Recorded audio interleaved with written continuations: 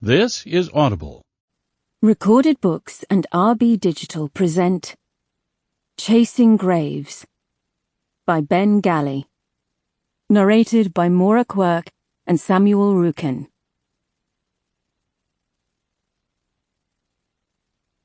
Tenets of the Bound Dead. They must die in turmoil. They must be bound with copper half-coin and water of the Nix. They must be bound within 40 days. They shall be bound to whomever holds their coin. They are slaved to their master's bidding.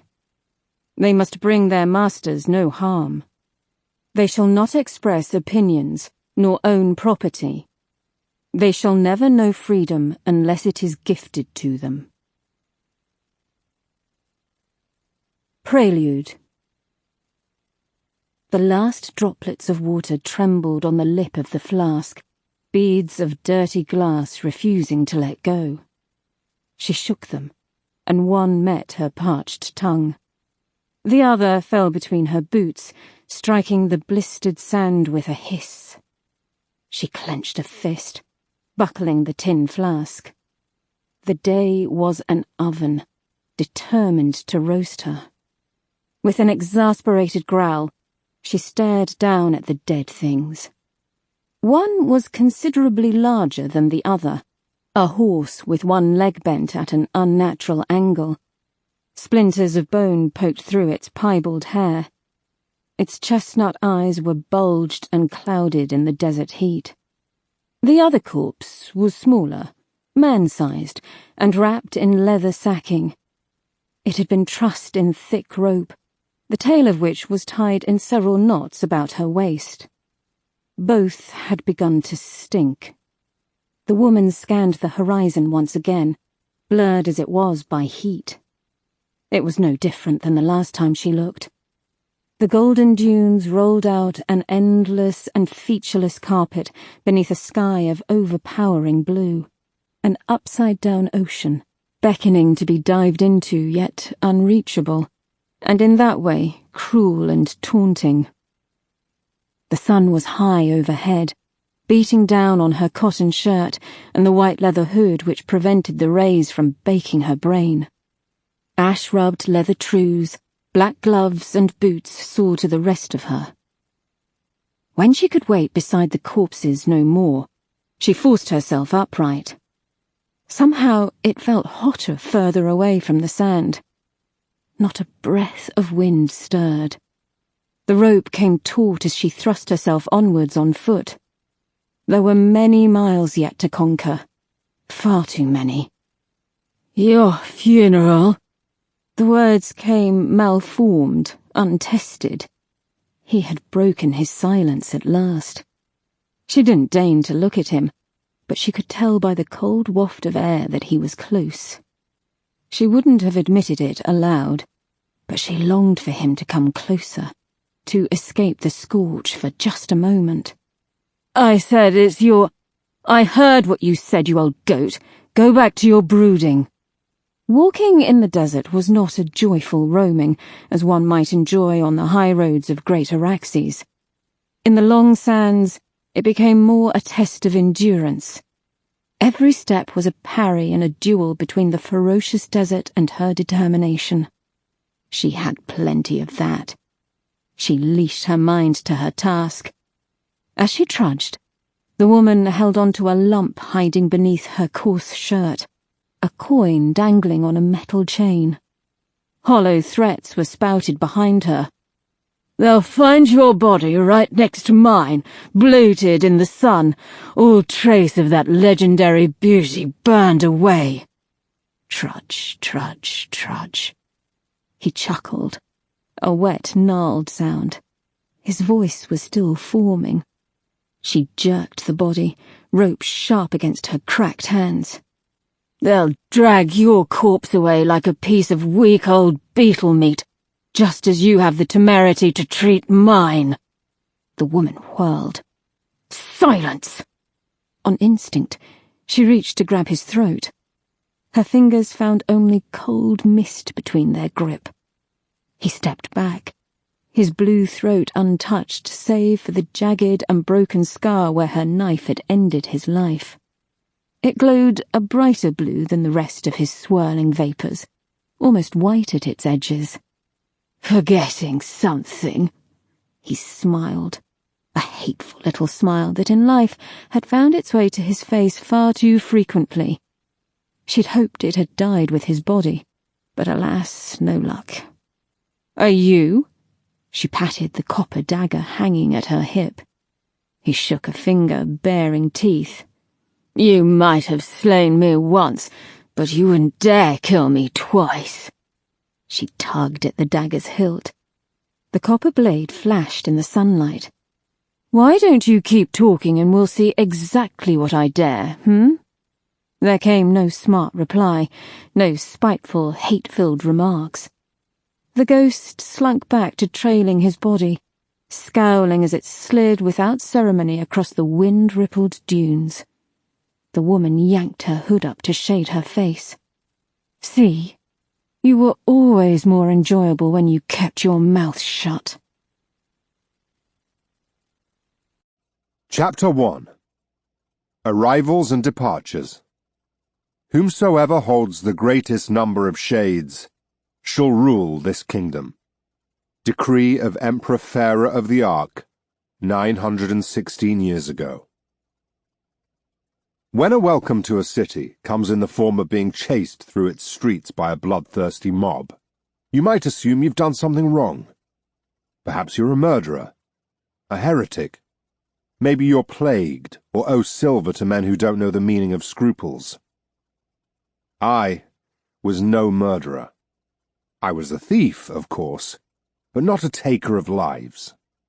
Religion had died in my country long ago, just as it had in this one. I carried no disease, and my accounts were in scant but decent order.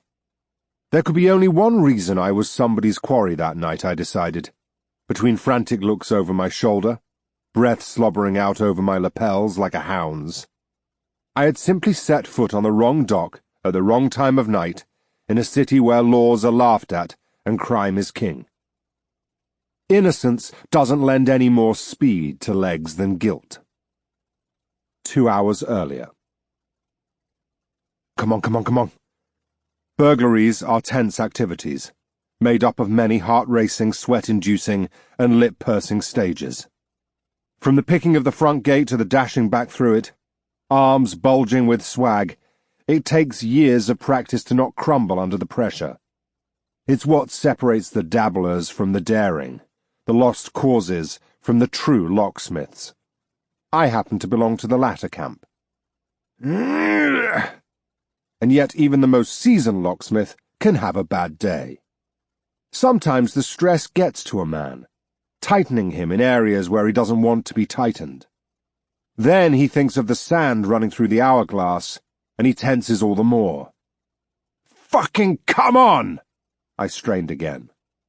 Me, the best locksmith and thief in all the reaches, clamming up like a fresh pick. My only solace was that it wasn't my prized fingers that were failing me, just my unwilling arsehole. Tension is never useful when you need to take a shit in some imbecile's lockbox. Damn it! I readjusted myself to see if a higher angle would help, and strained again. I was rewarded with a precursory fart. I hunkered down and felt my bowels give way. I heard the splatter against the papyrus below, shook myself free, and used the nearby velvet cloth to wipe myself before shimmying up my trews. Sparing a moment to assess my leavings before I slammed the lockbox shut, I couldn't help but wince. The documents were official business of some kind, judging from their wilted gold trims and grand swirls. They had all been thoroughly and gruesomely defaced. Possibly a bit extreme, I thought, but in my defence, the ship's cook had been producing a lot of salt meat stews in recent days. Besides, the old hag who owned the chest had treated me like some skål peasant for the entire voyage. It was her own fault for not having anything of worth to steal. I shrugged as I fastened my belt. It would be a good surprise when she arrived at her destination, hopefully some sort of public family proceedings. With 2 of my slender picks and a series of sharp movements, I relocked the box, I broke the rest of my tools into their respective pieces and slid them into the hidden pockets in the hem of my coat. I spared one to jimmy the door to lock when closed. That way I wouldn't have to bumble about in the corridor like a novice. The door produced a pleasant click behind me, and I adopted a nonchalant amble. I could have split my face with a grin when I saw my victim's fur-trimmed boots and velvet coat descending the stairs. I paused at their foot, my joy condensed into a polite smile. She snorted at me as always, and tilted her head away as if I reeked of farm work. Her lanky, leather-bound guard followed a step behind, giving me his usual blank but discouraging stare. "Madam?" I met her grey-blue skull eyes, her lip wrinkled. "You again, lurking as always, I see." She made her distaste clear with a swish of her coat, striking me in the chest. The guard pushed me back, and I found myself immensely pleased I'd finally found some lock-picking to do whilst aboard, even if it had taken 3 long weeks. I flicked the collars of my coat upright with a crack, and ascended to the top deck with a spring in my step. The air had grown dastardly hot since passing through the scatter aisles, and I went to the bulwark to replace the sweat on my forehead with cooler sea spray. Whilst I lounged over the rail of the ship, listening to the seagulls mewing overhead and the waves slapping against the bow, I stared at the city that occupied half the horizon, my long-awaited destination, the city of countless souls. Over the great stretch of seawater, Araxes had the look of a vast colony of sea urchins left to dry in the desert heat. To say the city was humongous was a dire understatement. Smoke-bound dockyards and piers stretched along the coastline for miles upon miles. Behind the sprawling warehouses, spires and pyramids reached up high, myriad and needle-pointed, all save for one bulging tower poised like a column holding up the sky. Streaks of orange cloud stretched across its summit. Even from the sea I had to crane my neck to take it in. The cloud piercer must have been 1/2 mile thick at the base and more than twice that high. The long tale of its construction was told by the bands of colour in its stone. Decade upon decade reached into the sky, tapering to a sharp point that shone like a diamond. At its very tip lived the Emperor of the Ark, hidden away in an armoured sanctuary. A smart decision when you rule an empire where everybody wants to kill you. Word had it that if the cloud piercer ever fell, the heavens would fall with it. I'd scoffed at that when I first heard it, over a pint in some tavern, and I scoffed at it now. The tower was gigantic, true, but the Arctians were famed for having egos as bloated as their coin purses, and I had no intention of feeding either on my first visit to Araxes. The sun balanced on the ship's railing, and that meant we were running late. As I had strongly suspected since the moment I'd stepped aboard this cursed vessel, the captain had turned out to be a liar. I'd paid him an extra pair of silvers to set us in port during the daylight, as had many other passengers no doubt, and yet despite his repeated assurances, it appeared we would be landing past dusk. I should have paid him 2 pairs or taken another ship west, one with a better name than the Pickled Kipper. I cast a glance at the captain. He hadn't moved many degrees from horizontal for most of the day. He sprawled beside his wheel, yawning, and flicking the rope tied about his big toe that held the spokes in place. I wasn't a violent man, and infinitely patient. In my line of work, patience pays. But at that moment I found myself aching to throw the fat fuck overboard. There was a reason Araxes had another name, the City of Countless Doors. In a city where you can kill a man, claim his ghost and everything he owns or sell him for a profit, murder tends to flourish. Araxes streets were dangerous after dark, patrolled not by lawmen or soldiers, but gangs, and what the Arctians affectionately called soul-stealers. It wasn't that they had no laws, just that with a city so huge it was impossible to enforce them. I felt the sweat drip from my fingertip. For years I'd avoided working in the Ark, given their thirst for murder and their cutthroat politics. As the saying goes in the underworld of the Reaches, an Arctian would rather pay with steel than silver. As the sun dipped into the troublesome sea, the sky to my left bruised to purple. The mouth of the port began to sparkle with ships' lights, and then the city followed suit, with myriad oil lamps. By the time the ship nosed into the busy waters, the adobe and sandstone of the buildings glowed almost as brightly as it had in the daylight.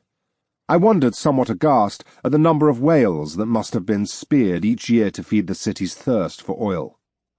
We had crossed wakes with a pair of whalers not 3 days out from Crass, and I scowled now as I had at them. I paced impatiently between the masts as a boat full of armoured port guards came aboard from a skiff to conduct their checks of the passengers. Their questions were standard. My answers, as always, were lies. In my line of work, it pays never to tell the same lie twice, even to a stranger. I'd always had a wonderful knack with fiction. In another life, perhaps I would have told my lies on papyrus, and sold scrolls by the 1,000. But that was some other Caltro Basalt, and I was currently concerned with keeping this Caltro incognito. The only truth I told them was my last name, and that my business lay within the Cloud-piercer. They snorted in disbelief until I showed them the papyrus summons that had appeared on my doorstep almost 2 months ago. I had almost tripped over the damn thing in my hungover exit from my pitiful excuse for lodgings. The document held only a smattering of words, written in green ink. Mr. Basalt, your presence is requested at the Cloud-piercer concerning matters of employment.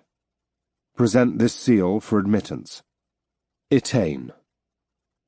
I had recognized neither the black wax seal of daggers and desert roses, nor the name Etain, but it was official and intriguing enough to lure me to the mighty Araxes despite the city's blatant risks. I've done business with and robbed from some powerful names in my time, but none quite so prestigious as to call the Cloud-piercer home. Like a vulture drawn to a fresh carcass, I'd sold my room and everything in it, bought a new coat, and boarded the cheapest ship to Araxes. I had absolutely nothing to do with the fact I hadn't been offered a job in months, and my coffers held more dust than they did silver. It was nothing to do with my desperate state of affairs whatsoever, and I had repeated that to myself for most of the journey. The papyrus seemed official enough for the port guards too, and they moved on to the next passenger. After half an hour of procedural horseshit, which I spent tapping my feet and eyeing the sinking sun, the ship was finally given permission to enter the port. Once the guards had disembarked, the rotund captain roused himself to steer the ship to an empty berth, somewhere amongst the press of vessels from every corner of the map. Several passengers cheered. The rest remained quietly uneasy, too busy clenching jaws, fists, buttocks, or if they were like me, all three. Every moment the ship spent inching towards its quay, my eyes roved the dockside and the honeycomb alleys leading into the city. A few scores of ghosts glowed faintly here and there, working away. No signs of any living besides some bored overseers. Despite the clap of waves and the hum of distant industry, there were no screams, no baying gangs, no fact to the ghastly rumours I'd been told of Araxes. In truth, the only thing that concerned me was the overwhelming stink of fish and tar. My nervous heart calmed a fraction. The other passengers gathered behind me. Some had loud complaints of their own for our captain, but he shrugged them off and occupied himself with his steering. Many didn't seem bothered, since they had bodyguards and soldiers arranged around them. The rest were too foreign, too naive, or too stupid to be paying much attention. The traders of the group were busy swapping stiff sheets of papyrus, and the craftsmen, my own countrymen, were too drunk for anything beyond standing still and trying not to vomit as the ship waddled up to the quay. Swarthy, stocky with muscle, they sweated in their furs and cackled in my harsh tongue. I wasn't sure whether they didn't know or didn't care about the fabled dangers of Araxes after dark. Perhaps it was the latter. Unlike me, they were big men, broad in the shoulder and thick in the arm. If I were to be honest, the only place I'm thick is the waist. I wondered if I could stick with them for safety, but a scowl from one of them told me I was not as much a countryman as I'd assumed. I caught the eye of the old skull hag one last time. Her scowl was no deeper than usual, her eyes no more disdainful, and so I wagered she had yet to open her lockbox. If I wasn't deceived by the crowd, her guard appeared to be clutching it to his chest. For the first time, that bland ivory face of his was wrinkled, I would have laughed had it not been for the ship knocking against the quay and the dark, silent mouths of the streets beyond it. I took another look at the purple sky and the faint remnants of sunset, and spat at my feet. Fuck this. As the sailors herded the strugglers towards the bulwark, I found a gap towards the mast and hopped up the greasy stairs to the aft castle. The captain was still sloped in his chair. At the sight of me he issued a half-arsed, half-mumbled order to show he was busy. "Tie off! Ingrates! What is it, passenger? I'm very busy." "You promised a daylight arrival, sir. It's clearly night time. I wish to stay aboard for the night and disembark in the morning. You know as well as I do how dangerous this city can be after dusk. Otherwise I wouldn't have paid the extra silvers." That got him vertical. He waved his flabby arms in an effort to shoo me down the stairs. "Impossible, just like I told the others. The kipper's being cleaned and loaded for a dawn sailing. Tide waits for no—" His bluster was interrupted by a yawn. "You get the idea." An unsettling holler came from somewhere deep in the dockyards, and I set my feet against the man. We stood belly to belly for a moment, mine happily outmatched. I heard a few encouraging murmurs from the spread of passengers below us. "Another silver for your smallest cabin. I'll be off before sunrise." He had the gall to push me. If not for the handrail, Araxes would have claimed me before I'd even touched its boardwalk. "You heard me. No. Farn, get this passenger off my ship." A gruff sailor took up the job. "Aye." Hands of callous leather saw me back to the waiting crowd. "2 silvers," I yelled, but to no avail. At the scrape of the gangplank, I was away, barging others aside so that I could be second off the blasted ship. In dangerous situations, it's always wise to let somebody else go first. That way you can scarper while they're busy screaming and dying. It was working well until the line of passengers dispersed like smoke in a gale.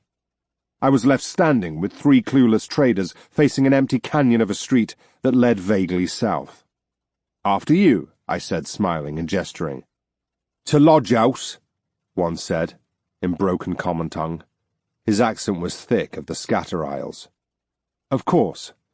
The odds were high that a lodge house lay somewhere in that direction. All things lie in all directions if you're committed to walking far enough. "Thankin'," chorused the 3, clutching their scroll bags and coat-tails to their round stomachs. They led the way. I followed a few steps behind, using them like canaries in a mine to test the way, pointing and smiling whenever they turned around. Sandstone warehouses, factories and granaries hemmed us in on either side, reaching high into the dark purple sky. The heat hadn't faded with the sun as it did in Crass, and between the buildings it was muggy. Smoke was thick in the air, still creeping from the tall factory chimneys above. Foreign smells wafted in waves as we passed doorway after doorway, and with them came the various noises of toil. It seemed the working day wasn't over, at least not for the dead.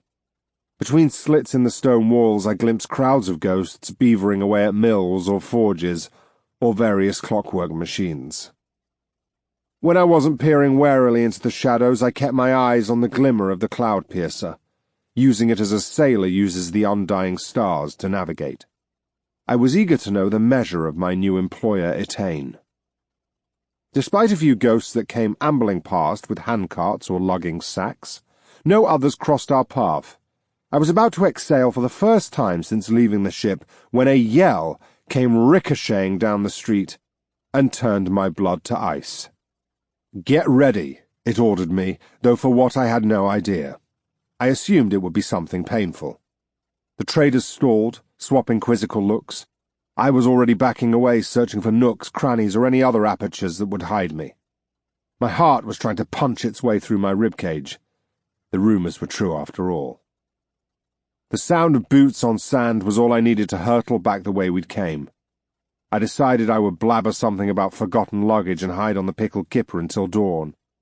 I'd give that oafish captain however many silvers he wanted. Being penniless was better than being murdered. I made it around one corner before a door flew open and a pale-skinned man brandishing a curved blade jumped out to block my path. Now, I'm not a fighter. My hands are trained for more delicate work. But when death comes knocking, like most, I'll do anything to frustrate its call, even if it involves tackling a gap-toothed bandit to the ground and kicking him in the face before his eyes can stop rolling around. I was halfway back to the quay when his comrades took up the chase. I looked over my shoulder and saw a monster of a woman leading a bedraggled band clad in mismatched black armour. Half a dozen I counted, and 4 more heading me off at the next crossroads. As I was forced to change direction, I threw a longing glance at the sliver of ship I could see between the buildings. Despite my shouts, nobody came to my aid. I would have bet a tooth the captain was horizontal once more, yawning as he counted his fee for putting in late, the fucking blackguard. He must have been in on it. Him and the port guards, no doubt. Curses streamed from my mouth as I fled down a side street, men baying like hounds at my coat-tails. Soul-stealers. That was the only explanation. I longed to have stayed at home in Tamar, where most people stuck to chasing you for your coin purse, not your soul. I cursed myself for not using Etaine's invitation as tinder. Fuck it. The infernal sand tricked my feet, sent me stumbling. Something swished behind me far too close. I thanked the dead gods I had a penchant for tight and tidy laces. I've known far too many locksmiths who have been caught by the guards because of something so petty as a shoelace. Only ghosts witnessed my harassment. They hugged the walls, daubing the sandstone a faint blue. Even fainter were their looks of pity. Even if they'd had the inclination, there was no help they could have offered. I found myself cursing the weak creatures in desperation. I looked up at the hazy swathe of black above me, bereft of all but the brightest stars. No gods to help me either. I was alone, and that is a deep and ancient fear to all. I'm not an athletic man. In fact, my build is that of a man whose only exercise comes from raising a pint glass to his lips. However, through terror alone, I managed to outpace most of my attackers. Only one stuck with me. I swerved between a stack of crates, forcing the chaser to go around where I dashed ahead. An alley yawned and I threw myself into it. I fumbled in the dark before my eyes adjusted to the shadows. My breath came in panicked gulps. All I could hear was the panting of the man behind me and my heart vying with my heels to see which could pound faster. Using the confusing nature of the streets, I weaved between alleyways and the boardwalk, knitting an overlapping path for my would-be murderer. And yet, every turn I thundered down, every zig I zagged, he clung on. His animal snorting stayed just a spear's reach behind me. With each violent swerve, the more my chest began to burn. Every breath felt shallower than the one before it. A courtyard sprawled between crooked old buildings, tarred black and dead of light. I ran for a street sprouting from its far side. At the last moment I veered left for another small street. I heard the crash and curse of a body against brick. I skidded down another alley, thinking myself clever until I found it blocked by a wall of crab pots. I let loose a whimper as I collided headlong with them and fell to the sand. It was barely moments before I heard feet behind me once more. The knife punctured me before I found my feet, cutting short my desperate cry. The steel came in through my back, to the left of my spine, and out through my belly. My shirt pulled around its point like a circus tent. I stared down at it, swaying on one knee and a hand, wondering why in dead gods' names I hadn't gotten a different ship. The knife was dragged from me and the pain came, blossoming like smoke over a scatter-isle volcano. It crippled me, and I would have fallen had it not been for the iron arms that grasped me. My head was yanked skyward, the steel raked across my throat, merciless. My chest and lap became wet and warm. Every time I tried to breathe, I drowned. The arms released me, and I fell onto my back. A bloody-faced man stared back at me, standing against a backdrop of stars. He spat on me and bit his lip in a sneer. I couldn't think of a more distasteful person to spend my last moments with, and yet here I was, the life eking out of me by the jugful, and my gurning murderer looming over me like a wood troll. There was blood at the corners of his mouth and nose.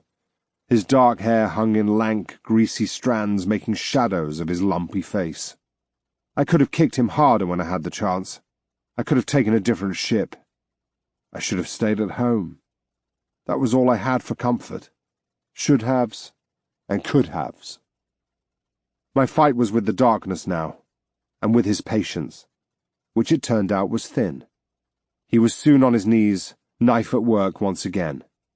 He cut me 4 more holes before my blood ran out, and my body gave in. The shadows came swooping, and all I could do was scream, silently, at the injustice, the outrage, and the hopelessness. Fuck it. Chapter 2. Rituals.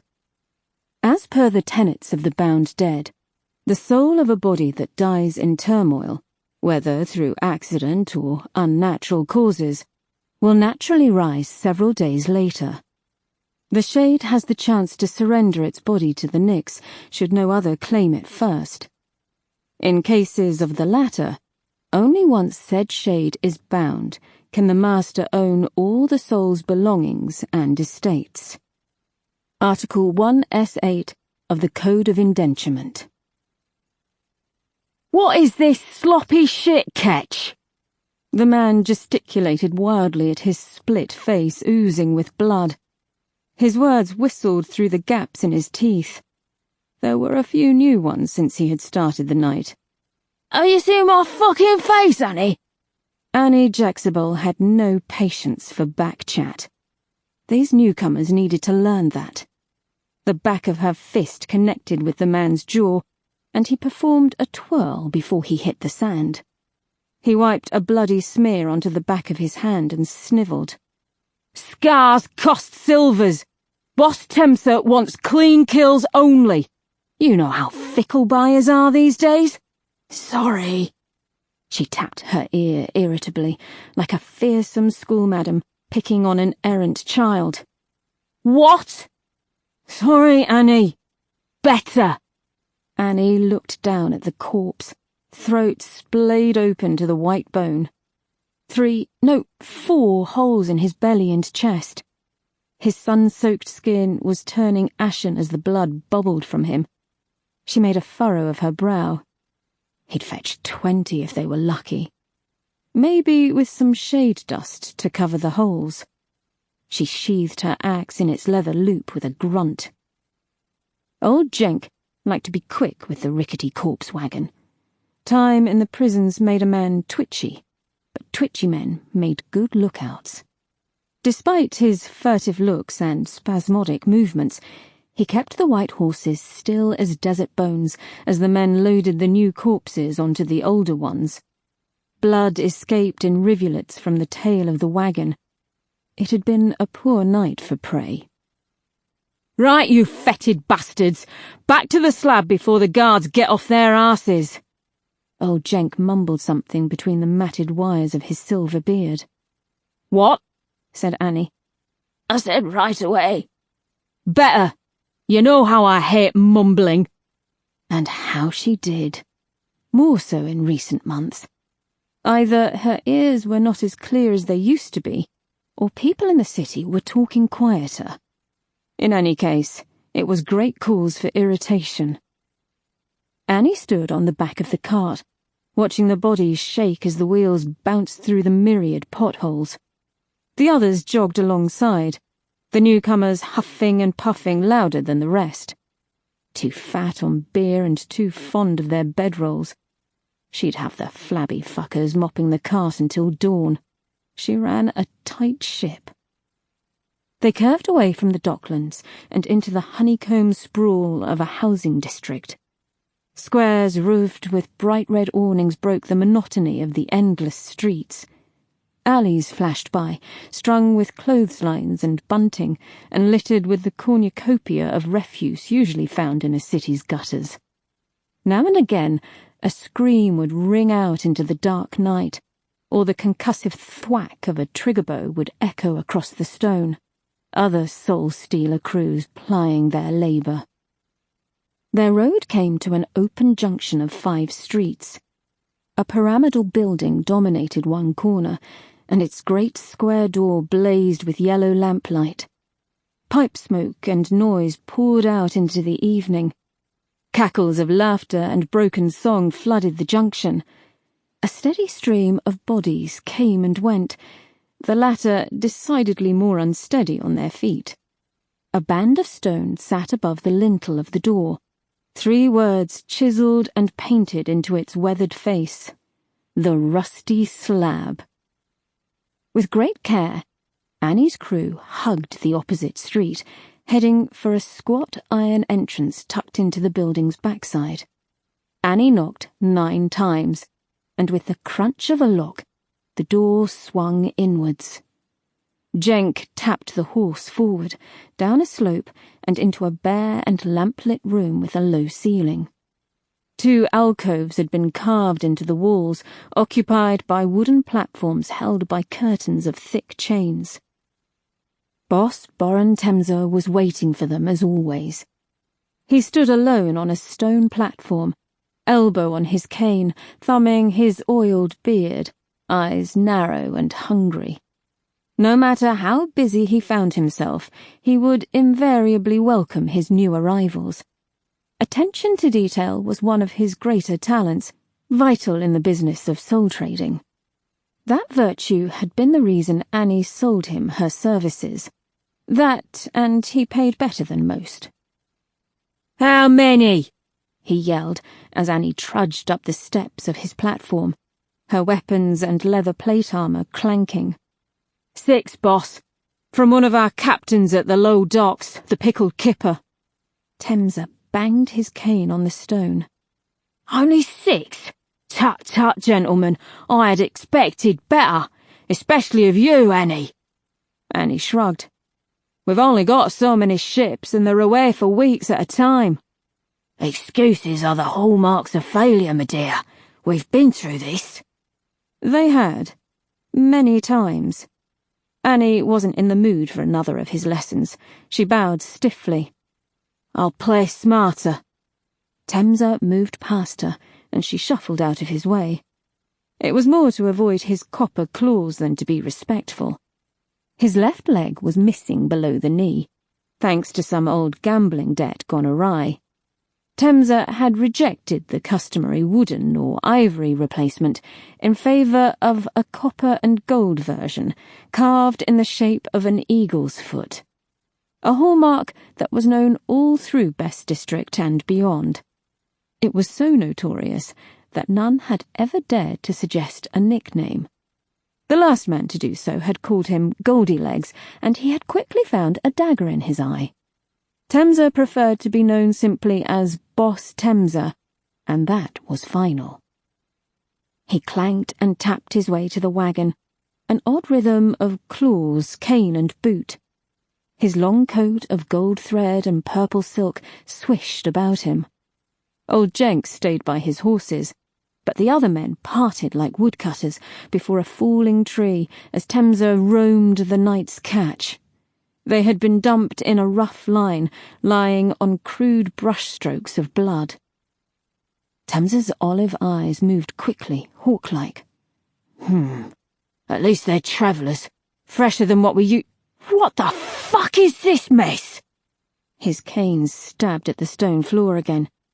"Look at his fucking neck, Annie!" Annie leaned on the railing, picking at her dirty nails. She knew exactly which mess he was referring to without having to look. "Our new catch got a little personal with that one, boss. Wanted revenge for booting him in the face, apparently." Bloody-faced Ketch had frozen. No complaints of a broken nose now. Annie watched as Temza pondered, his eyes distant. Boran Temza was a man of quick decisions. She could tell he'd already decided to kill the man. He only nodded like that when mulling over how to kill something. He spoke as he walked, taking a meandering route between men and corpses. Ketch was undoubtedly at the end of his path. 40 silvers. That's the average value of a cleanly killed shade in today's market. Lowest it's been in 6 months, despite this Nix water shortage. Top price, and I'm talking poisoned or smothered, is 50 to 55. Old or young, 35. But with a slashed throat like this poor soul, that's maybe 20 on the nose, 25 with a bit of dust. Follow? The men nodded emphatically. armour squeaked as heads bobbed. 10 of you to get the bodies. Coin apiece per body, that's 60. Then I've got to pay the binders at 6 coins a body. That's 24, and another 15 to the Nixites for their Nix water. Can anybody tell me what that adds up to? Temsa came to a halt beside Ketch. Anybody? 99, said Annie, after far too long a pause.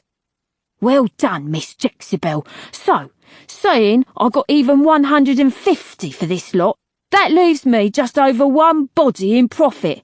50 silvers, a razor-thin margin, so the traders say. Do you think I got into soul trading to make razor-thin profits, Mr. Ketch? No, boss. The man was right to be shaking. Annie had seen men almost as big as her shake in Temsa's proximity. He might have been small in stature, but he cast the shadow of a demon. His olive eyes, though small and pinched in wrinkles, held nothing in the way of predictability. Just the hunger and rage of a starving wolf. The cane struck Ketch hard across the backs of his legs. Its hook dragged him onto his arse, and his skull smacked on the stone. Temsa raised his foot above the man's torso, his 4 sharp talons hovering inches from his poorly leathered tabard. I'm sorry, boss. I swear I'll do better. I've no doubt. You'll fetch a good price at the soul market, and what's more, I no longer have to pay you. You're doing better already. Temsa pressed down, driving the claws into the man's gut. Ketch curled around them like a speared woodlouse, his mouth open in a silent, gap-toothed scream. The copper came away bloody, and left streaks in the dust as Temsa left Ketch behind to writhe and die. Light them up, gentlemen. Annie was waiting in the smaller of the alcoves. While the men went to work carting the bodies onto the other, wider platform, theirs fell in jerky increments and the rat-a-tat of chain link against pulleys. They descended into another domed room, this one twice as big. They stepped around 2 gangs of shades, heaving on wheels and levers to crank the lift back up. Annie had been pondering. You don't pay the binders 6, you pay them 4. I think you're getting deafer and louder at the same time, my dear. Temsa waggled a finger in his ear. A little exaggeration is sometimes necessary. Sure your mind isn't slipping, forgetting your numbers? Not a chance. Temsa gave her a sly look. The bodies floated down next, and the binders scurried forwards to unload them.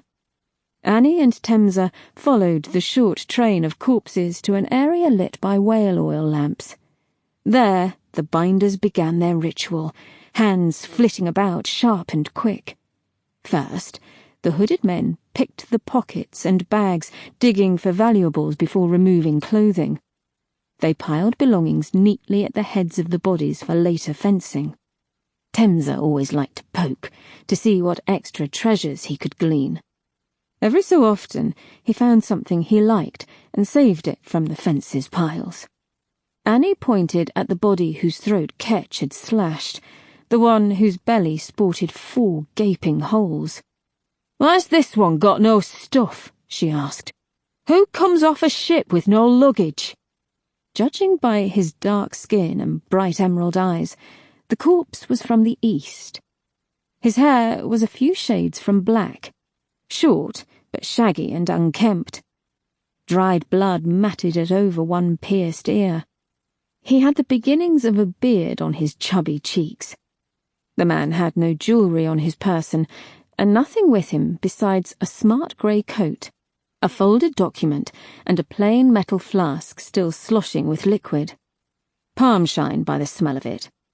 She snatched up the papyrus, reading slowly. Mr. Basalt, craftsman, I wager. Summons to the piercer for a job, no less. Must be important. The name's all bloodied, but there's a wax seal on it. Give it here. The name was obscured by a dark smear, something like Etan or Iran. Temsa thumbed the seal, a design of desert roses with thorns like daggers. He did not seem to recognize it. There were so many nobles in this city it was impossible to keep track. Temsa snapped the seal from the papyrus and slid it into a pocket. There were so many nobles in this city it was impossible to keep track. He said something, but Annie's deaf ears didn't catch it over the shuffling of the binders. "What?" "I said a smith by his trews and shirt." "You sure? What smith doesn't carry tools with him?" Temsa felt around the lining of the coat, teasing a dozen small pieces of metal and springs out of the fabric. They looked like the shattered parts of some simple device. "How peculiar." He pieced a few of them together, making a small cross. One piece looked like a file. "I'll have to see what tall Busk makes of these." "That old fucktard. Prick gave me some bad advice on an axe." "Nah, he gave you good advice. You just didn't take it." The binders began to strip the undergarments with shears. They didn't bother to tend the darkening wounds. Instead, they wedged open the corpse's jaws with blocks of wood, then fetched a basket of copper coins bearing the royal seal of a spiked crown. Each coin was chiselled down the centre, and the binders snapped each one in two, placing one half in the open mouth of the dead while holding the other firmly betwixt finger and thumb. With the blocks removed, the naked, bloody bodies were dragged towards a covered well at the edge of the room. The boards were moved aside, and a pool of grey water revealed. Its ripples moved languidly, more like oil rather than water, but it had no sheen to it. No depth either. The waters were too inky to see the bottom of the stone pool. Annie knew it was barely 3 feet deep. That was all the Nix needed. A body at a time, they were surrendered to the wet with a hiss, like virgin blades being quenched. It was not a matter of hot and cold. It was the sizzling of the magic in the coins as the bind set. The craftsman's corpse was last, and once he'd slid into the waters, still with that gawping look on his face, the binders took their places around the stone rim. In silence, they donned their copper thread gloves and hovered, ready. It took a moment for the shades to appear. First in, first out, always the way. The shades always retched, too, as if they thought themselves revived, not yet realizing their new state of being. Copper hands hauled their naked, vaporous forms from the ashen water and dumped them on the stone, where it shone with their blue colour. The shades wheezed and winced like newborns, until realization made them thrash. Their vapours, although bound to the shape and moment of their death, flowed and billowed as they struggled. The binder's gloves taught them stillness. Wherever they touched seemed to scald the blue vapour. The shades slumped to the stone, quivering. 6 had come out, including Ketch, but the 7th was proving stubborn and taking his time. The craftsman. Some liked to hold on once they had glimpsed the gates of the afterlife. Annie snorted. The binding always dragged them back to the world of the living. Magic always outweighed will. And yet, the moments stretched out. The binder's hands danced impatiently over the sloshing waters. Concerned glances darted under cowls. Annie looked to Temsa. His eyes were growing narrower, his good foot tapping with impatience. Chapter 3. Crowd Mentality. The tenets of the bound dead were a parting gift from dead gods. A last act of the god of chaos, Sesh, almost 1,000 years ago. He gave humanity the methods of binding before our old deities slipped from existence, and left us the afterlife, or duat, in old Arctian. I mention the Ark only because it was they who pounced upon the opportunities binding presented. It was they who bolstered the tenets with their code of indenturement. It was they who turned this world into a vale of the dead. From A Reach History by Gavin Jubb. Death was a crowded place. It had been cold and quiet at first. Nothing but an empty darkness. Although the stories of glowing cornfields and mountains haloed with cloud had been immediately proven to be yak shit, it was peaceful for a time. Then the voices came. Just one at first, whimpering the same word over and over. Then another, angry, far too foreign to understand. As each voice broke out, a shadow of its owner appeared, outlines glowing softly against the blackness. I looked down, and all I saw were the faint edges of my own body. No wounds, just edges drawn in shadow and light, as if I was made of the purest glass. The voices grew in volume and number until their clamour sketched a vast and crowded landscape. There were no trees, no constructions of man. There was nothing but intermittent angles of black rock, glass-like and shiny from a constant trickling of water. Sharp shale lay underfoot. Standing upon it in their thousands, nay, in their millions upon millions, were the dead. Endless ghosts, etched in shadow and lost memory. The boundless crowd stretched down into a black valley so wide its fringes were lost in mist, so long its beginning was a smear of grey on a foreign horizon. The sky above was of the darkest night. I would have assumed I stood beneath a limitless abyss had it not been for the stalactites. They hung like upside-down mountains, breaking the blackness here and there, jagged and ominous. In the distance a ring of 5 stars glinted, with a brighter star at their centre. I knew then I could have walked for 100 years and never reached them. I still trembled from my death, the memory of it so vivid behind my eyes. But it wasn't that particular injustice, nor the harsh reality of this so-called afterlife that disturbed me. It was the volume of the voices and the press of ghostly bodies. While I'd stood there all agape, countless newcomers had crowded in behind, their faint feet splashing in the puddles of inky water. As they pushed forwards against me, they too began to wail into my ear.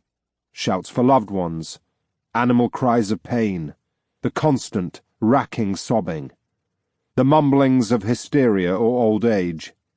It was unbearable. I tried to push back, but it was like paddling through water. When I didn't move, the press carried me forward, inches at a time. I protested, but my feet slid anyway through the wet shale, unbidden. I was trapped in a nightmare that wasn't my own, and I will admit, in that moment, it drove me to madness. Clamping my hands to my ears, I gave in to screaming. "Shut up! Shut up! Shut the fuck up!" I felt the jolt of the ghosts around me. They stopped dead, pardon the pun. My shout faded on my lips.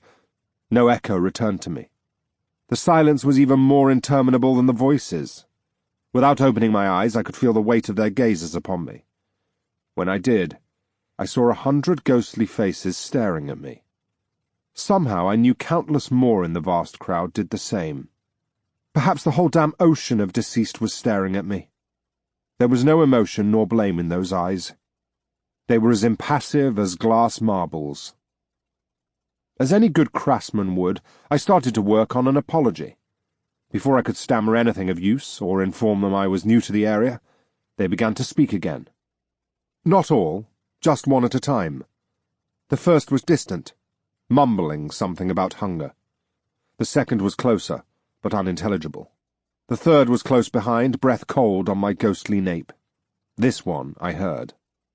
"We call upon the locksmith, the harbinger of change." The what? I tried to turn around, but the press didn't permit me. I felt something akin to a cat weaving between my legs. Do animals have an afterlife too?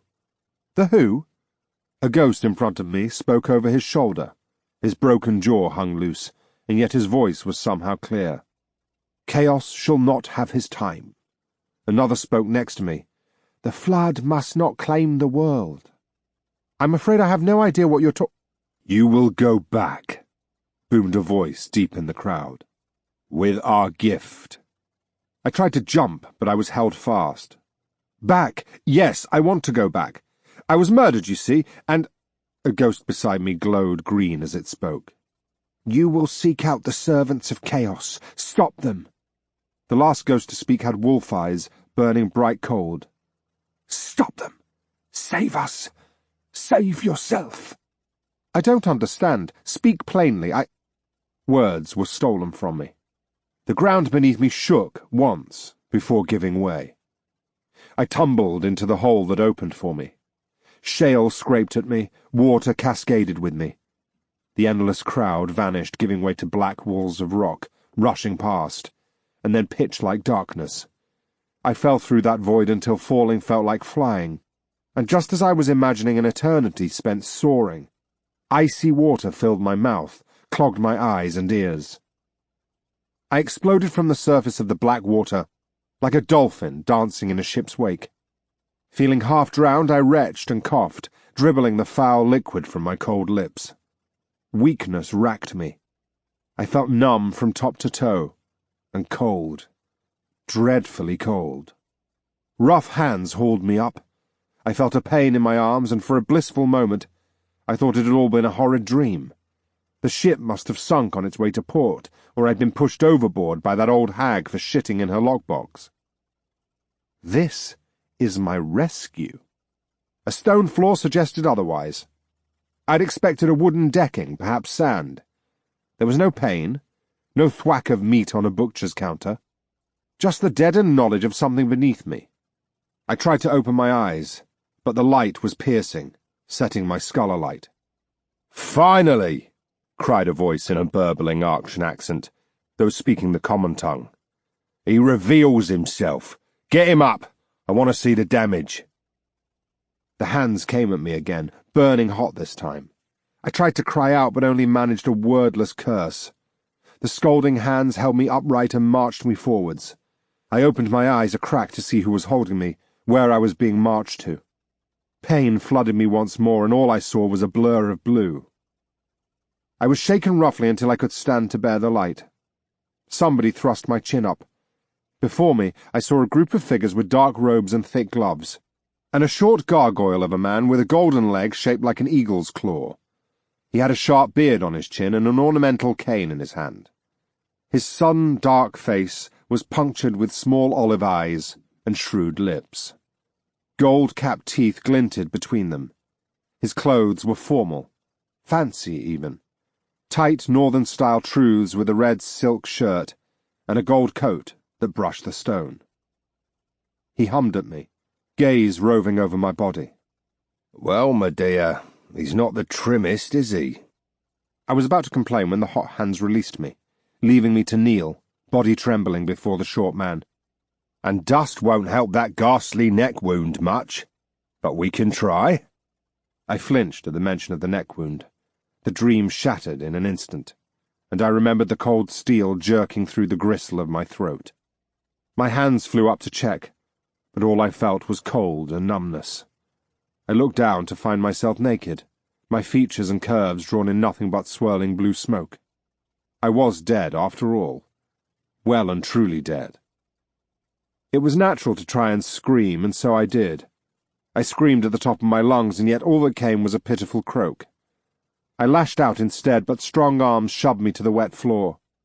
I settled for pitiful mumbling, willing it all to be a nightmare, repeating a poor facsimile of the word no over and over. It was almost as if the flesh I had worn throughout the years had dampened the soul's emotions, like cloth clamped over ears. Now I was bare, raw, deafened by terror and despair. "He's a quick one, boss," hollered the woman standing behind the man, the hulking shape from the alley. Now I could see her better.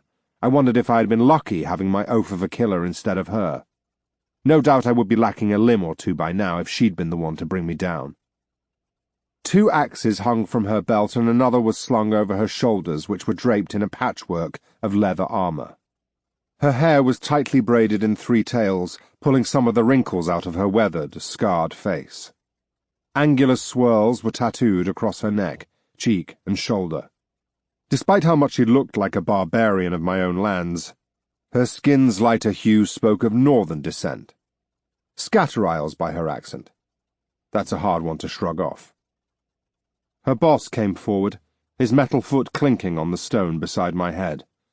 You're too fresh to speak, Shade. Takes a few days or so. Why do you think it is we bind you so quickly, So we get some peace and quiet while you accept your new fate. But where are my manners? A warm welcome to Araxes, the city of countless souls. Diamond of the Ark, city of cities, mountain of man's making. I wondered whether the dead could spit. If I couldn't kick or shout, I might as well show my distaste in other ways. Unfortunately, saliva didn't seem to be a ghost's forte, despite all the mist and vapour. Bastard! I cursed him, though it came out more as Mara. The painful gloves returned, hauling me into line with half a dozen other ghosts, each as naked as I. We glowed a faint blue, almost grey. I looked to my left to find none other than my oafish murderer. He wore a foul look, though not for me. For his displeased boss, most likely. I spotted the 4 holes in his bare sternum, matching sheaths for the man's metal claws. The traders had fared better than I, though they were even more boggled-eyed and forlorn-looking than they had been in life. They looked as if they were going to pop at any moment and descend into hysteria. I didn't blame them. One wore an ugly slash across his chest, nipple to waist. The other 2 had dark holes in their bellies, much like my own. A couple I didn't recognize stood with us, and that was our small brigade of ghosts, cowed and shivering, still trying to understand our forcible transition. There was too faint a margin separating life and death, and our minds had not yet caught up. We were still entrapped in the horror of our murders. Even then, after mist and knitted vapours had replaced our mortal fibres, we covered our nakedness with our hands. The gargoyle came to take a closer look at me. Even I, with a stature not worth boasting about, bested him by a head. "To the cages!" he ordered, and those in hoods pushed us down an adjoining corridor. The traders began to wail in their foreign tongue, but they were beaten swiftly and sharply with metal rods. I flinched away from their hands. The gloves burned me every time they touched my vapours. With each flinch, I was thwacked for resisting. We were shown to a squat, deep cage sandwiched between the hewn rock of the tunnel and its dust floor. More cages stretched into the smoky darkness. I could see spots of blue glowing here and there. I was the last to be shoved inwards before the doors were slammed and locked up tight. I instantly went to the thick bars, but my hands jolted from the metal as if I'd been bitten by a flame. They were clad in copper, the only material that could harm a ghost. The parts that weren't covered in beaten copper felt soft and gelatinous to me, yet still immovable. I tried to shout again, but to no avail. The big woman cackled at me. "Try all you like, Shade." 4 more ghosts hovered in the cage's dark reaches, curled up in solitary balls. They glowed brighter than us. That must have meant they were older. A grim birthday indeed, to be measured by how much time you've spent dead. The man limped to the bars. "Listen up. My name is Boss Boran Temza, and I shall be your master during this brief period before you begin your new life of servitude. This here is Miss Annie Jexabel, my most trusted aide and one of the finest sellswords in the far reaches. It's our pleasure to inform you that your bodies are dead, deceased, deprived of life. Your souls, however, have been liberated. Through the glory of the tenets of the bound dead, Copper Coin and Nixwater, you are now an esteemed member of the indentured. A shade, a ghost, a half-life." Though it had been obvious the moment the knife blade had met my flesh, hearing it aloud drove the meaning home like a fresh stab to the gut. I strangled the bars for as long as I could, battling the pain. Temza pressed on with his speech. "You should be excited. A new existence awaits you. Whatever ill-picked names your mothers gave you are no more. You no longer have to worry about possessions or sustenance or sleep. You've risen above such frivolous things as drinking and gambling and fucking. Leave them to the living, just like politics and religion and all the half-baked opinions you ever had on 'em. In fact, you can rest easy knowing that your existence is now out of your hands. That you need not bother yourself with the ideologies of freedom, unless you are bequeathed it by some generous master. Because, ladies and gentlemen, you are now, for all intents and purposes, property. To make his point, Temza held up a stack of 7 halves of copper coins, pinched between finger and thumb. I knew enough about the Ark to know they were our half coins, what bound us to the living instead of death.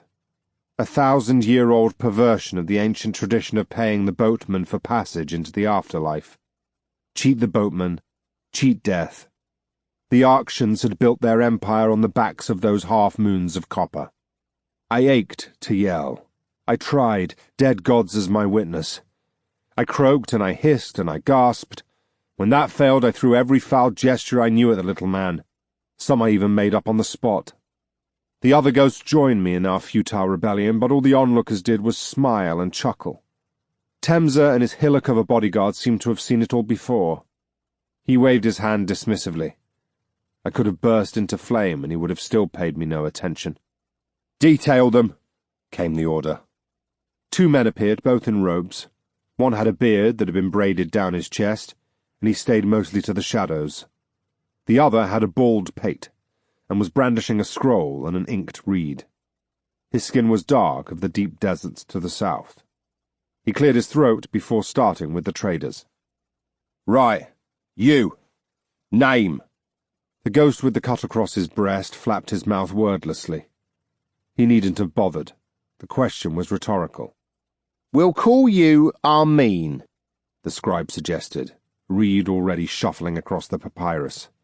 Behind him the bearded man began to scratch a name into the half-coin. Armin, the ghost, flinched with inner pain until the marks were made. The scribe paused to look the man up and down. 30 years of age, coin counter for 10. Miss Jexabel grunted. "Looks more like a cook to me." The scribe made a hurried correction. "Cook it is." And so it went, one sorry soul after the next.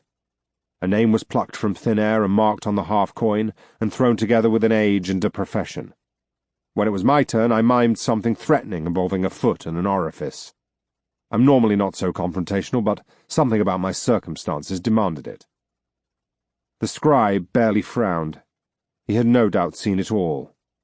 Jerub, he dubbed me. House shade of 5 years. I doubled up as my half-coin was etched with the false name. It felt like an icicle retracing the stab marks in my chest, but it was brief. I was thankful they didn't bother with surnames or job titles. I was on the brink of collapsing. I'd felt no pain like it in my life, and I've felt more than my fair share. Temza sighed. "Get creative, man. I need to dress him up a bit. Look at that fucking neck. You know the buyers get squeamish over wounds like that. That's why we keep it clean. Aim for the chest, the stomach, or the bloody arse for all I care. Anything so long as a smock can cover it up. 15 years then, 30 years of age. 28. Give him some stable experience too, beetles and horses. Done, boss." Temza tapped his cane on the dusty stone. "In that case, my new shades, we bid you a good night. We'll meet again on market day." With that, the group filed away into the corridor, murmuring about a fine evening's work. I watched until the last thread of robe had disappeared from view, then I found a stone wall at the back of the cage, far away from the copper, and thumped my head against it. It was more of a soft tap and did nothing to vent my frustration. I tried over and over, but the wall held no pain for me, only muted resistance. I was no ghost of ancient fables, one that could pass through doors and walls. I was as bound by reality as flesh was. Buoyed, perhaps, by my invulnerability, I decided to whirl on my murderer instead. I found him staring at me, shoulders hunched and fists clenched. He had been watching my display and was no doubt as frustrated at his plight as I was at mine. His glowing eyes told me he blamed me for it, as if stabbing me had somehow been my fault. If he could have killed me a second time, I surely would have been a puff of cobalt mist already. As it was, his rage was useless. I shook my head at him and found a space to be alone. There I adopted the position of the others, knees tucked into my chest and arms wrapped around shins. With my chin resting in the cold jelly that was now my kneecaps, I stared at my new skin.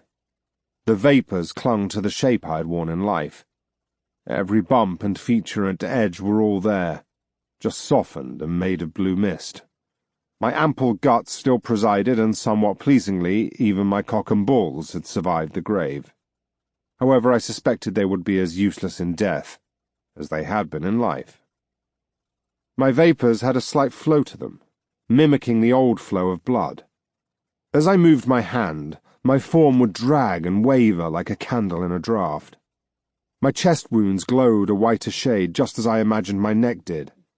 I probed them to find no pain, and half my finger disappearing inside my ribcage. When I couldn't take any more examination, I tried to sleep, but it turned out sleep was a luxury reserved for the living. So as any man is wont to do when he finds himself in the shit heap of dire circumstances, I fantasized about what I should have done differently. I reran the chase, cursing myself for not taking that left or that right. I thought of all the clever ways I didn't know of turning a knife around in an attacker's grasp. I dreamed up witty lines that I could have parted with. I even wondered at how I would have recounted the near-death tale to my mysterious employer in the Cloud Piercer. The possibilities were unreachable, but they were distracting enough to be comforting. At first. A person who longs to change the past will only see themselves as a product of what could have been. The longing changes nothing of the present. Every time I looked up, I was still sat in a grimy cell with immovable bars. My only company 8 other ghosts. My only pastime pouring at my slit throat. The present was a miserable existence, if that word even still applied. That was how I spent several hours turning the beauty of hindsight into a tool of torture. Save us. The nonsense of my death dream bubbled up again. I'd assigned it to either some madness intrinsic to the binding process, or profound blood loss before death. The point was, there were no gods to be saved by. That was the truth of it. If there were, I'd be the one asking for saving, right there and then, prostrate and howling at the heavens. The gods died the same day the dead began to roam the world, and some Arctian geniuses learned to bind them. Why bother offering yourself to the mercy of deities and slinging coin at church coffers when the afterlife is graspable and stands glowing before you? No religion, no guilt. No intangible authorities holding keys to immortality. You can just grab it yourself. All you have to do is die in turmoil, and stop anybody claiming your body before you do. Indenturement. What else would happen when humans are left in charge of death? I remained hugging my shoulders, dashed by the weight of my situation. Once again I thought of that thin margin between life and death. When alive, it's a precipice that's easy to slip over. When you're dead, it's a sheer cliff face, without a handhold in sight. Fighting a whimper, I did what I was good at and handled my problems piece by piece. I knew that I wanted the only things left to me as a dead man: my freedom and justice for Thames's sins. The greatest city in the world might have been feral, but it was not lawless. The Arctian Empire was a society ranked by how many shades a person owned. The precious code dictated every area of binding and selling ghosts. If only a veneer, it was still a strict system. They simply lacked the ability or inclination to enforce it. But every system can be worked. If there was anywhere justice could be served on these soulstealers, it was here. It would take strength and patience, but I would have my deliverance, and I could return to being something. A new me at the very least. A dead me. I cushioned the sob against my glowing arm. Chapter 4. Oases. A shade who wishes to make a claim of past illegal or wrongful indenturement may only do so if they are free or if allowed by their current master. They may submit a claim to the Chamber of the Code for review, and if such a claim is deemed trustworthy, evidence may be required and a hearing held. Should the shade's claim be proven true, and the original procurer of the shade found guilty of illegal indenturement, They shall be stoned until death. Amendment. Current time for review is set at 3 years. Article 7, S2 of the Code of Indenturement. It was a brutish trick of deserts to be as cold at night as they were hot in the day. Her knees were half frozen, her feet as numb as stumps. Though breath escaped her mouth in plumes, the tough work of dragging the corpse kept no warmth in her body. It barely distracted her from the punishing cold in her chest. The skull-faced moon was being lazy, hiding behind the horizon. Only the starlight bathed her tonight. Instead of the undulating horizon, she kept her eyes on the constellations, mouthing their old crass names. In all her years spent living in the Ark, she had never forgotten them. Mammal the Wanderer, the Hook of Utros, the Broken Pyramid, Sothis, and the 5 undying stars circling the Still Star, guiding her north to Araxes. That fucking city. Once again her mind slipped to worry. Ever since the sun had set, whispers had plagued her. Every time a breeze moaned across a dune, every time something screeched in the darkness, she heard doubt. The woman turned to check the ghost was still trailing her. Her gaze was met with a foul stare, white eyes burning in blue sockets. Time and the tenets were against her. By the rules of binding, she had 34 days left to make the journey to Araxes and bind his body in the Grand Nixwell. Only the grandest would do, of course. Driving a horse to death could get it done in 30. 4 days. That was the demon of a leeway she danced with. Arrive late, and the ghost would be lost to the void. He would vanish to nothing, and with it the chance to bind him. She had vowed over his bleeding and gasping body that would not be the case, and by the dead gods she would keep that promise. The pale sand at her heels turned blue. He was growing brighter now, more so every mile. It had instilled in him a boldness. Over the past hour, she had felt him warming up to another barrage of insults, working his limbs and muttering to himself. She had always been able to read him like a scroll. "What cutting words do you have for me now?" she asked, and was rewarded with a tut. His tone sounded jovial at first, soon slipping to hoarse rage. "Well, Nilith, as it happens, I find myself curious. You're still tramping north, but it's been almost a day since your last drink of water. As the sun is due to rise soon enough, I was wondering when you were planning on dropping down dead." "How considerate of you." Nilith let him wait for her answer. "If you must know, I'm following an old riverbed, swallowed up by the sands." "And what good is that to us? You, I mean. What good is it to you? I could not give less of a fuck." She turned to look him in the eye, and at the gash her knife had drawn before his end.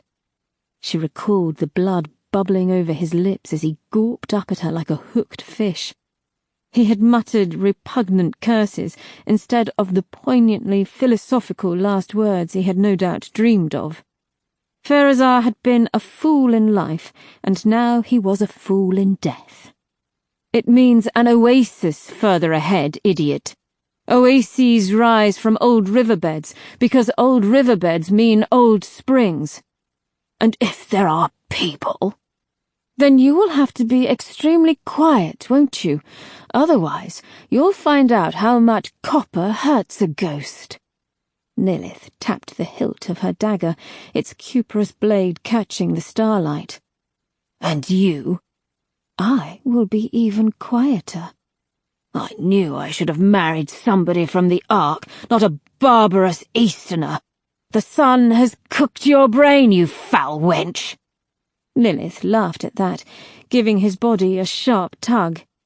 If it's cooked mine in the 22 years I've spent shackled to you, then I hate to think what it's done to you and your ancestors over the centuries. Maybe that explains the Ark's lust for blood. Now quiet your tongue before I cut it out. You may be dead, but I can still hurt you. She pressed on, letting Pharazar hover behind her and test the limits of his boundaries. For anybody who was slain in turmoil, whether by blade or accident or disease, and not bound straight away, their ghost would naturally rise from their corpse several days after their death. The strange spell of death always tied them to their bodies. 20 feet away from his corpse in any direction, and Pharazar would hit a glass wall. If she moved onwards, he would be hauled after his body. It infuriated him. He would poke at scrub grass and try to kick at stones, but he had not yet gained the form or control to have much luck besides nudging them. Nilith decided to survey their surroundings, and after climbing out of the riverbed and to the top of a particularly tall and arduous dune, she was rewarded with the glimmer of torchlight. It twinkled, star-like, in the centre of a plain between the dunes, where a small village huddled around a burst of palms and ferns. Nilith could smell water on the breeze, sweet and full of minerals. Her parched tongue rasped in her mouth like a sponge left out in the sun. "People, like I said, I hope they catch you. Cut off your hands." Nilith drew the dagger and waggled it under the ghost's chin. She had half a mind to leave Pharazar there, but if her sneaking turned sour, she didn't want to be running back on herself to fetch him. As a compromise, she approached the village by a curving path and left his body parallel to it, behind a wilted bush of some kind. The desert plants were all twig and thorn to her. "You're going to abandon your prize? My body here, in the dark? How dare you?" "I dare how I please. You can't go anywhere, so why bother worrying?" "What about wolves, jackals, foxes? They'll tear me to shreds, you inconsiderate trollop." "Oh, they would if they could get close enough. They can probably smell your corpse right now. Luckily, most beasts are scared of ghosts." Nilith drew her knife. "Unless it's you that's scared of the dark." Pharazar trailed off, distracted by the shadows.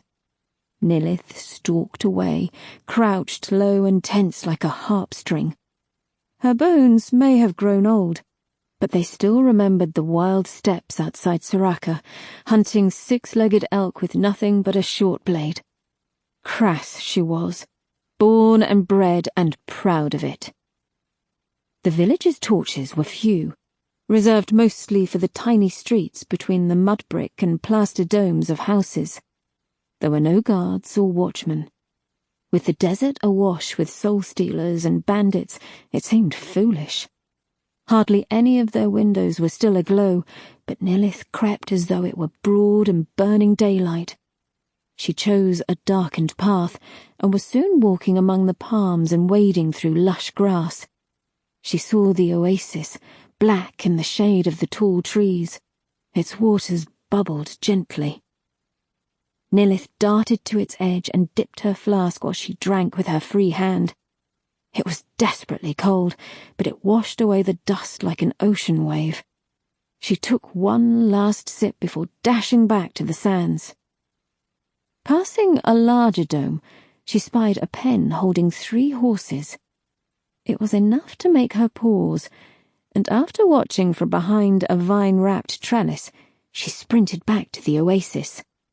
Yellow berries hung like jewels between the thorns of a bush, and any fruit that was so jealously guarded must be safe to eat.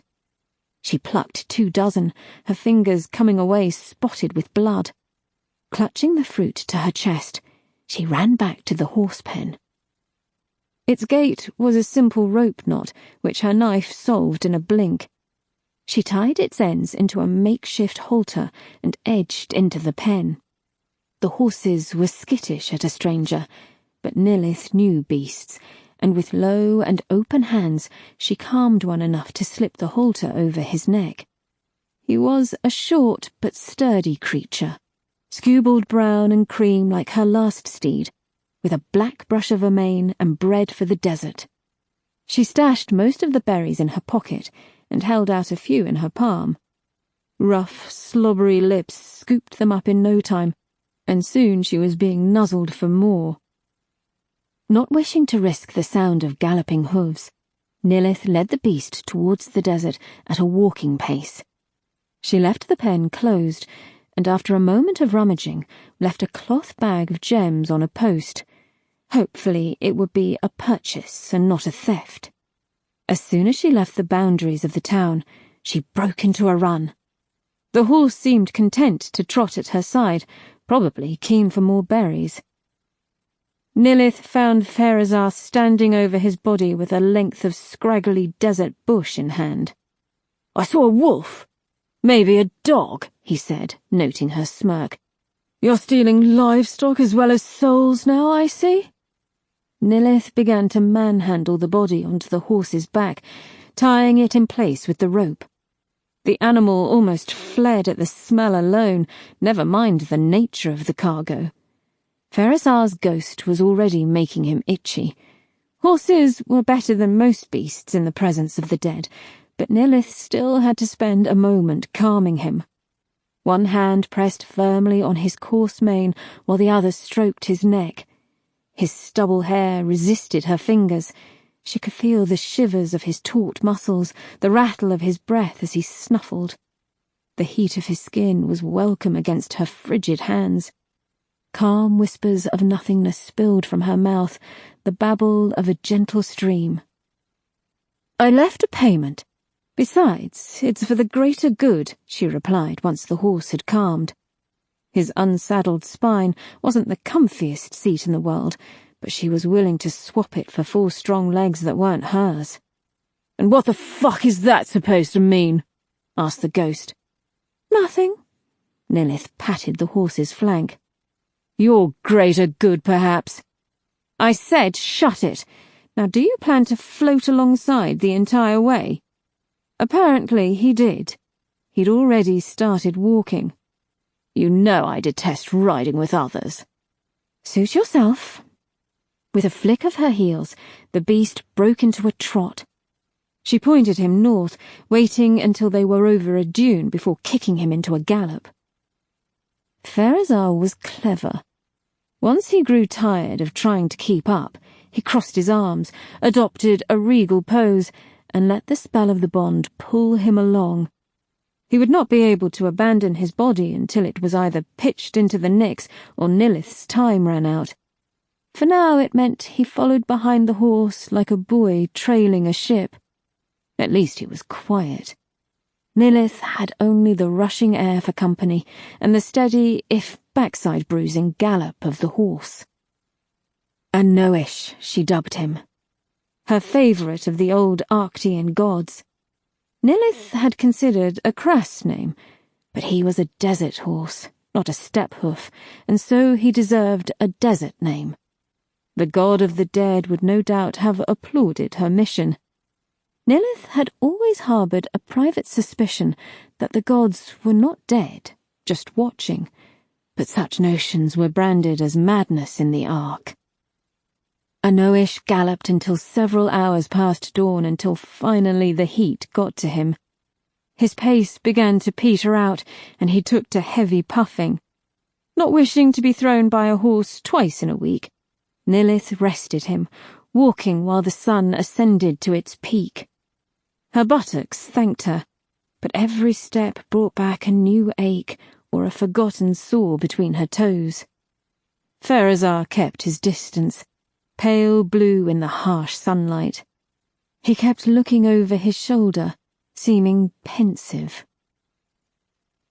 It was past midday when they found the shallow ravine.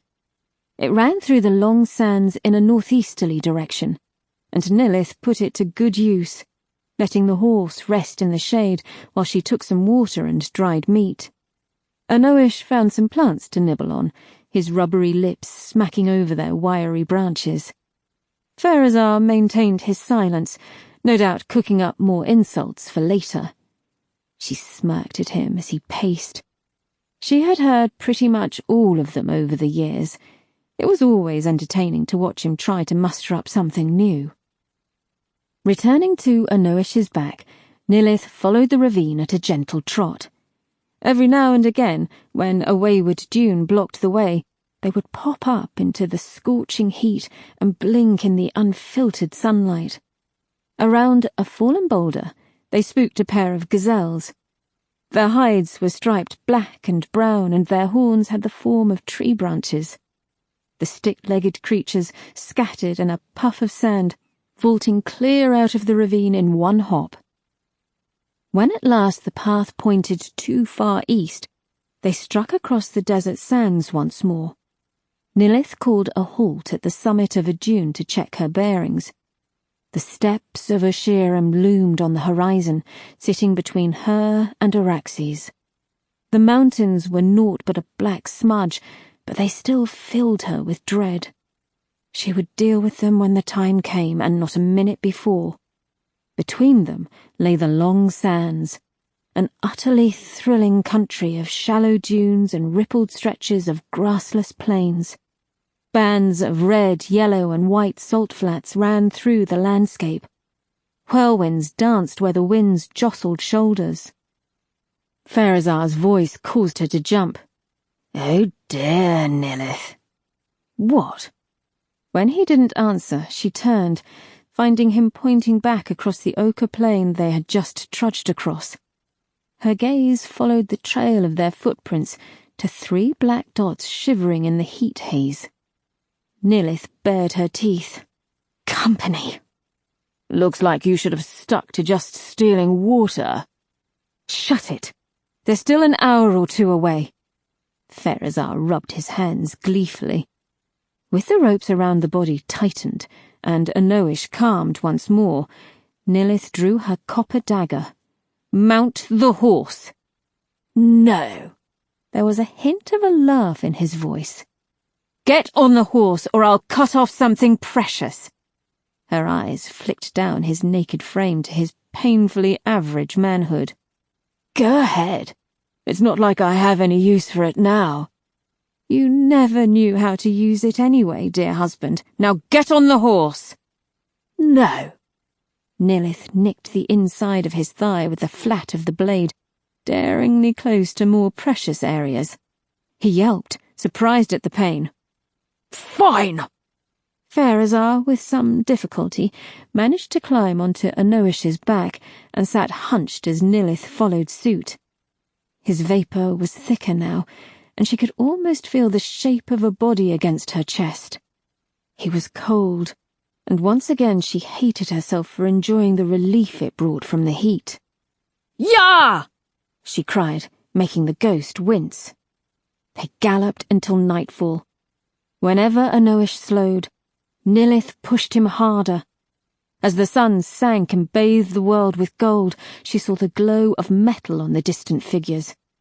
They had stayed level all afternoon, neither gaining nor falling back, simply following. It worried Nilith. It felt like time was being bided, and that was normally a luxury for those with the upper hand and the patience to wield it.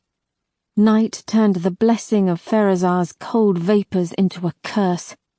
She leaned as far away from him as the galloping would allow, but still she shivered uncontrollably. Nilith made a mental note to switch places as soon as possible. Anoish betrayed her as Dawn's fingers came reaching over the black horizon. Despite Nilith's kicks, the horse's gallop ground to a canter, then to a trot, and finally a standstill. Nilith slipped from his side, canteen in hand. With one hand cupped, the other pouring, she let him slurp the very last of the water. Pharazar was watching her. "You won't outrun them. You'll be without hands by midday. Better yet, dead." "Keep hoping," said Nilith. "I'll keep disappointing you." It pained her to admit it, but Pharazar was right, and it darkened her mood. Anoish might trot, but he would not lend her any real speed. She cast around in the faint light, looking for outcrops of rock. The dunes had flattened back into another plain, as if the landscape prostrated itself before the distant mountains. It offered not a scrap of shadow to her. After another mile, in a shallow depression with pink salt encrusting its basin, she turned east to throw them off the trail. Nilith jogged alongside the horse, enduring Pharazar's constant noise-making. His ghostly lips hadn't mastered whistling without lungs, so he hummed instead. She was reaching for her dagger when Anoish whinnied and came scuffing to a halt. The halter jerked Nilith back, away from the edge of the pit she hadn't spotted. It was a shallow thing, dug by some weakness of the valley floor, but in the dawn light and growing haze it was practically invisible from more than 40 feet away. Nilith ran backwards to check once more, and then rubbed her coarse hands together with a rasp. "Down you go," she ordered the ghost.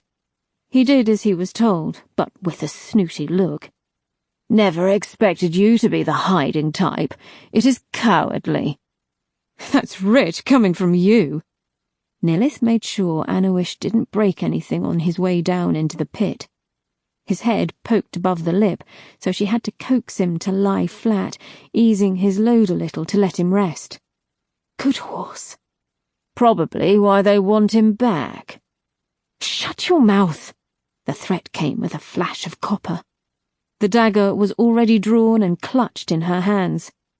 Pharazar held his tongue, turning instead to watch the rippling tips of the distant dunes. It took almost an hour for the black dots to catch up. Precious time wasted, and Nilith spent it baking like a hog on a spit in the rising sun. The turn in her path had not fooled them. She'd had no time to cover her tracks, never mind a palm frond to do the covering. Nilith hissed, whacking the ghost on his arm, feeling cold, woolly air instead of flesh. "Down! You glow too much!" "And who's to blame for that, you murderous shrew? You're the one who turned me into this half-life." She could see it hurt him deeply to use such a slur while talking about himself. It was strangely satisfying. She waggled the blade. "Not now!" Nilith hunkered down, stroking the hot flanks of the horse to keep him steady. His eyes were half closed in the heat, sand dusting his long, dark eyelashes. The minutes inched past like lazy caterpillars. The black dots turned into quivering shapes sat tall atop horses. Their mounts were taller than Anoish, with reins encrusted with common gems. Those who lived beyond the outsprawls of Araxes were too poor for silver coin. Nilith risked a peek and saw the glitter of blades, sweeping curves of steel and copper balanced on the riders' laps. Their sun-baked skin was wrapped in strips of yellow cotton, as though they were bodies ready to be surrendered to the Nyx. Pale spines, like the needles of a crass quillhog, poked out here and there between the cloth around their heads. Desert folk and nomads came from older bloodlines that had spent too long in the sands, or so the old fairy tales said, and been changed by them. Most sported horns or goat eyes, some had insectile features, but Nilith had never seen spines before. Though she dared not look any longer, she could hear them rattling softly as they rode. She placed a finger over her lips as the men trotted closer, riding level with the pit in a wide line.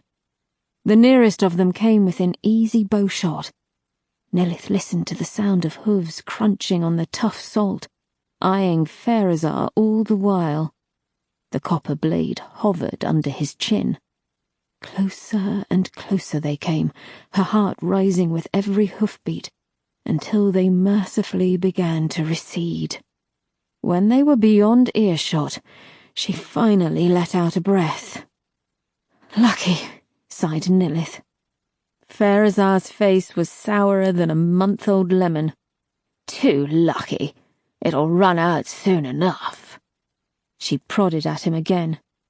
You'd better get into your thick head that whatever happens to me affects you. Feel free to enjoy indenturement in some desert hovel or trailing a caravan for the next 100 years. Maybe they'll have you work in a desert colony. Pharazar tried to spit, but ended up spluttering viciously instead. Better than giving you the satisfaction of binding me. Nilith tapped the corpse beside her, smiling. We'll see. For now, you'd better hold that blue tongue of yours. Anoish was reluctant to get back on his hooves, but with some coercing and the help of a last handful of dried berries, he complied with a grumpy whinny. With Pharazar once again trailing behind at the leisure of the magic, Nilith rode with the body for an hour or two before dismounting to walk. The corpse had achieved a higher level of pungency. Before long, she was walking the horse at the full stretch of his ropes and breathing through her mouth. And so the afternoon went, slow and weary for the both of them, spent largely looking over the shoulder and lip-biting. Nilith saw no more sign of the riders, and as the dune shadows began to lengthen, she finally managed to relax. The evening's campsite came in the form of a small hollow on a rocky hillside. Even though she shuddered under her blanket and coat, Nilith risked no campfire. Starlight was their only illumination once more, and she had begun to find it a cold light. Even Anoish's warmth, pressing up against her back, did little to help. Maybe it was Pharazar sitting opposite, glowing sapphire like a starved oil lamp. Like the stars, he offered only cold air and beady eyes. He was playing at his staring game again. His shoulder-length hair wafted about him at half speed, like the tendrils of a jellyfish. Behind him, the hollow of a rock shone a slate grey with his light. Pharazar was still as naked as the day he had risen from his corpse, peeling from his chest like a beetle outgrowing his carapace. He bore his neck wound proudly. Pharazar had now settled into his ghostly form, and that presented a new problem. He would soon be capable of holding things, touching things, even stealing sharp things from belts and plunging them into their owners' chests. Ghosts, or shades as the Arctians insisted on calling them, as if it somehow disguised their nature, were far from harmless, no matter what was preached. Although they were weak and no more solid than a feather pillow, they could still hold and use objects, such as rocks for bludgeoning or sharp things for stabbing. Combined with the ghost's inability to sleep, it gave Pharazar the capacity for revenge. He already had a heart black enough for it. The coldness of his gaze only affirmed that. "Got more complaints for me?" she challenged him. He narrowed his eyes at her. That little smile of his appeared. His words came calm and slow, but she heard the tightness of rage beneath them. "At first, I imagined my murder to be one of those wonderful lessons of yours, a final attempt to teach me the error of my Arctian ways. Decades you have spent giving me laborious, sanctimonious lectures, and yet here I am, being dragged along on some huge quest, a captive audience in every sense of the word. But I haven't heard one word of gloating of your great victory over me.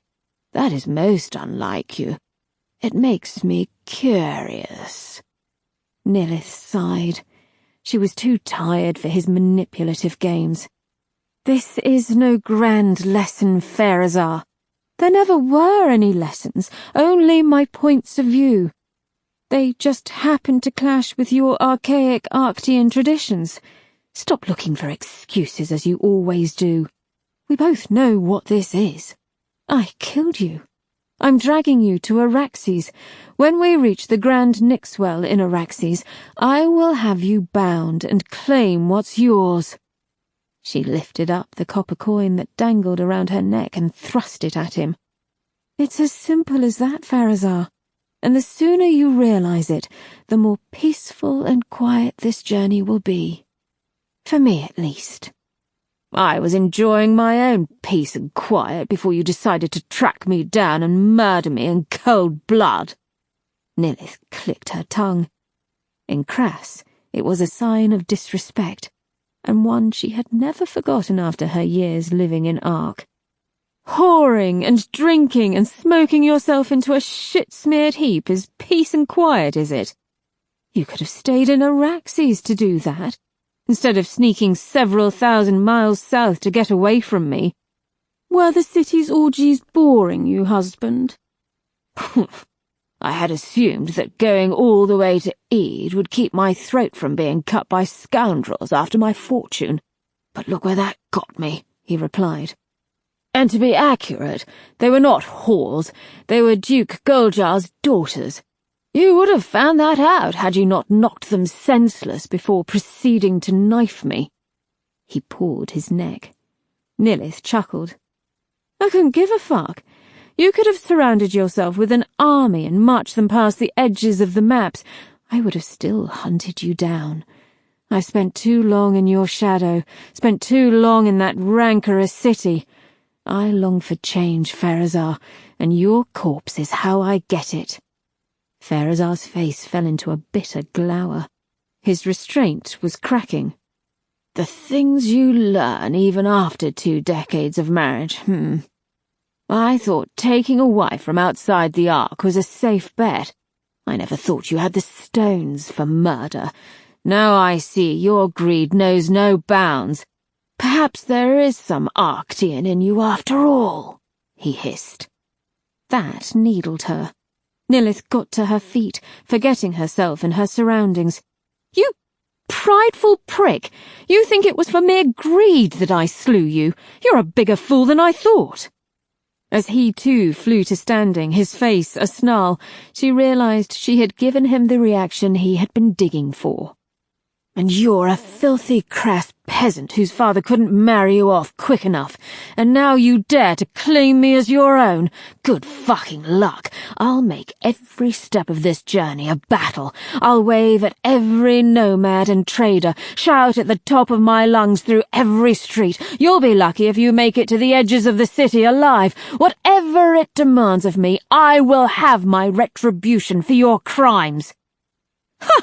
You have so much faith in the people of the Ark, and yet you forget what a murderous cutthroat empire it is. Go ahead, shout away. You think they'll care for you? You're not special. You're a fresh ghost. They'll have you bound in a blink. I've known you for 22 years. Every flaw and sin. You're a man full of hate and spite and greed, but above all, you reek of pride. You can never be a ghost to some beetle farmer, and for that reason, you'll stay quiet as your corpse." Nilith patted her dagger in warning. His blue glow had taken on a darker hue, almost violet. "Then I'll tear my body to pieces if I have to, or throw it in the nearest Nixwell, coin or not. You will never bind me, Nilith. I promise you that. None shall. I'll either be free, laughing from the afterlife, or in the void before I let you stand on my corpse and claim what is mine." Nilith's answer never made it from her lips. An arrow sliced against the back of her calf before burrowing into the sand. She half fell, half threw herself to the grit as another shaft buzzed through the air, clipping a rock. She stared down at the black fletching and the blood staining it. Pharazar immediately forgot his rage and curled up in a tight ball, flinching with every clatter of arrows. He was safe. They weren't copper-tipped.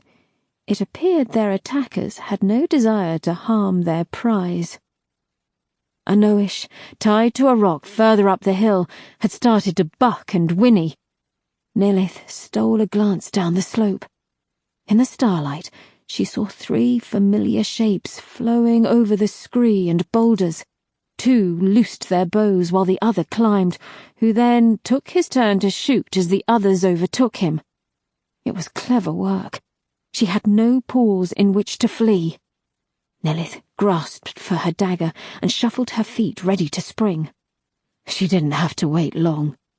The first figure bounded into the hollow, yellow tails of cloth streaming like banners. It was a man, judging by his stature, holding a curved sword high above his swaddled head. The ash-grey quills protruding from the cloth rattled as his gaze switched between the ghost and herself, crouching on the floor. He paused too long. Nilith pounced, throwing her weight into his chest despite the searing pain in her calf.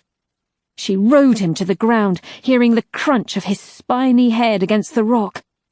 Her dagger passed across his throat, drawing an arc of blood in the air. She snatched his bow from his shoulders, knocked an arrow, and as the second man burst into view, she let it fly. His neck snapped back, arrow planted firmly in his forehead and raised like a flagpole. He teetered for a moment before disappearing into the darkness. Once the echoes of his tumble across the scree had died, silence fell across the hillside. Nilith's last foe was hiding somewhere below, waiting her out. The next arrow quivered in her shaking hands. "Get up!" she hissed to Pharazar, still curled up nearby. "Excuse me." "Stand up and start walking. They're not copper-tipped, you idiot." She glared at him, but he refused to move. She had the crackle of pebbles below her. "Do you want to spend the rest of your existence shackled to some goat herd? Move, Pharazar!" The ghost wrenched himself up and marched across the hollow. An arrow hissed through him, making him yelp. It clattered on the stone beside him. Nilith wrenched herself up and sent her arrow into the night. It was a messy shot, catching the man in the thigh. He began to hobble away, but she was already marching awkwardly down the scree, dripping dagger in hand. It was a wretched sort of race, both limping and lame, where the only prize was not dying. The man took a stance on flatter ground, wrappings heaving around his mouth with each laboured breath. His crescent sword was out and shining. She beckoned with her copper dagger, and he cursed in a tongue she had never heard before. With great wind-milling swings he advanced. Nilith weaved with them as she hobbled backwards. Her timing needed to be perfect. There was no fancy blade work to be done here, no flourishes or parries.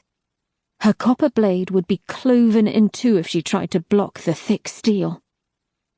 He let loose his war cry, but it withered almost immediately as Nilith kicked at the arrow still protruding from his thigh. There was a snap and a screech, and it gave her time enough to drive her dagger under his blade and up into his belly. She stared into his dark brown eyes as she held the weapon in place. They rolled up to the whites as the life drained from him, his quills wilting with his strength. The words lingered on her lips, unsaid until it was too late. "I'm sorry." As she let the body drop to the gravel, the pain caught up with her. One leg was aflame, and the accompanying boot felt hot and wet with blood. With much cursing of her own, she made her way back up the hillside, a new scimitar balanced on her shoulder. Pharazar was waiting with slack arms. His eyes were wider than when the arrows had been flying over his head. It was to be expected. In all their years of marriage, he had never seen her brandish a sword. "Some more to say, husband?" she asked, seeking something to sit on after she gathered up the stray arrows. "Feel like waving at nomads now, shouting to the night?" "No," he replied, watching her pour the blood out of her boot. Nilith caught his expression, and despite the throbbing pain and the gaping laceration across her calf muscle, she had to chuckle. "You must be losing your memory now that you're dead, husband." You called me crass as an insult, and yet you forget what that means to me. Our mothers don't push when we're ready to meet the world. We have to claw our way out, and so we're born fighting. You call me peasant, but you forget my life before Araxes was spent in Soraka's training yards and hunting in pine forests. You have forgotten who I am, and in doing so, you have underestimated me, and that was a dire mistake. You wanted a lesson, husband, and there it is. So please, threaten me some more. We'll see how little of you makes it to the city. The ping of her nail against the scimitar's steel edge punctuated her threat. As Pharazar held her stare, she saw the realization dawn behind those white eyes. Not only how deadly she was, but just how determined she was, too. Lip curled, Pharazar looked away, seeking something in the stars. "And you wonder why I didn't want to marry a crass woman," he muttered. Chapter 5. The Soul Market. At current count, not including the outsprawls, Araxes is comprised of 3,046 districts. Altogether they contain an estimated 4 million constant inhabitants, both alive and dead. Araxes City Charter, Arctian year of 1003. They came to fetch us at the crack of dawn. Men with robes and gloves of copper thread. They called us out one by one, shouting our ghost names. I ignored mine until they were forced to come and grab me. A heavy rope was looped about our necks, and something in its fibres itched me. When it was tightened, it pressed hard against my vapours as if they were as firm as flesh again. It must have had a copper core. Boss Temza and his soulstealers had been busy. There were 20 of us now, the product of 2 nights of hunting. Some hadn't been dead more than 2 hours. Still wild of eye and faint of vapour, they flashed me desperate looks, but I ignored them. My brief time in the cage had hardened me to any plight but my own. Temza was waiting in a domed hall beside 2 covered wagons. A wide half-open door revealed a street and sunlight.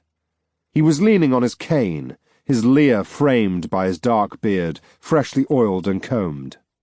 His entire outfit was a deep-sea blue, trimmed with gold and silver chains. Copper rings claimed every other finger. His cane was an elongated shard of obsidian. Coloured dust had been dabbed around his eyes and their wrinkles. Jezebel stood at his side with a broad-headed axe in her hand, and behind her loitered a gaggle of black-clad sellswords. "Load them up," Temza ordered, thumping a wagon's wheel before addressing us. "You'd better be on your best behaviour at market, you hear? Buyers pay good silver for obedience and mild manners in a half-life. Perfect temperament for a house shade. Play the fool and you might find yourself heading north to work in the docks or factories." The collective groan from my fellow ghosts was audible. "Jezebel," Temza hollered. "Get the butchered ones up front and get them some shade dust. The sun's doing us no favours today." I was one of 6 picked out of the line. One had a sword cut so deep into his collarbone that his head looked fit to topple. Another's guts peeked from a slash across his belly, all frozen in the moment of death. Ketch was there too, with his glowing talon marks. He gave me the usual hateful and accusing glare, and I mouthed a polite suggestion to go fornicate with himself. It was his fault I was here. The second day in the cage, he tried to throttle me.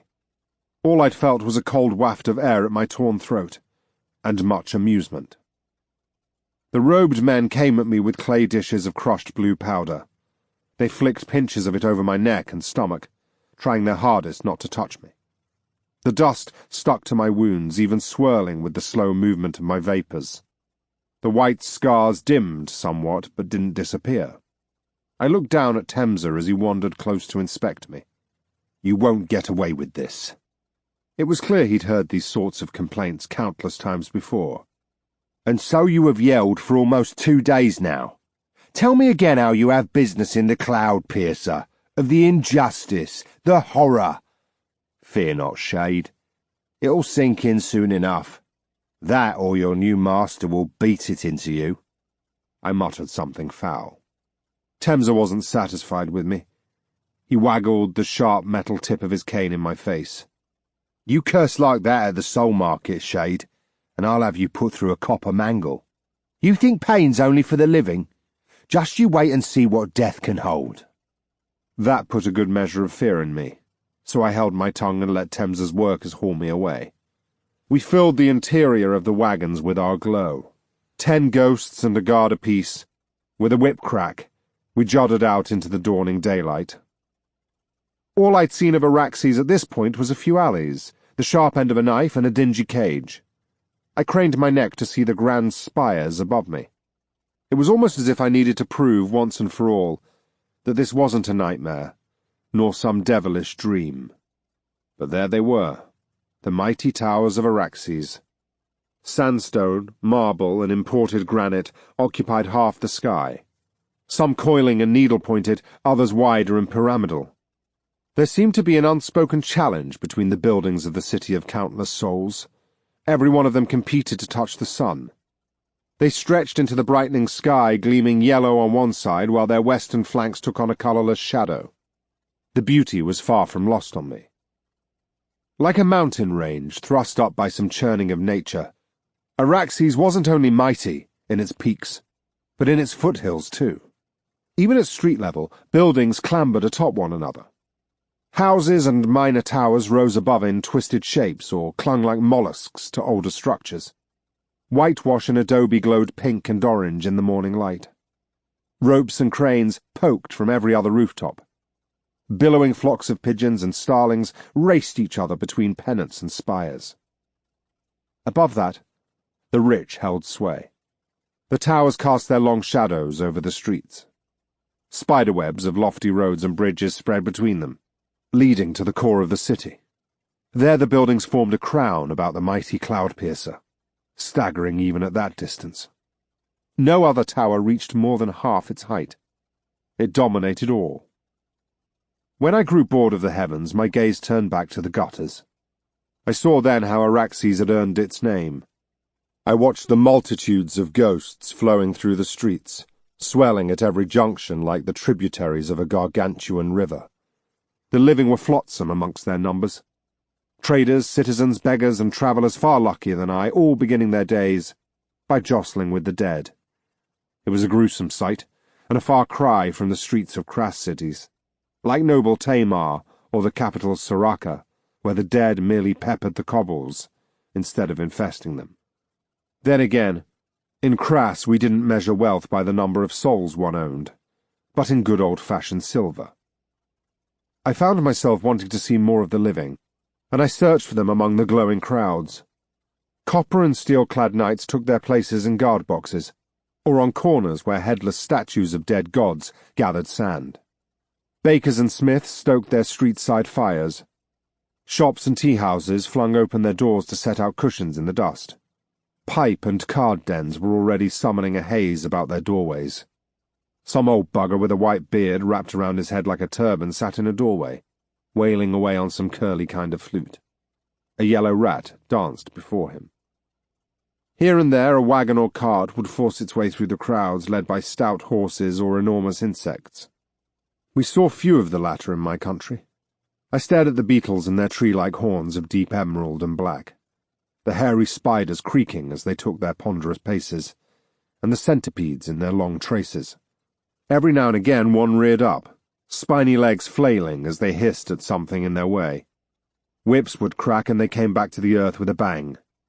The armoured plates along their backs rippled as they moved along, their legs undulating like waves approaching a shore.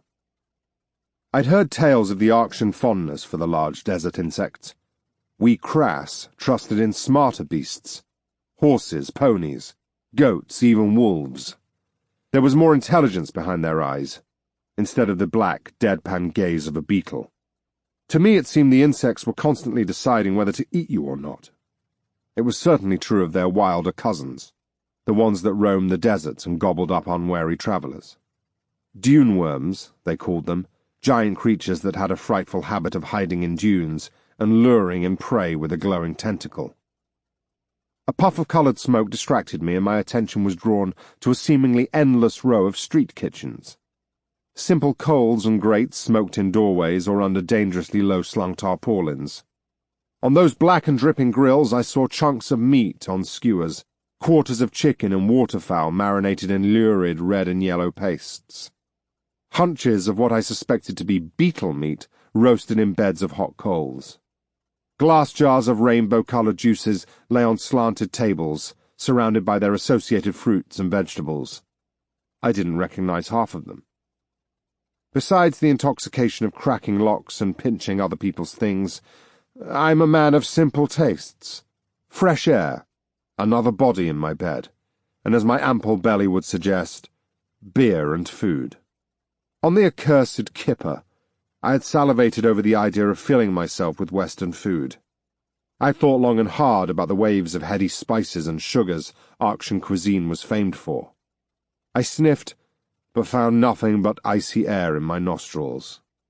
I snorted long and hard until the guard glowered, but the world stayed bland. My sense of smell was non-existent. Another insult for the pile. Strange how one longs for something only after it's taken away. At that moment I would have buried my face in a sun-baked gutter, just so I could smell again.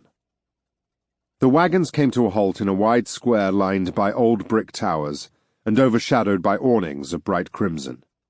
Temser clacked his cane on the benchbacks, ordering us ghosts up and out. I could already see sweat on his forehead. I imagined the air was growing hotter by the minute, but all I felt was cold. We ghosts were poked into a smart line of height order, and I took the chance to look around the soul market, where thin groups of finely dressed buyers hovered around clusters of stalls. Merchants eager to provide some distraction while the wares arrived. I could see sizzling pans for those who hadn't yet broken their fast, and all manner of ghost-related paraphernalia for the buyers. Whips and switches, shackles and gags, all of them gleaming copper. Behind us was a squat wooden platform, standing about 3 feet high. A ring of gold rope had been stretched around poles on every corner. Packs of men and women wearing white silk cloaks stood about it with scrolls in hand and bags under their wrinkled eyes. They seemed official enough, and the fact that this wasn't some cellar-room soul sale but a legitimate and sanctioned soul market was actually more disturbing. The Arctians seemed to approach death and slavery with fewer questions than a drunk being offered another glug of palm shine. Had I not already felt deathly cold, I would have shivered, and only the fear of being thrown into a factory kept me from cursing them all at the top of my voice. Other wagons were beginning to arrive. I stared at the ghosts filing out onto the sand. I wondered if the living who herded them were also soul-stealers, and as cruel as Temser and his crew. It shocked me to think the 100 or so dead that stood around the edges of the square could have all been murdered. Surely there had to be honest soul traders here, profiting off genuine accidents and illness.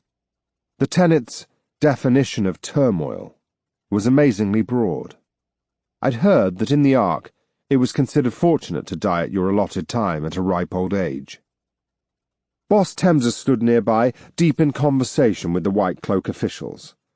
He was bartering for something, though their hushed whispers were too rapid for my dulled ears. By the time they reached an agreement, the first threads of a crowd had begun to gather around the rope. It soon became apparent what Temser had been bargaining for.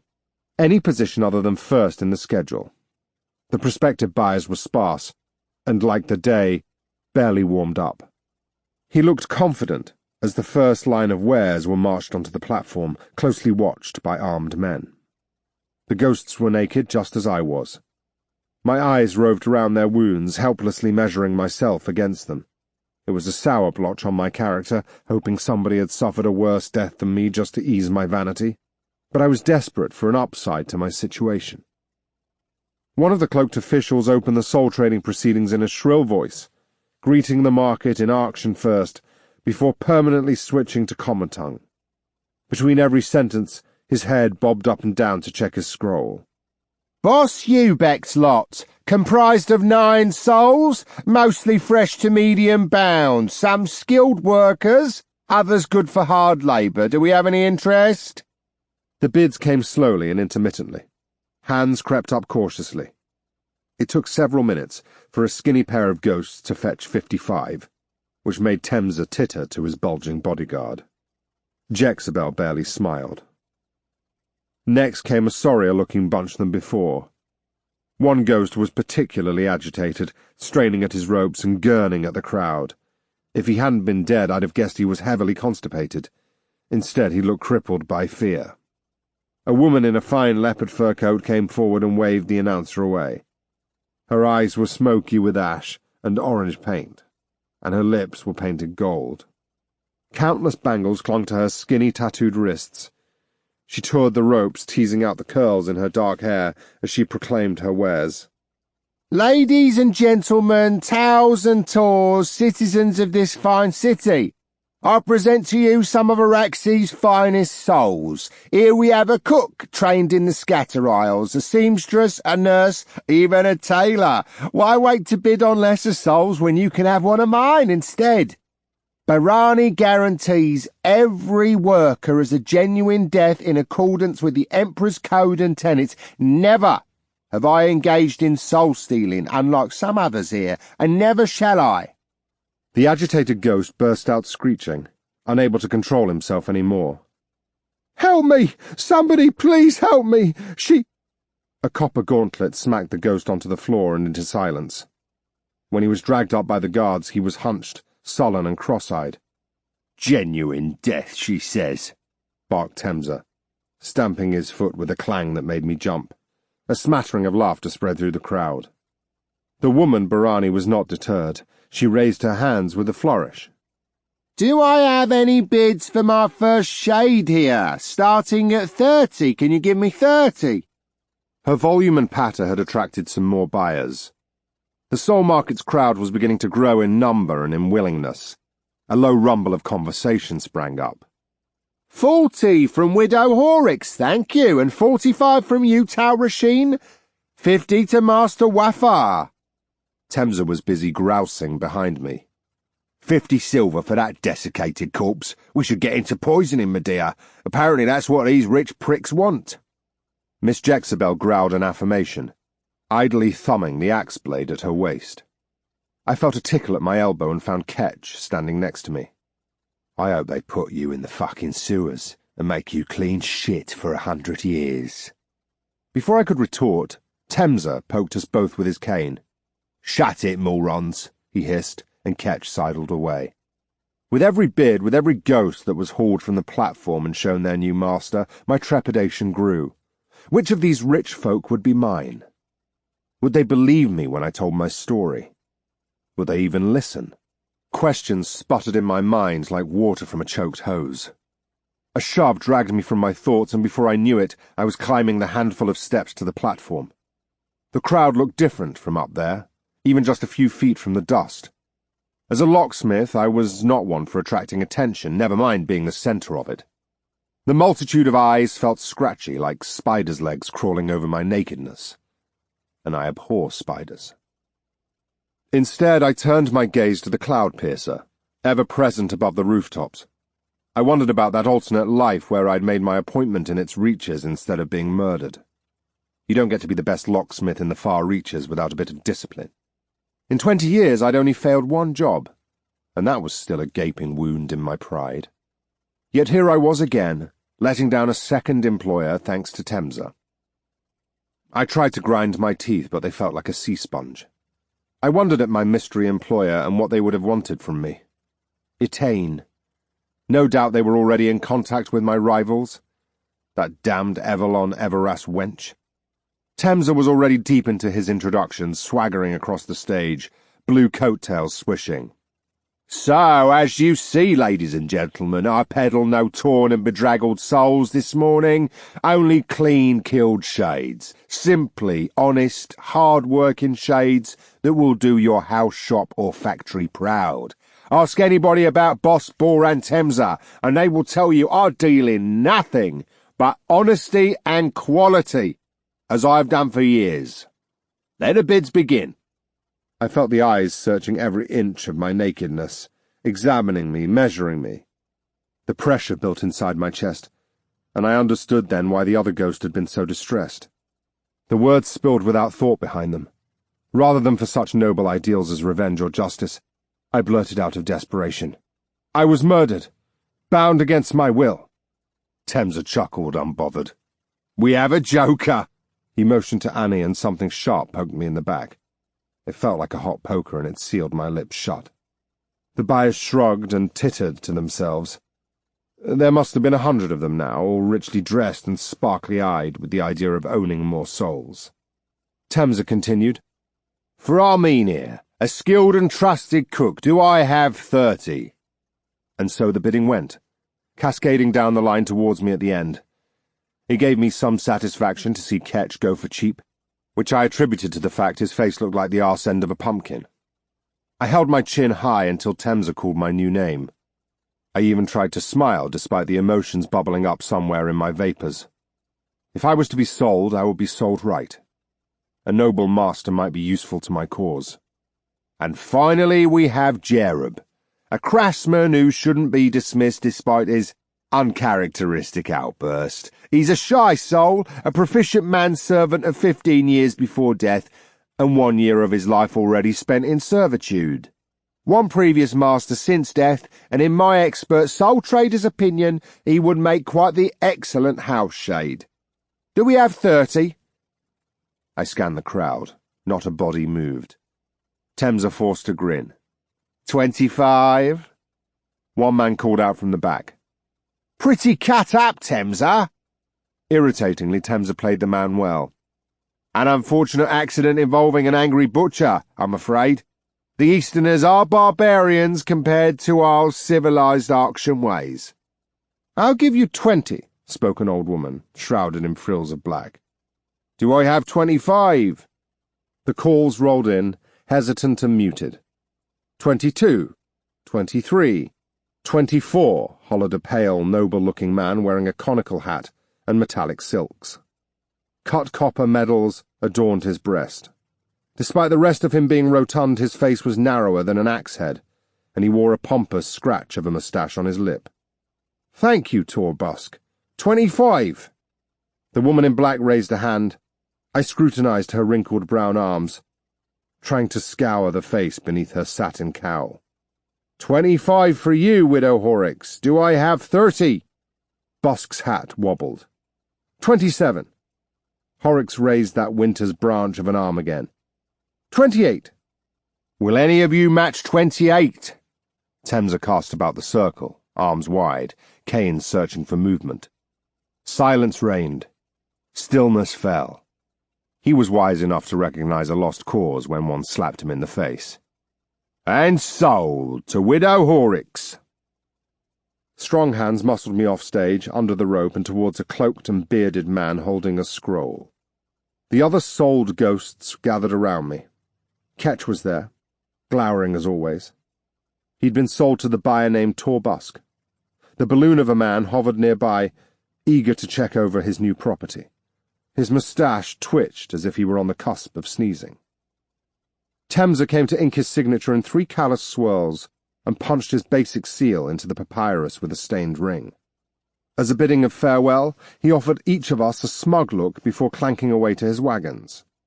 I don't remember the particulars of what I silently vowed to him in that moment, but I know it involved plenty of torture and grief. I was harassed into a line with the 2 other ghosts purchased by the woman Horrocks. I'd only spied a limb of her during the proceedings, but she came to meet us now, and I gazed upon my new master. The widow walked slowly yet purposefully, a rising tide of black cloth and frills.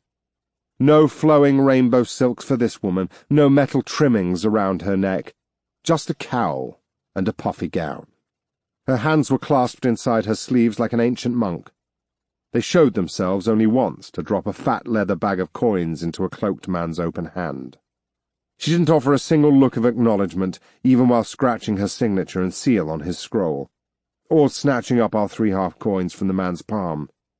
Her stare was reserved for us, her acquisitions. The 2 white orbs hovering in the shade of her hood switched between us and our wounds.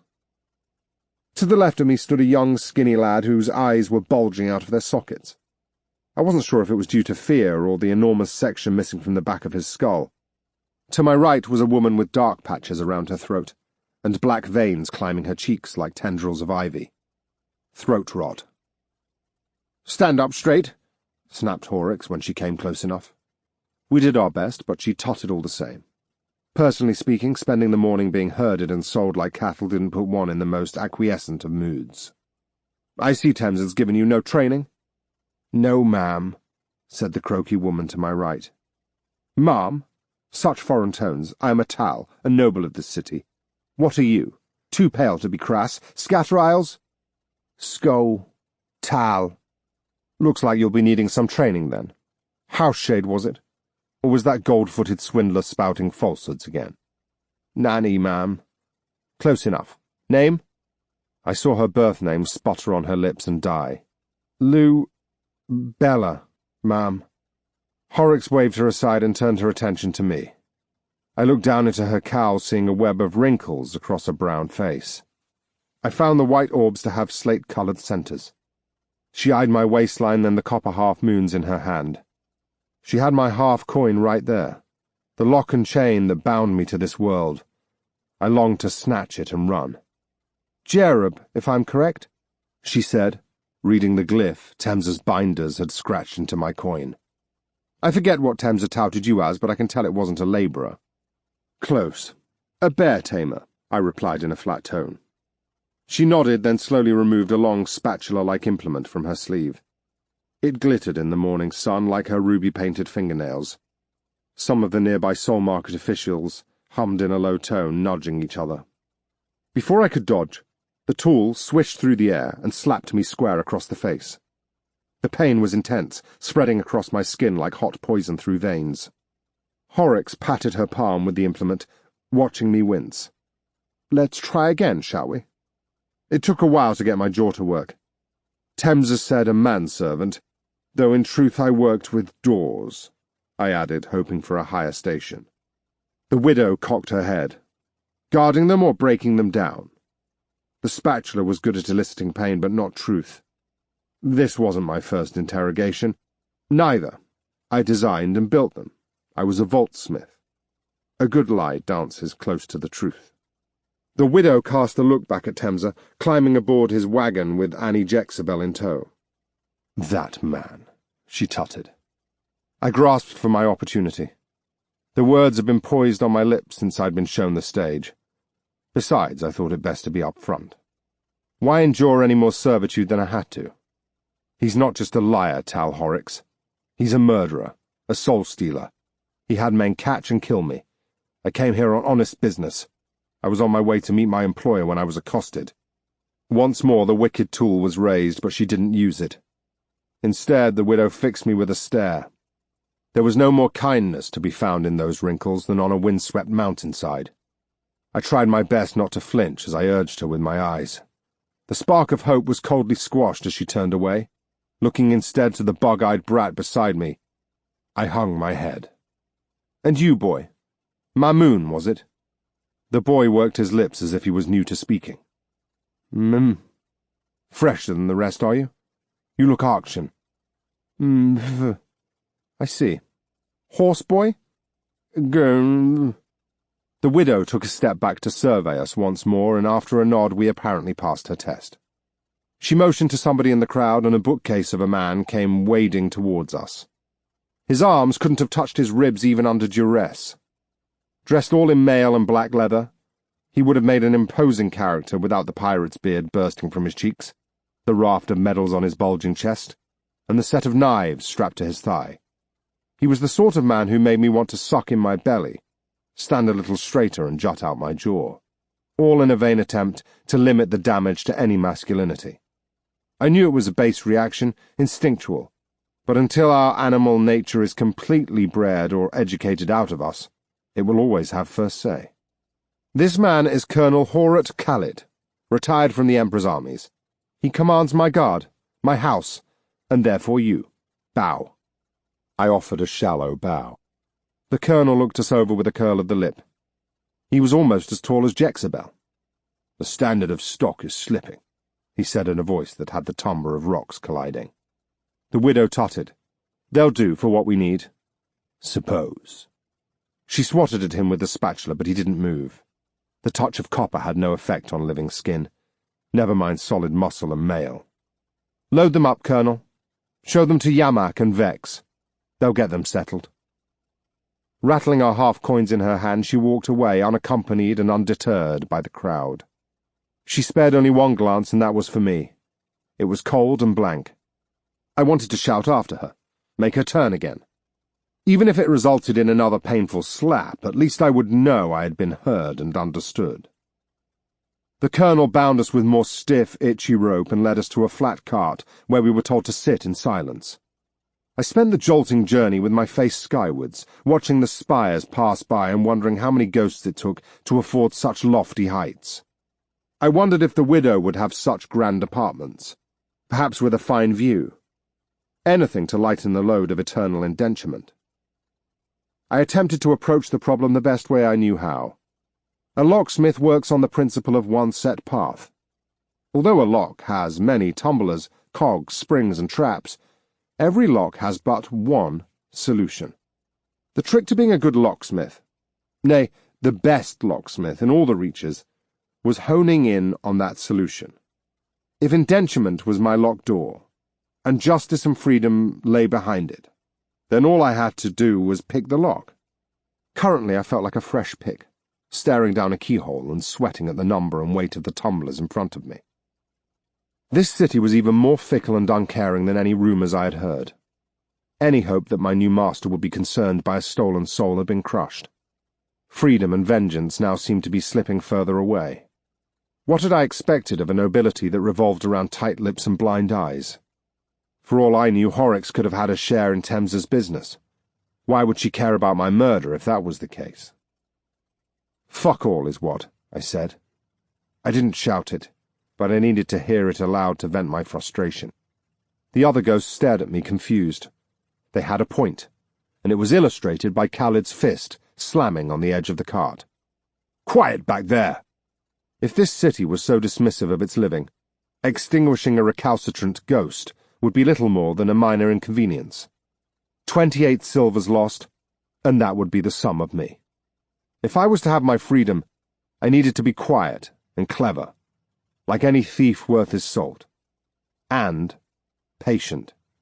That gave me an ounce of solace. Say one thing for locksmiths. We're patient bastards. I rested my cold head against the juddering wood and waited. Chapter 6. Her Time. Strange binding came on the heels of the phantom and dead binding fashions, and required a slow immersion, with plenty of blind solitary confinement for a number of days until the subject was calm and had come to comfort in the host body. Domesticated animals were always preferred over wild, as the soul tended to blend somewhat with the body's natural tendencies. Hounds, felines, larger birds. No example of a fish-strange bond ever survived. Compared to the dead-bound, such as soul blades, madness was mightily decreased, and yet it was still spurned by the greater population. From The Binding Light, by the Nixite Shamus. Her footsteps fell with the steady but fervent beat of a smith's hammer. They echoed along the voluminous corridor, making her sound like a dozen. Ahead stood a grand doorway of varnished foreign wood, copper, and gold. On either side of it were stationed 2 royal guards. They stood at attention, with their wicked, hooked spears raised high and at arm's length. She watched them intently as she marched, daring them to move. A twitch, a shift of their features through their golden faceplates, a ripple in their turquoise capes. Anything for an excuse to ruin their perfect poise. To her annoyance, they remained like statues. On any other day, she would have walked leisurely down the sun-painted corridor and made them tremble with the effort. But on a day like today, Empress-in-Waiting Cecine Tullen Renala the 37th did not have time for such torture. "Out of my way!" she yelled from a dozen paces away. The guards withdrew rapidly with bowed heads. "The doors, curse you!" "Yes, Highness." Shining gauntlets yanked at ropes, and the doors swung open just wide enough for her to enter. After the opulence of the corridor, the antechamber beyond felt austere. A solitary bench, all sandalwood and silver swirls, sat in the centre of the circular room. Aureate lamplight spilled from plated sconces set into the plain marble. Another door stood in front of her, far mightier than the one behind her, and far more decorative. It was not tall or square, but circular and formidable, like the door of a half-coin vault. And rightly so, for this was the Emperor's sanctuary, her father's answer to the cutthroat tendencies of his family and countless subjects. A fine solution for the person inside it, but highly inconvenient for all those outside. The sanctuary was armoured with gold and copper, and across the flawless metal were engraved scenes of ancestral battles and hordes of subjects prostrate before pyramids. The royal seal of a spiked crown and half-coin hung above them, surrounded by a bloom of desert flowers made of steel. At the doorway's centre, 5 holes were arranged in a circle. No jewels were clasped there, and no jewels ever would be, for the gods were dead, and these were keyholes for highly coveted keys. Only one jewel graced the door, and that sat between the keyholes, a diamond the width of Cecine's palm, glowing gold with the lamplight. A deadlock, they called it, a lock that would rip the soul from any that tried to tamper with the sanctuary. Cecine's fingers traced its frozen glass-like surface. If one looked closely at the door, they might have seen fine gaps that betrayed hidden hatches. One such hatch was placed at the bottom of the door, and it was perfectly scroll-sized. Cecine rattled through the ritual. First she knelt, then bowed to recite the salutation. "May your reign be long and prosperous, my emperor, powerful of strength and mind, lord of all the sun touches. May both the living and the dead remember your name throughout all ages to come." 2 knocks sounded, and the small hatch popped. A stubby scroll was pushed through. No sooner had she grasped it did the hatch shut with a clang. She knocked twice on the door and waited. "Father?" she called softly. "Can you hear me?" No answer came, just the whack of a hand against the other side of the door several feet away. "Suit yourself," Cecine snarled. "The cloud court awaits me." With the scroll gripped in both hands, she swept from the room, her raven-coloured hair trailing behind her like a banner. Several floors below the sanctuary, a phalanx of royal guard waited to escort her into the court chamber. They added the clanging of armour to her staccato march, but it did nothing to drown out the court's bickering. Cecine heard it long before entering the cavernous hall. The soldiers peeled away from her, left and right, and with her skirts swishing against the marble, she took her place in the centre of 4 great pillars that held up the ceiling. Cecine looked up at the gathered Araxes of the cloud court. 100 strong, they perched on high balconies and sat pretty in grand chairs. The multicoloured swathe of silk and velvet and gold stretched almost halfway around the chamber. The sun, pouring through the slanted windows, made one half of the chamber glow and cast the other in shadow behind glare. Bold blue sat beyond the light, cloudless and empty. Not a single tower in the city was tall enough to peek into the cloud-piercer's court. She stood with her arms folded, scroll clasped to her breast, and waited for silence. It was a long time coming, and once the Araxes' conversation and arguments had dried up, Cecine bowed to the throne at the southern side of the court as if her father were sat upon it. The grand sculpture of turquoise quartz was empty. Half a decade had passed since his backside had last graced it, but to bow was traditional. He had ruled since through that damnable hatch, his rulings delivered solely by his wife, and now daughter, to a court that was growing increasingly ambitious in his absence. In this city, ambitious had the same meaning as murderous. Araxes, I have our glorious Emperor's latest decrees. She lifted the scroll high. Perhaps they will put an end to your clamouring. I wonder if the court was this discourteous when it was the Empress who delivered your Emperor's words.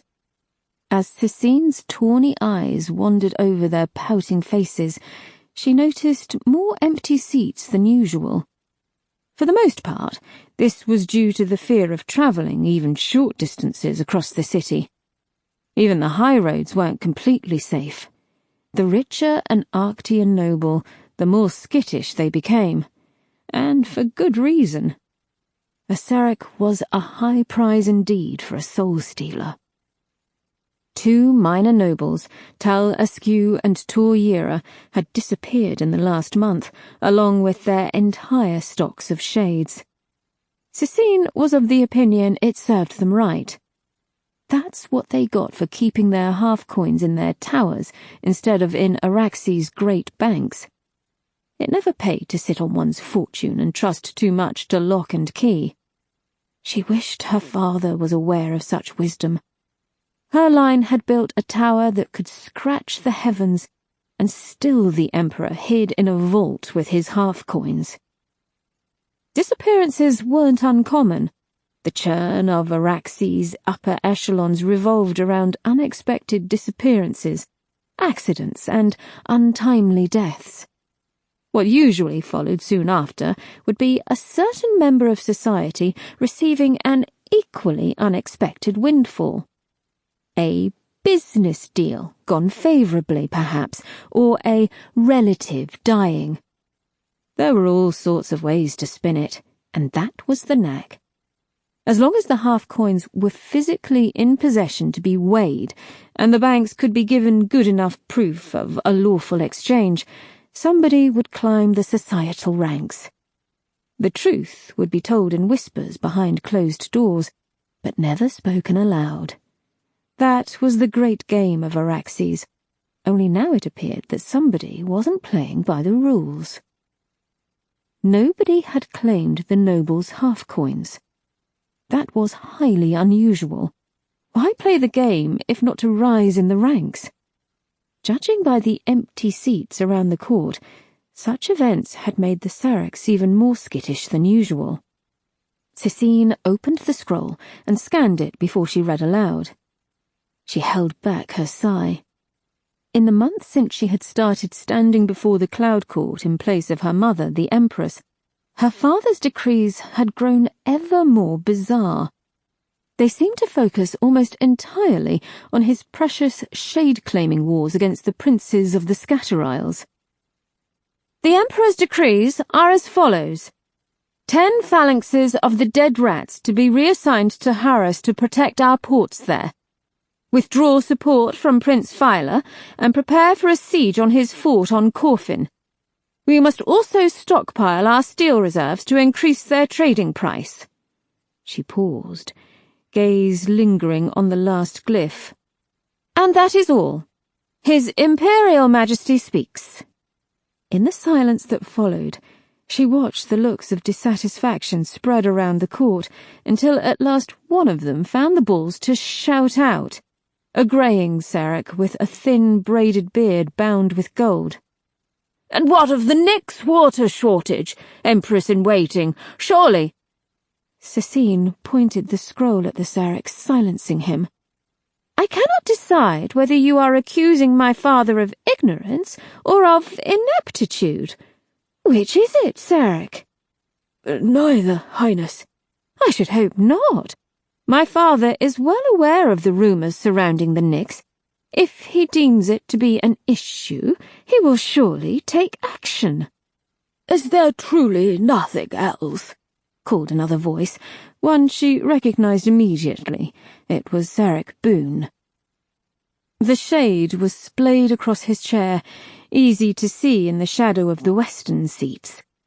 A gleaming feather motif of white jewels sat on his chest, over where his heart should have been.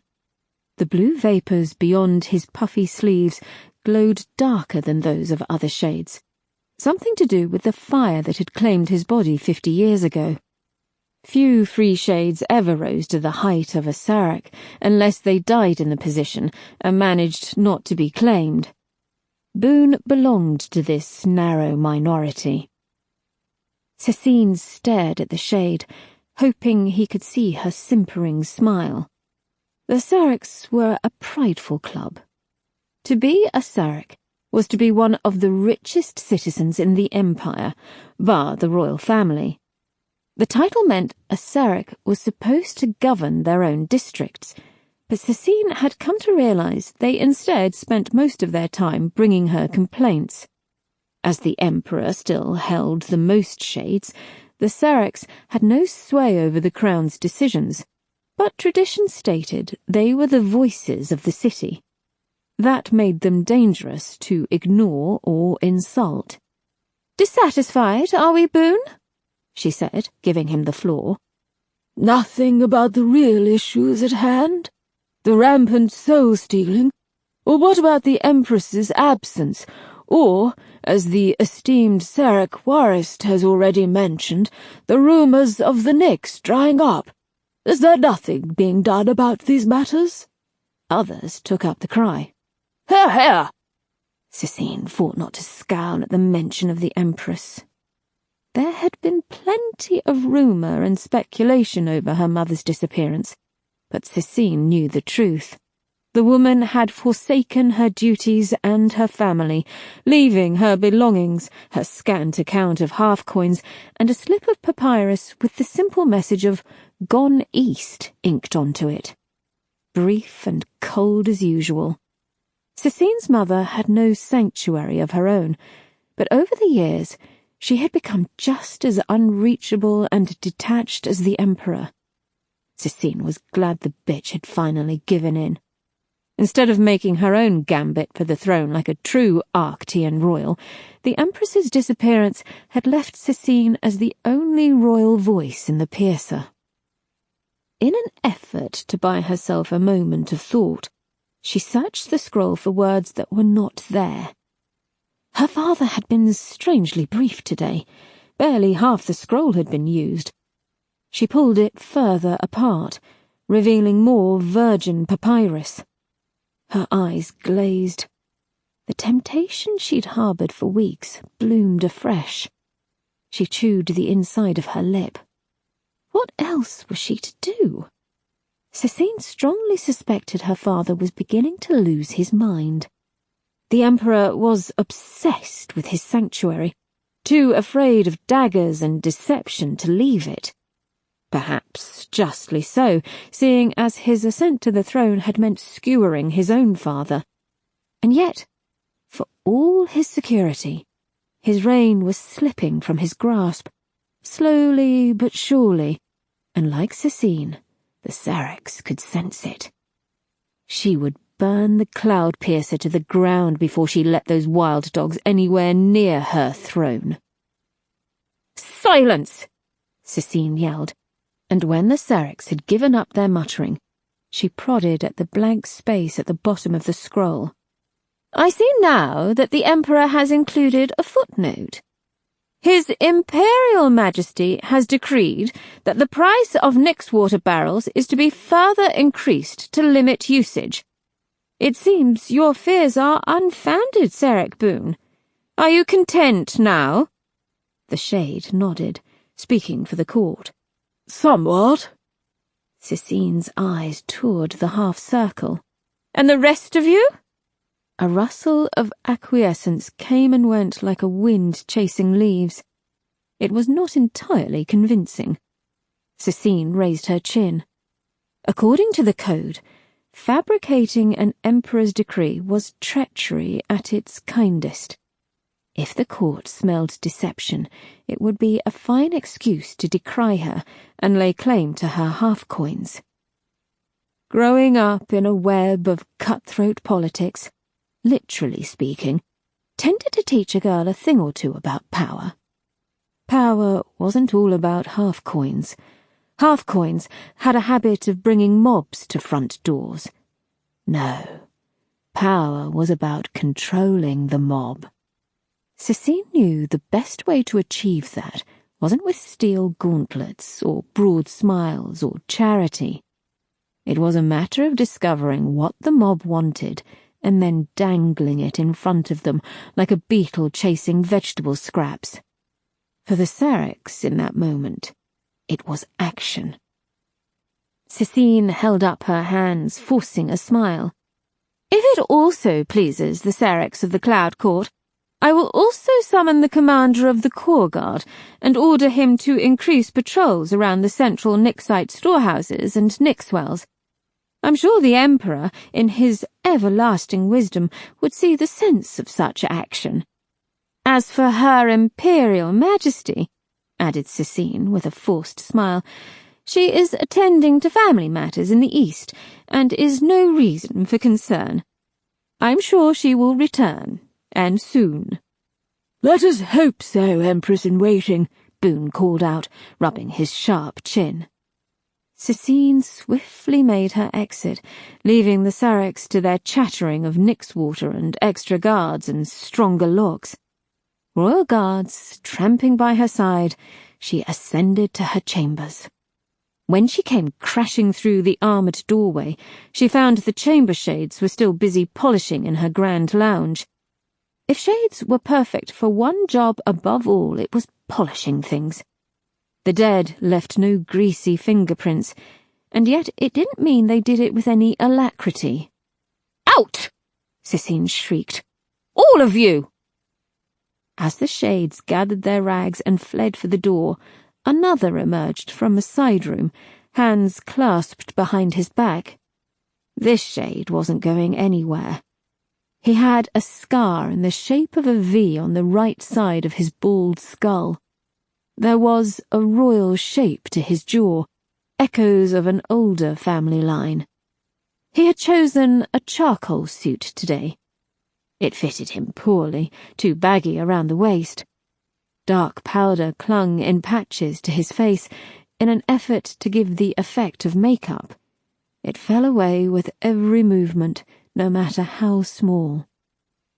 Cécine scowled darkly at him. "Why do you insist on following the fashions of the free shades, Etain? You look frankly absurd." The shade frowned, more powder falling across the lapel of his suit. "After 10 decades dead, it's nice to have something to occupy yourself with." "Do I give you no chores? Have you no sword training?" "Call it individuality, then," Cécine scoffed. "Wear a robe like every other chamber shade of mine. I'll make it an order if I must. You are not the Empress's property any more, remember? You are mine." "Robes feel too half-life for me. Too cultish, Highness." He sighed. "I think I need a different tailor. If Sarek Boone can manage it, Bah! That fucking shade." Cécine moved to a window, eager to glower at the muddle of buildings and towers below. Her eyes darted over the sea of white and tan stone, interspersed with blooms of bizarre awnings, kaleidoscopic in colour. The streets were knit tightly, the buildings piled tall, the districts overlapping. No inch of land was wasted, and where the city collided with the turquoise sea, it bunched up along the coastline for 100 miles both east and west. Even now, on this bright day, Araxes' distant reaches were lost in factory smoke and dust blowing in from the deserts. In all her life, she had never seen the city's edges, the outsprawls. "Have you any news for me, Etain?" "Plenty, as always in this city, your loftiness. What in particular?" Cécine tutted. "Of your craftsman locksmith?" "Nothing, other than that he is still late. Unusual for a man of his reported reputation. You made a mistake in choosing the craftsman, she snapped, pushing open the windows to hear Araxes roar. It was an ocean of noise. Voices and footsteps, animals braying, birds keening, the banging and crashing of workers and toil. We should have chosen that Miss Everest instead. Etain came to stand by her side, eyes skyward. You said she was too well known and unlikely to get involved. Cécine gave him a dark look. Must I remind you yet again of your station, Shade? He shrugged. He's probably been caught in a squall. The summer heat tends to stir up the sea, make it as troublesome as its name. I wager he will likely dock within a few days. Then you can carry on with your... He wiggled his fingers. Dealings. With any other half-life, Cécine would have fetched a copper poker and handed out a battering, but Etain Talon was not the average indentured. Irritating though he was family. Some distant great-great-great something, over 100 years bound and as bitter as the day an arrow had found its way into his skull during a coup for the throne. He had served the Talon-Renala line ever since. Until she had vanished without a word, Etain had belonged to Cécine's mother. His position as her personal shade and bodyguard fetched him slightly more respect in the Cloud-Piercer than the usual chamber shades were afforded. Not to mention, he had practically raised Cécine in place of the Empress, given she had been too absent to do so. For that, Cécine held no gratitude towards him, and only more spite for her mother. Cécine swept from the window and wound an angry path around the chamber. Perhaps we shouldn't be putting our faith in a craftsman. Old Emperor Millicent seemed to trust his sort. Grandfather trusted a lot of people, especially the cult of Sesh, and look where it got him. A sword up his arsehole, skewered on the latrine by his own son, my father, and banishment for grandmother. Don't remind me. Etain grimaced. Not the most ladylike way to put it, but I see your point. Cécine pinched the gold and amethyst rings about her hands as she paced, teasing out ideas. Continue looking for the blasted locksmith. He might still be useful to us, but I will not wait much longer for him. Mother could return at any time. The Syrinx grow too restless.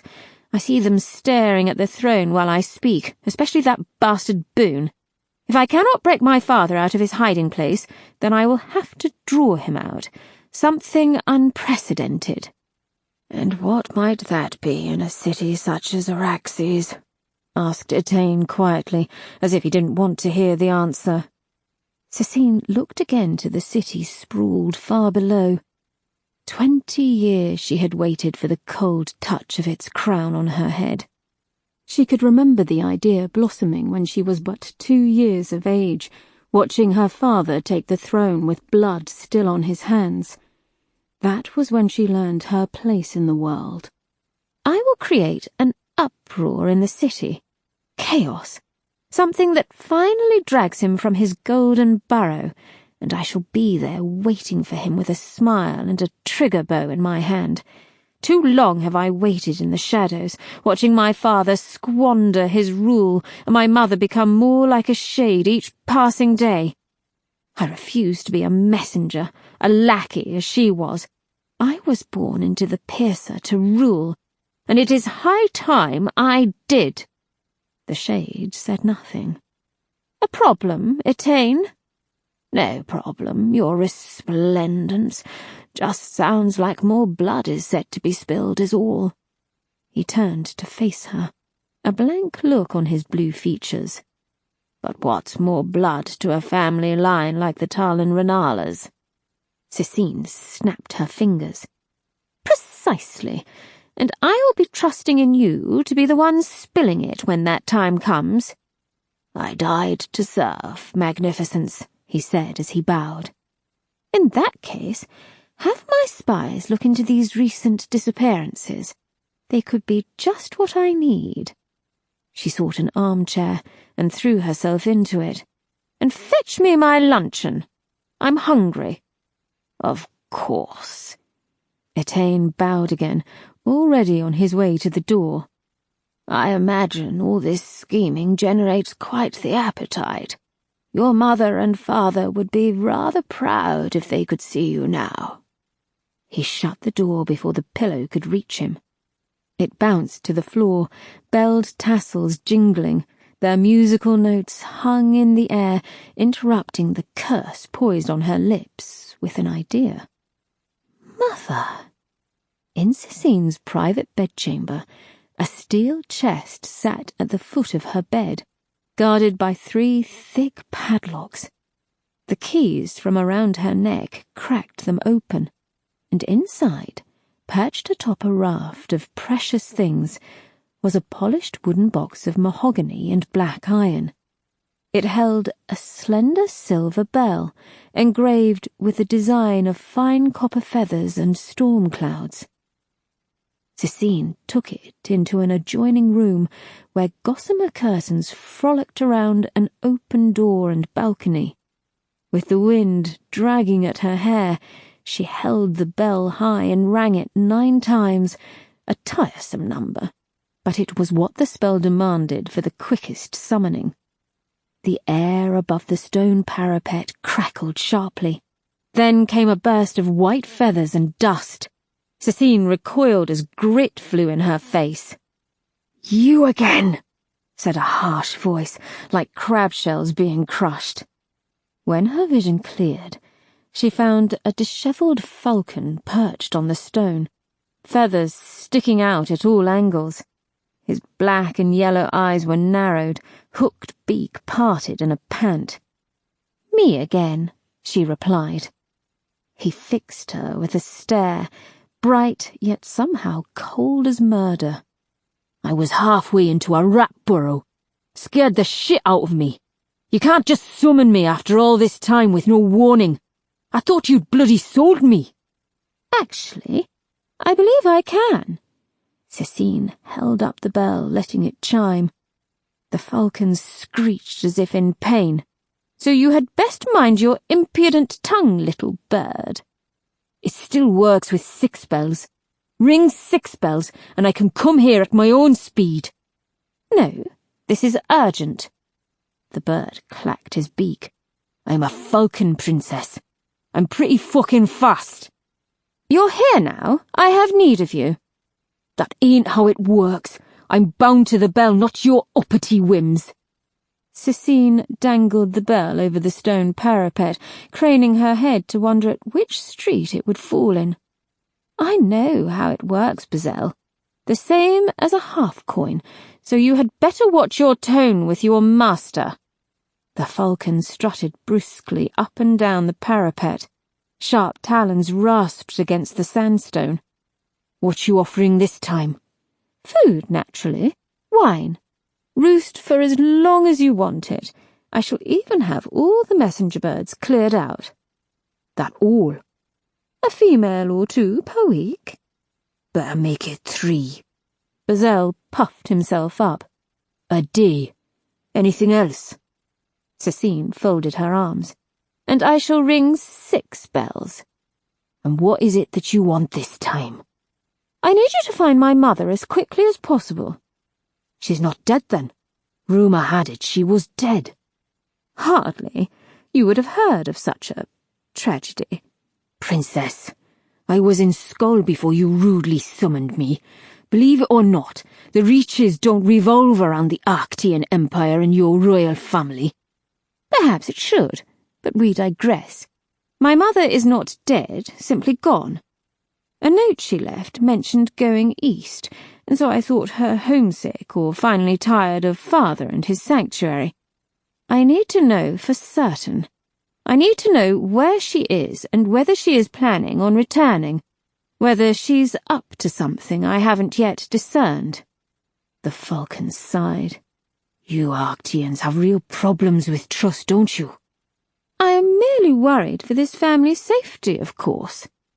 Your own safety, more like, Basalt squawked.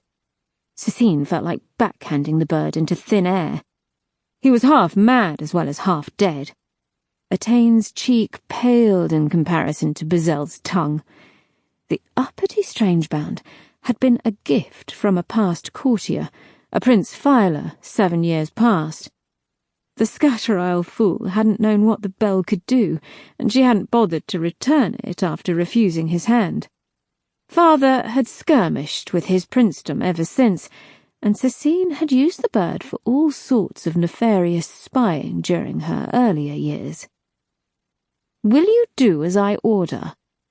Basalt put a pinion to his beak in thought.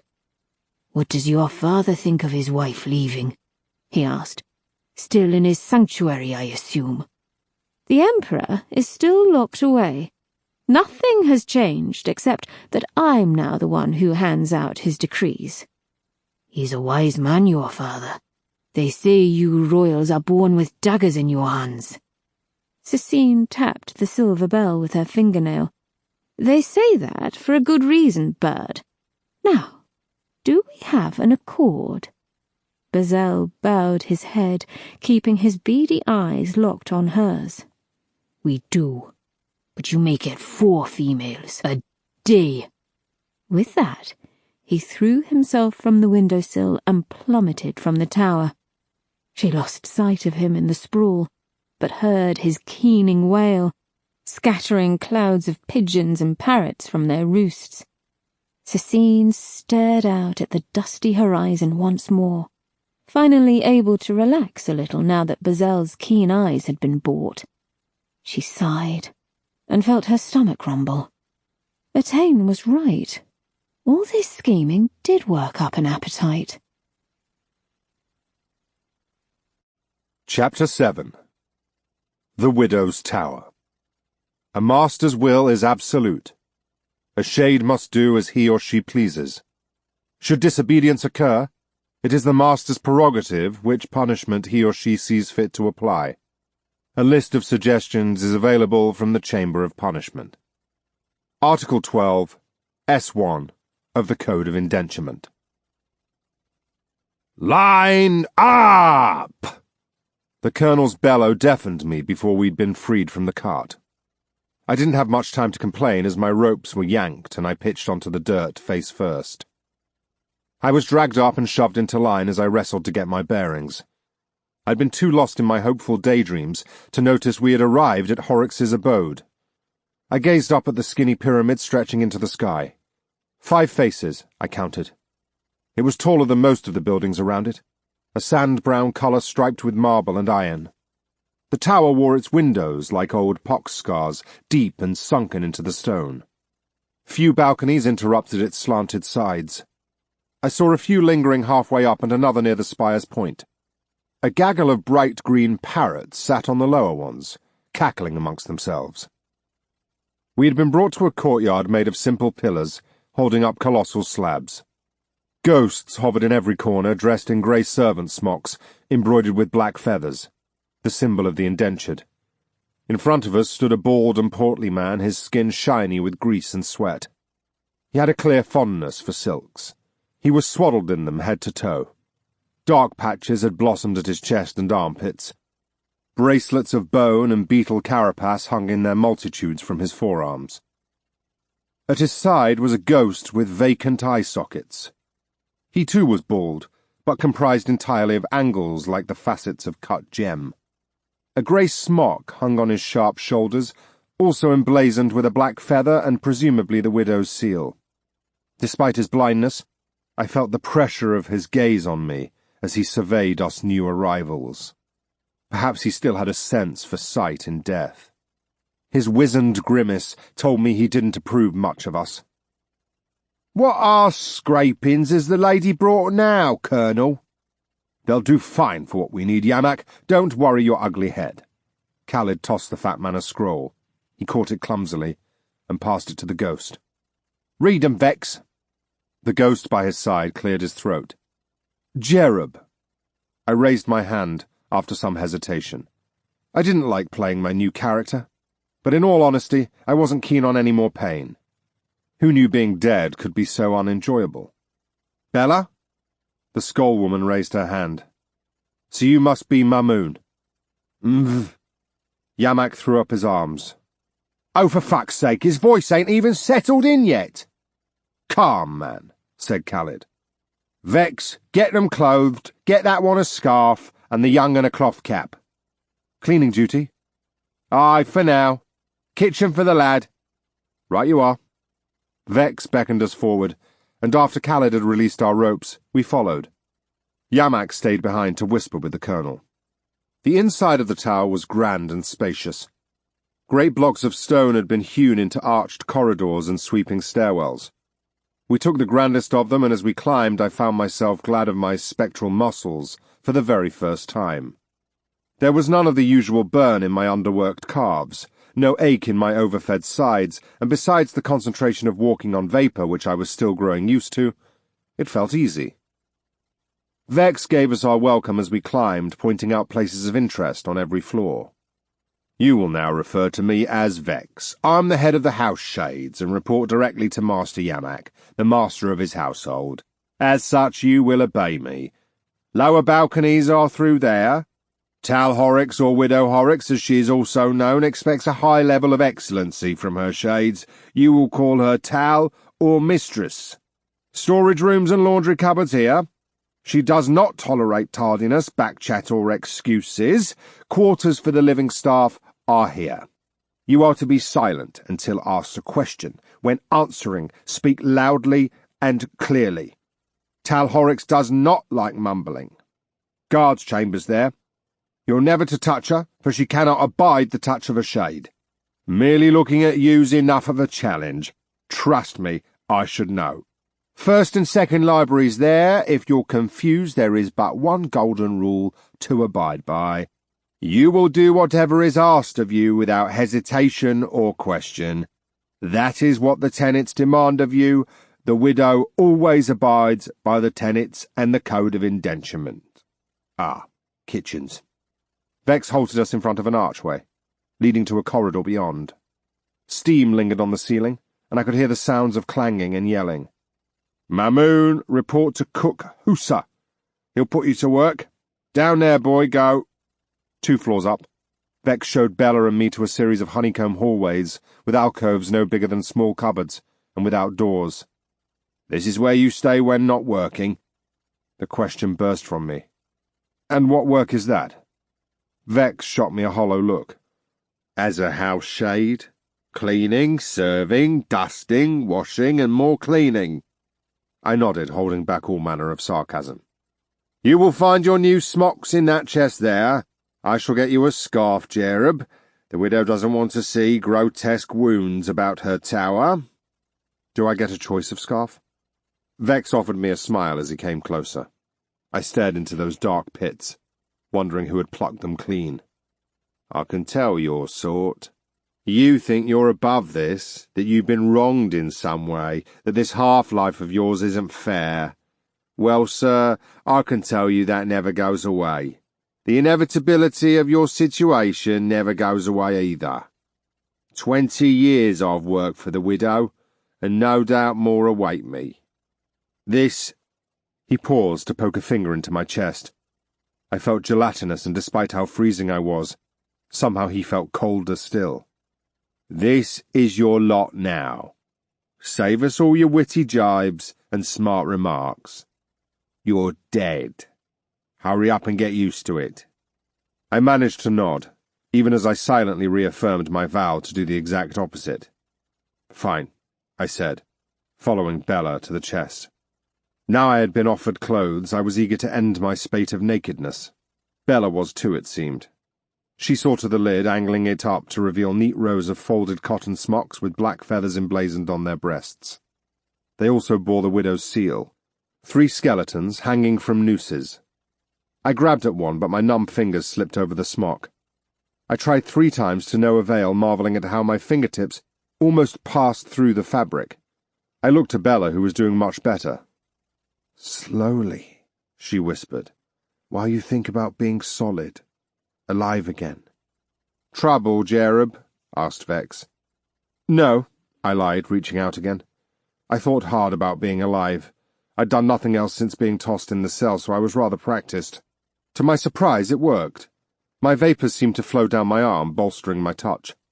After several more tries, I managed to pinch the smock and pulled it over my head before I lost the thought. Creatures of will, instead of flesh, I muttered to myself. Some old poem of childhood, forgotten until now. The Crass have never been known for the cheeriness of their nursery rhymes. The Eastern Reaches didn't dally in teaching the hardness of the world. I've always thought it had something to do with the climate. The steppes and mountains knew only scorching sun, mad storms, and slightly less scorching sun. Be glad we're not the sort of house that brands its shades or leaves them naked. Now off to the dining hall with you. Chores await. Vex shooed us from the room and back up the stairs to a hall shaped like a wedge of cheese. One wall was almost entirely glass, sloping with the shape of the tower. Dominating the marble floor was a table that would have easily sat 50 people. Great loops and hammocks of silk adorned the sandstone walls, framing tapestries woven in metal threads. Half a dozen ghosts stood around the table, already hard at work, polishing a veritable sea of cutlery. They didn't stop working when we arrived, but their eyes followed every step we took. "New shades, put them to work," said Vex, and with that, his work was done. He strolled from the hall without so much as a sniff, leaving us alone with the others. Cloths and glazed bowls of greasy polish were handed to Bella and me without a word. The ghosts' gesticulations told us to get working. I caught a few of them glancing warily at the doorways leading from the hall. I decided to hold my tongue around these creatures. Once I'd finally managed to manhandle the cloth, I jabbed at a nearby spoon. It came out in a shine at once. With some difficulty, I angled the cutlery to face me. I wanted to see the raking gash across my neck. I almost dashed the thing from the table. I had no reflection. I thrust my nose into it, but all I saw was a melted whirl that resembled the wall behind me. The sight was a punch in the gut, and far more morbid than I'd been aiming for. The others had begun to chuckle. I heard the word fresh mentioned more than once in a whisper. I turned my back on them and moved further down the table. There is a pureness in tedious work. Time spent on nothing but a singular and repetitive task is holistic for the mind, much like sleeping while a wound heals. I occupied my mind with the simple battle of polish versus filth. Each object cleaned was a tiny victory in my own private war. It was the closest I could come to relaxation. More so, it gave me time to practice my fingers. I knew ghosts could manipulate the world of the living. Hold, lift, carry, and all that. But I had never realized how tricky it was. The heavy cutlery slipped from my palms over and over, drawing narrowed looks from the other ghosts. For somebody whose hands had once been so dexterous, so clever, it was maddening.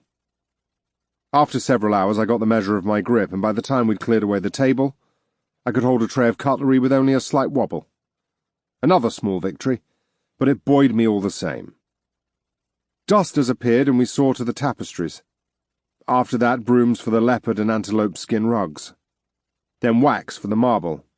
It was almost evening by the time we were shooed from the hall by Master Yamak, and set immediately to cleaning the guards' quarters. Beds, drawers, cupboards, windows, I saw to them all like a creature of clockwork. By the time Vex came to take us back into our alcoves, everything we had touched gleamed. The war on dirt was over. Vex gave us a shrug, pointed out several areas of dust, and ordered it done again on the morrow. As the ghost led us away, I began to understand the dour expressions I'd seen on the household dead. Until now, I'd thought it a simple byproduct of being deceased. Now I saw the burden wasn't death, but indenturement. Immortality sounds a wondrous thing with air in your lungs, and freedom in your pocket. To one as dead as me, it was a hateful word. To a man enslaved, it is an endless war, the weapons of which are repetition, dullness, and cruelty. Passing time becomes surviving time, and tomorrow becomes a curse word. "What now?" I said to Vex before he escaped again. I wondered what could be so important he was always running back to it. "You wait until called for. But we don't sleep. No, we don't. So I just stand here. You can sit on the floor if you'd like. I crossed my arms. Vex chuckled. What did you expect, Cherub? Ostrich feather beds and palm fans? My name is Caltro, I snapped, refusing to give up my name. It was the only tangible thing left of me. Vex shoved me roughly into my alcove. A deeper cold and numbness spread across my chest, something akin to pain. No longer, Shade, he said before departing. I stayed silent, listening to the soft brush of his feet on the stone stairs. Gradually I met the eyes of my neighbours. They clearly saw no wrong in staring at me. Some were even leaning out of their alcoves to do so. What? I asked. Can you speak or only stare? Have they cut out your tongues? One of them nodded, but the rest just closed their eyes, letting their glow fade.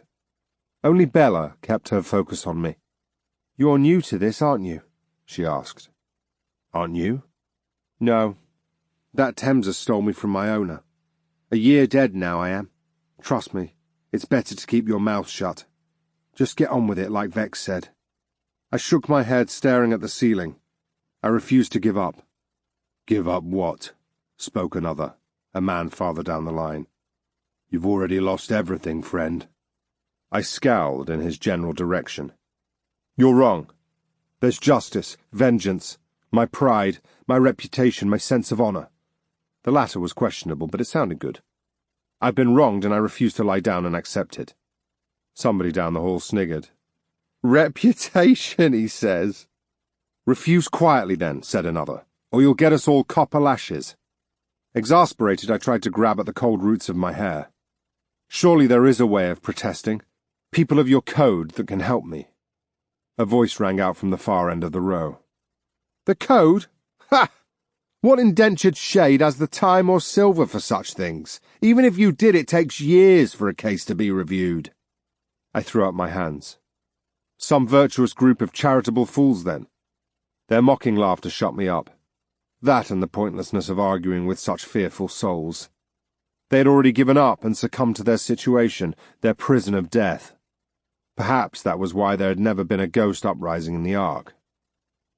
3 hours, maybe 4, I stewed like that. Outside the stone walls of the tower, the bustle of the city died to the creaking of night insects and the occasional muted scream. Inside, all was still, save for the coughing of a house guard. I've never been one for being told to sit and stay. My parents, may they rest whole and forever, tried that and it sent me running. Though I have the patience to sit, it's the being told to do it part that niggles me. The floor proved better than standing, and in that position I propped myself up like a beggar and half-closed my eyes in a forgery of sleep. Try as I might, rest didn't swoop in and take me elsewhere. It didn't even taunt me, as sleep can often do, hovering at the edges of the mind. Sometime in the early morning, I knew not when, I saw them. Ghosts climbing the stairs in silence. In pairs, sometimes in small groups, they wandered past my sliver of hallway. For almost half an hour they did this, until finally a house guard came to make sure none had wandered. He was thorough. He even came to check on our alcoves. Short spear in hand, he peered at each one of us, grunting as he tallied. Curiosity never needs much in the way of an invitation. I found even the most unremarkable things can bring it swooping in.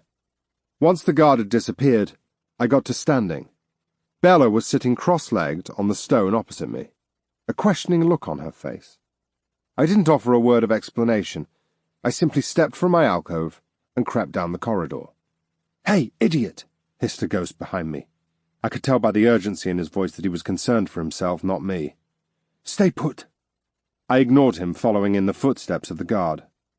My blue feet made no sound on the stone besides a faint whisper.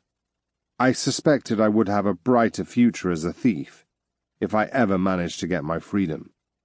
"Oi!" Another shout, louder now. I ignored that too, coming to a halt at the spiraling stairs. No movement on them now.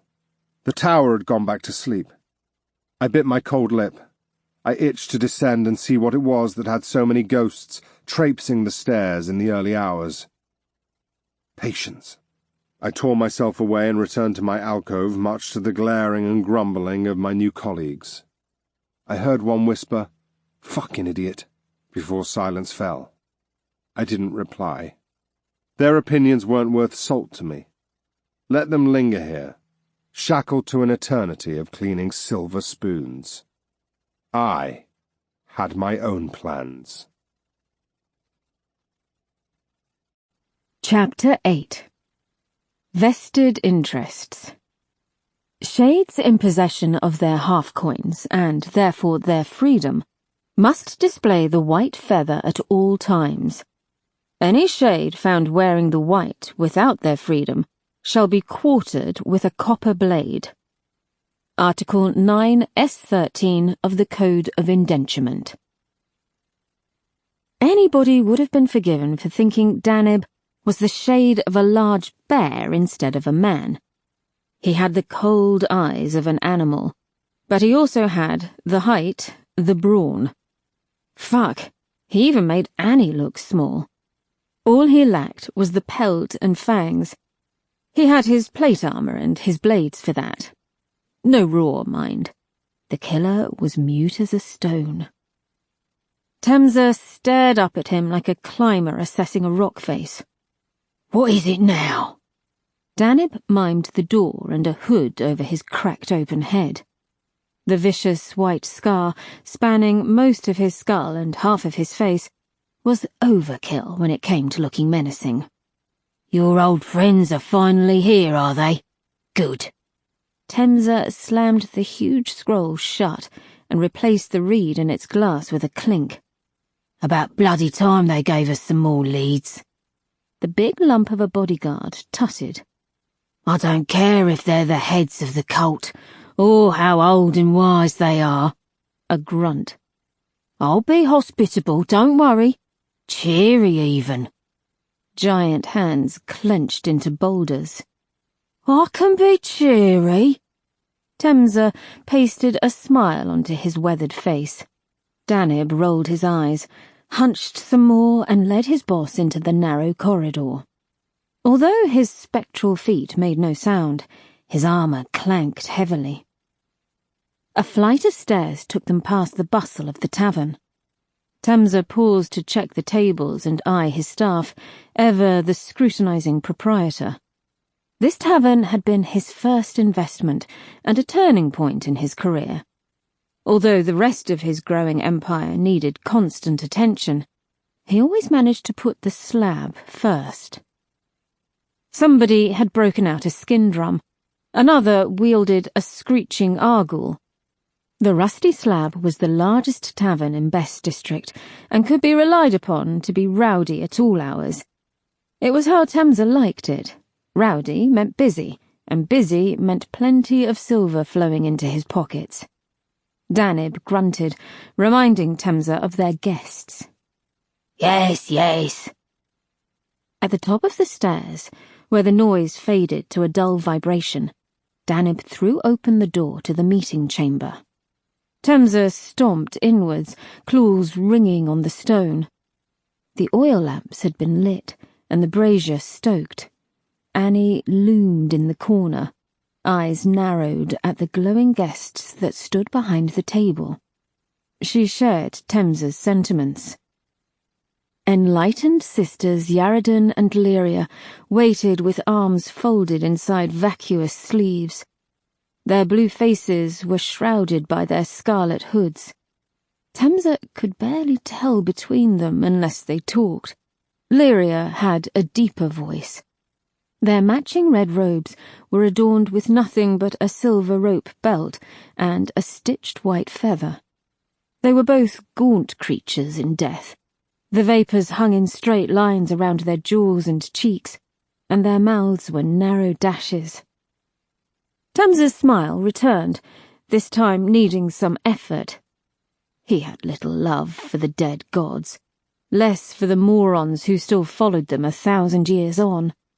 The cult of Sesh were such morons. They were a strange organisation, almost as old as the Nixites, the organisation that oversaw the usage of Nix water. Old Emperor Milazan had fallen in with the cult and forged a close relationship with them. It was a relationship that had ended with Milazan being stabbed by his own son, and the Empress exiled to dead gods knew where.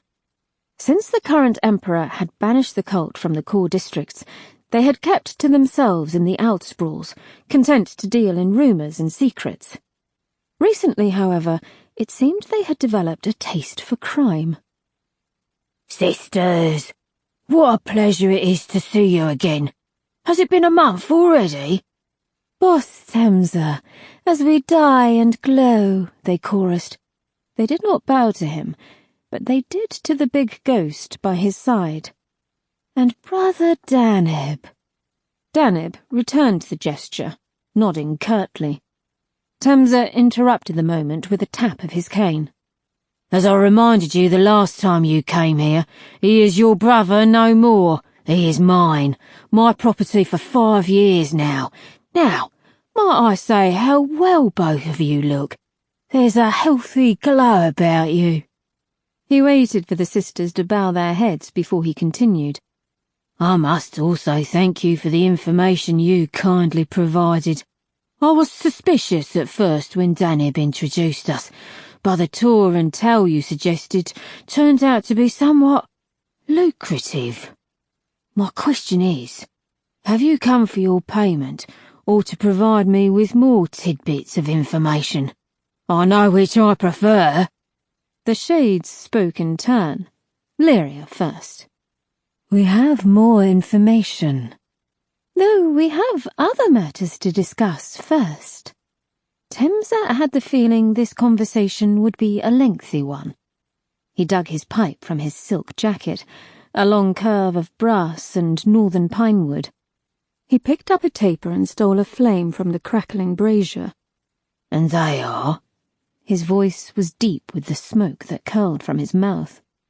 Our fee. He sought out a chair. I see. You want more silver? No. We wish to take a portion of any shades that you acquire on the basis of the tidbits that we provide to you. Temsa blew a great ring of smoke across the table. It framed the two sisters for a moment before it broke apart. Out of the question. And why is that? Lyria rested her knuckles on the table. He could feel her cold wafting over him. His pipe dimmed.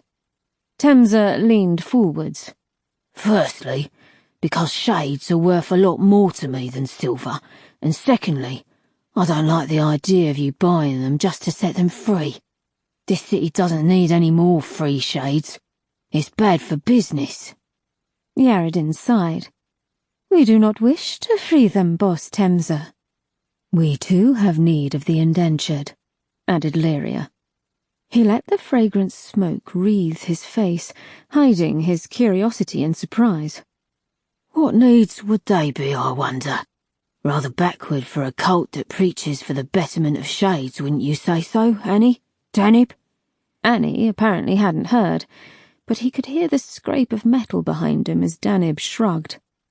The sisters were unfazed.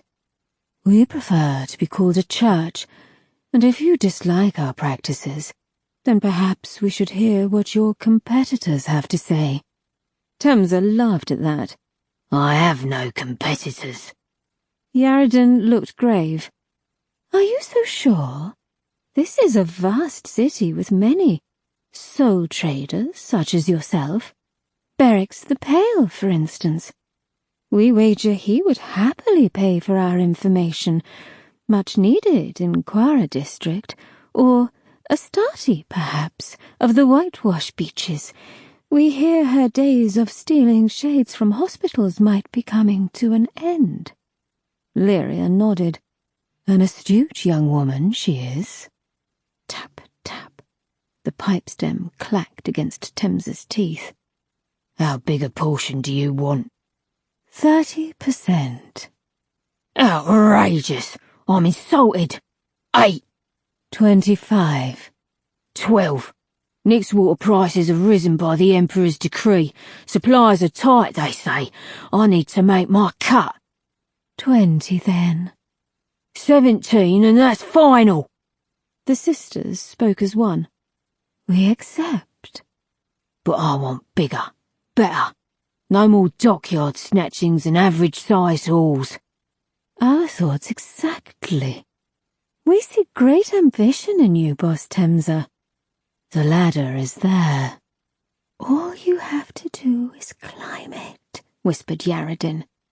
Temza jabbed his pipe at them like a sword. That depends on what you got for me. If you want shades, then you tell me where to find them. We shall. How many? Asked Temza. 8 more opportunities for profit. What are we talking? Mansions and towers outside of the city's core districts, said Yaredin. Wealthy business owners, important people, tours, towels, a chamber of the Code Magistrate, even a Sarek. He narrowed his eyes through the haze. You must think me ambitious indeed. A chamber magistrate, a Sarek. Talk will be rife, panic maybe. I don't know which will be tighter, the city's doors or his arseholes. More importantly, who are they to you? Lyria answered far too quickly for his liking. Nobody, strategically chosen for their wealth. They do not entrust many of their half-coins to the banks. Instead, they keep vaults in their homes, added Yaredin, the easiest route to success. And why should you care about my success? Asked Temza. Lyria smiled. It didn't look like an expression that came naturally to her. Why, Boss Temza? Because of what we get in return. Our 17%. Temza waited to see if they had another lie to offer, but they held their blue tongues. He let them wait as he thought. The pipe bowl was just ash when he broke the silence. Well, he slapped his palm on the desk and got to his feet. I believe we have an accord. If it's shades you want, it's shades you'll get. They bowed their heads and spoke in unison. We will give Danib the names and details, if we may have a moment alone with him. We did not manage to speak on our last visit. They looked to Danib. Temza scowled. Speak about what? The sisters bowed again. Old times, Boss Temza. Simple things. Nothing more. After showing them the full depth of his displeasure, Temza grudgingly left them to speak with Danib. It felt like letting a known molester have a quiet moment with one of his children. His ownership of the shade was absolute, but that didn't mean Temza liked that his bodyguard had once been a member of the cult, or that he still showed them reverence despite choosing to leave their ranks and sell his coin as a mercenary. Come, he beckoned to Annie, leading her into an adjoining study. I don't like it, boss, she said, once the curtain was drawn across the arch, in a whisper as loud as a speaking voice. He held a finger across his lips. Nor I, my dear, nor I. But we have to think of the other 83%, the 8 jobs we've been promised. If they're like the last 2, or bigger, then they can't be ignored. Temza stamped his foot and a spark flew from the sandstone. I said I'd test the cult's information, and I have. Tulyera and Tal Askew were good hauls. Why not take the sisters up on more? Because they're sneaky pricks, that's why, with their blue hands wedged up a lot of arseholes in the city. Push one of those sisters and you'll hear half the district's fart. Who knows who they're involved in? Never mind the Chamber of the Code and the scrutinisers getting curious where all these riches are coming from. It's too big and too messy for my liking. Messier than a goose with the shits, my dear. But who is more used to playing in the muck than I? Isn't that what I've been doing for many years now? How I built this tavern? My reputation? He sighed, knuckling his temples. It was an argument they'd had before. Far, far too many years, and what has it brought me? Middling profits. A few minor districts under my thumb. And yet all the while I walk under the shadow and gaze of nobles far less deserving than me. It should be me looking out over the rooftops, not them, and yet instead I lurk in cellars under the sand. No more! I will show this city who I am, show these tools and tales just how undeserving they are. If it takes the help of the cult, then so be it. They've seen fit to place this opportunity in my hands, and I would be a fool to ignore it. Do you know me to be a fool, Annie? It took her a moment to answer. No, boss, you're no fool. Good, because I'll need you by my side in this endeavour, he said. There'll be plenty of knife work afoot, plenty of noble blood that will require spilling. With a grunt, Annie was placated and the matter buried. She could always be swayed by the chance to cut a throat or two, especially a rich one. What do you suppose they want indentured for? She asked after some time. The cult, that is. What does anyone want shades for? What? Annie cupped a hand behind her ear. To serve, to work, or to build. Right, except most of the cult don't eat, and the other half would never hold a shade as property. He can't be serving, and he can't be working, as the cult don't own businesses. Not in the open. Emperor's decree, after all. Information and favours, that's all they trade in. Annie grumbled. So they must be building something. What?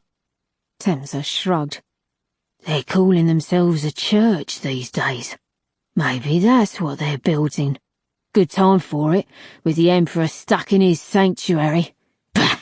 Whatever the reason, the cult is dependent on me. As we keep that balance tipped and keep smiling, we needn't worry. We'll follow their path for now, see what we can make of these tips of theirs. He licked the corner of his mouth while he pondered. And in the meantime, we'll reap the benefits. Annie rubbed her hands, though her face remained as grim as ever. Get your men ready. No more fresh meat if we can help it. They need to be trustworthy. Aye, boss. When are we heading out? Before an answer could be given, the curtain was wrenched back, and Danib's glow spilled into the room. He had to duck to negotiate the archway.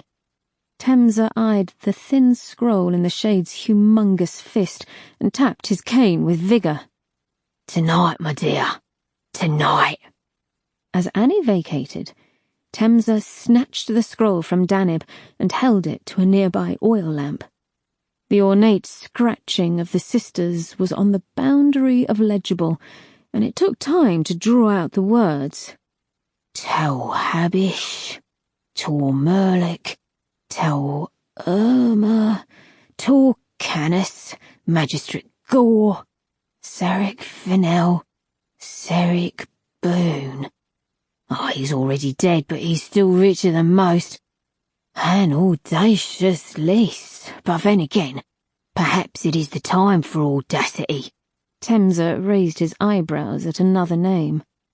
A certain widow Horrocks, the old bag from the soul market.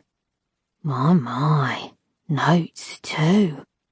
Hires cheap guards, easily bribed, breaking watch at 3 chimes, combination 6, 7, 8. Those sneaky sesh-loving fuckers. I wonder how they gleaned all this.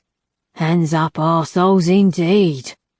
Danib shuffled, but Temsa put the point of his cane to the shade's breastplate. You hold them in far too high a regard for my liking, especially for a group of people you turned your back on. They're gossip peddlers and tiptoers. You know that just as I do. That's what drove you out, no? The secrecy and ceremony. Their lack of will to swing a weapon. Or was it all that incessant prayer the old religions are so fond of? I forget. He blew a sigh, shaking the scroll. Fuck them, I say. They've delivered all of this into my hands without so much as a handshake or a contract. The cult might be useful, old friend, but they are weak. They have no teeth, just tongues, and that is not enough to get places in this city, as I intend to do. You made a good decision leaving them and selling your coin all those years ago, don't doubt it. The big ghost bowed his head. Temza went back to the scroll, reading the names once more, matching them with their weaknesses. He thought out loud, laying bare his plan. Selling all these shades at market would be too difficult, too suspicious. We already had enough trouble with Askew and Yera. No more dingy soul markets for us, Danib. He rubbed his fingers together. I'll need a sigil to make these claims look legitimate. A good and dirty one, or at least one who can be threatened. Then I can have the half coins weighed, banked and put to good use. In time, maybe I'll need an entire bank. One that can handle this many coins and not raise questions. Suspicion is a bad guest to invite to a party. He hummed. The noise turned into a low chuckle. A fizzing of anticipation built in his belly. His fingertips scratched at each other. Go get me Starson. Danib left and returned with a pale-skinned man wearing a stained apron and long, greased hair tied in a tail. A tattoo of an octopus wrapped around his gullet and around his ears like a peculiar beard. The barkeep bared blackened teeth at Temza. All right, boss. Starson, tell me, is that whinging coin-counter fucker from Fennec Coinery still drinking here? Propping up the bar as we speak. Still whining like a dying toad. Fennec this, Fennec that. Fucking boring if you asked me. Should do him in, boss, just for some peace and quiet. Say the word, and I'll go tickle his guts with my steel. Temza cackled. See, Danib, you can always trust a skullman to speak his mind. No steel. Just go fetch him for me. This excursion took some time and resulted in raised voices and a crash of stools. Temza had another pipe glowing by the time Danib reappeared with Starson and a wriggling man in the shade's grasp. The man was young and, like all financial types, he was dressed as sharp as a dagger. His eyes were underlined with dark paint and swirls. It had started running down his cheek now that he was sweating profusely. I haven't done anything, he cried. I can pay for my drink. Mister. Banish, sir. You know who I am. Master Temza, sir. I mean, Tor? Oh, fuck. You can put him down, Danib. The shade obliged, dropping Banish so hard he fell to his knees. He blinked in the tendrils of smoke curling from Temza's pipe. Boss, Temza. I'm no Tor. Not yet. That felt good to say out loud. Finally. Banish had the look of a condemned man wondering why he was still gibbering excuses as they tightened the noose. They know that. They call you a Tor because of the way you... The way I what? Conduct yourself, sir. Temza mentally pocketed that for later. He watched the sweat pour out of the man. Here's the problem, Mr. Banish. You come into my tavern with a lot of words. Not only that, but you're rather fond of sharing them at a loud volume. Now, the Slab is a welcoming establishment. I might understand if you had something entertaining or interesting or even musical to say. However, all you bring to my tavern are complaints about your workplace and your apparently odious superior. Now, that's the sort of patron that I don't much care for. Starson affirmed his words with an irritable grunt. I'll let you know when it's time to speak. Banish bowed his head so fast Temza heard cartilage pop. Something must be done about your incessant yapping. Temza arose from the desk while Danib yanked the man's head back by his hair.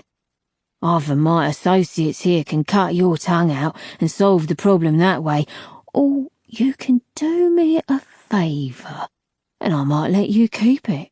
So long as you learn the virtue of silence, that is." "Yes, Boss Temser."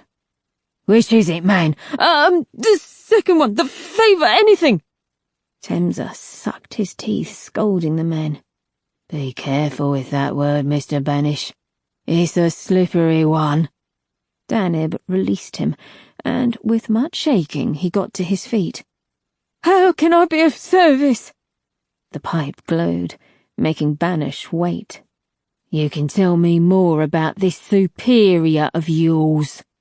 There was a pause. "Tor Fenix's son?" Temser raised an eyebrow. "Even better. Is that the man you complain about so liberally?" Starson nodded. "Trust me, boss, it is. I heard all his bloody stories. Name's Rassen. He's— how'd you put it again, Banish?" The man's lips wobbled. "The runt of the litter. Tor Fenix's fourth son." "Is he a coin counter like you?" Temser came closer. "No, he's a sigil." "Able to sign transfers, deposits, organise weighings, that sort of thing?" "Of course, Boss Temser. He's set on following in his father's footsteps." "And where does Rassen Fenix live?" "He got a big house from Daddy over in Yerish district. Dead God knows what he did to deserve it. He's forever talking about the sea views." Danib dug an elbow into Banish's ribs to cut him short. "Has he a wife? Children?" Banish gulped down whatever moralistic lump he'd just found in his throat. Temser found people always squirmed at the mention of children, but unless it was their own children, almost always their own skin proved more important. "A wife, and 2 young ones."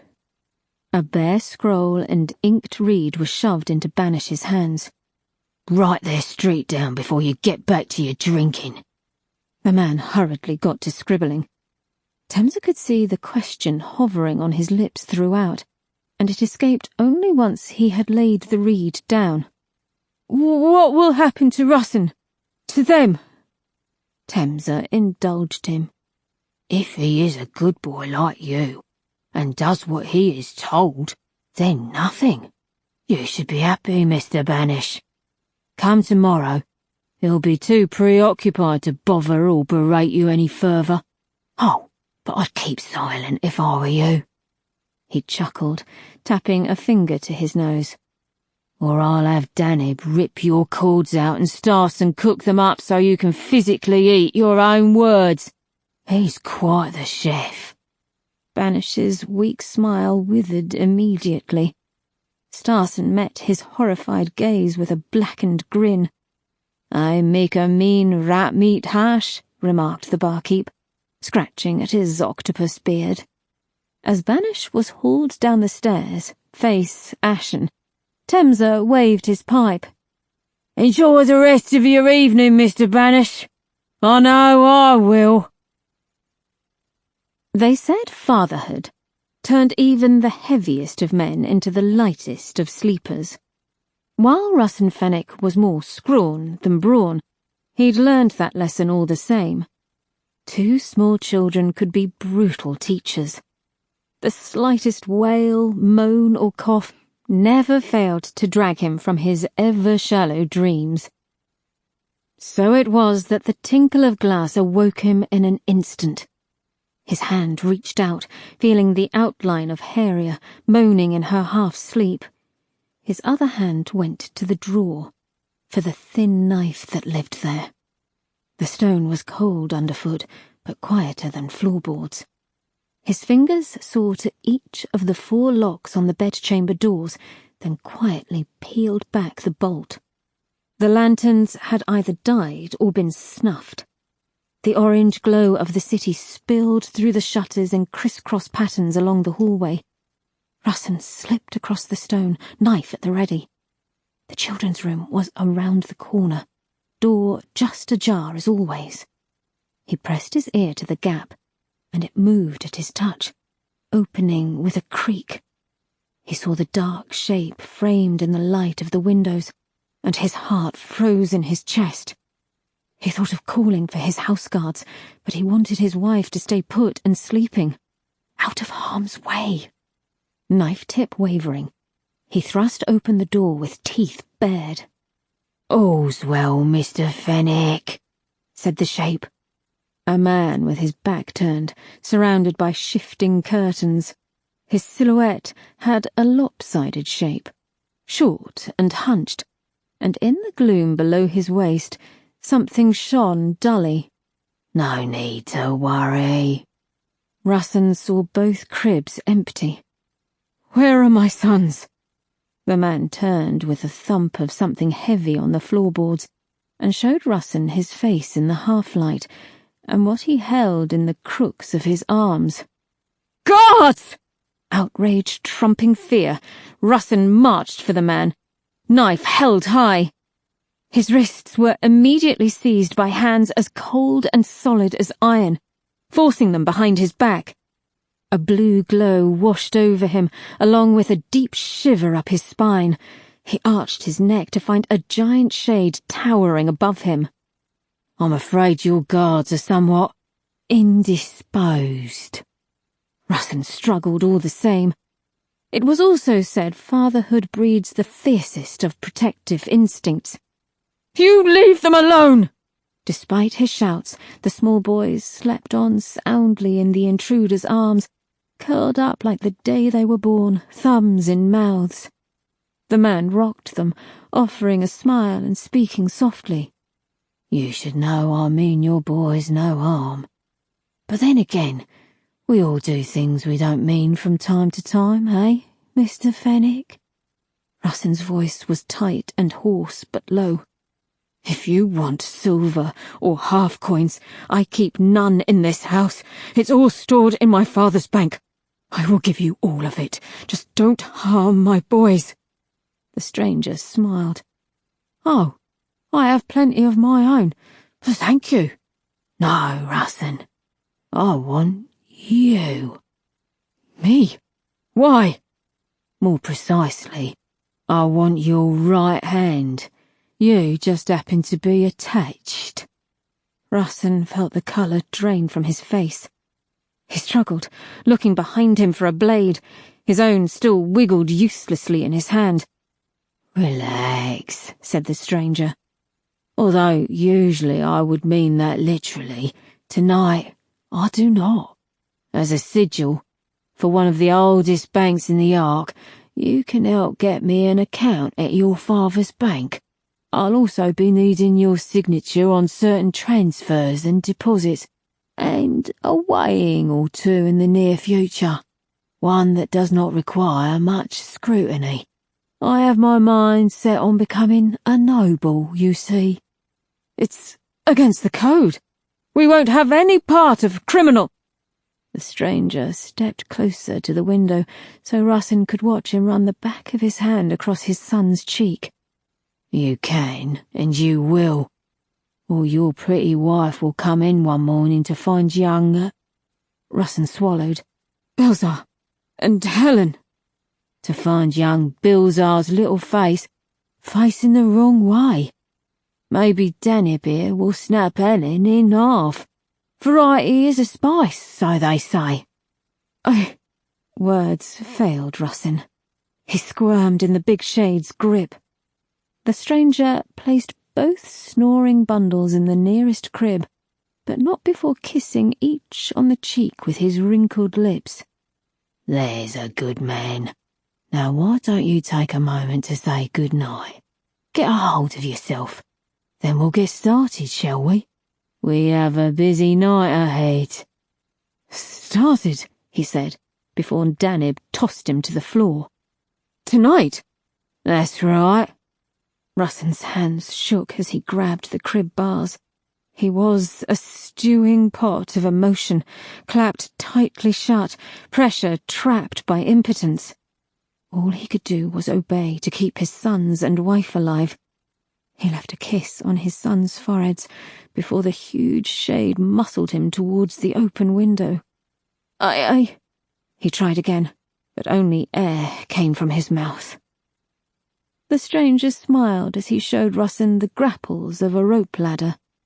A group of dubious-looking characters and a covered wagon waited 6 stories below.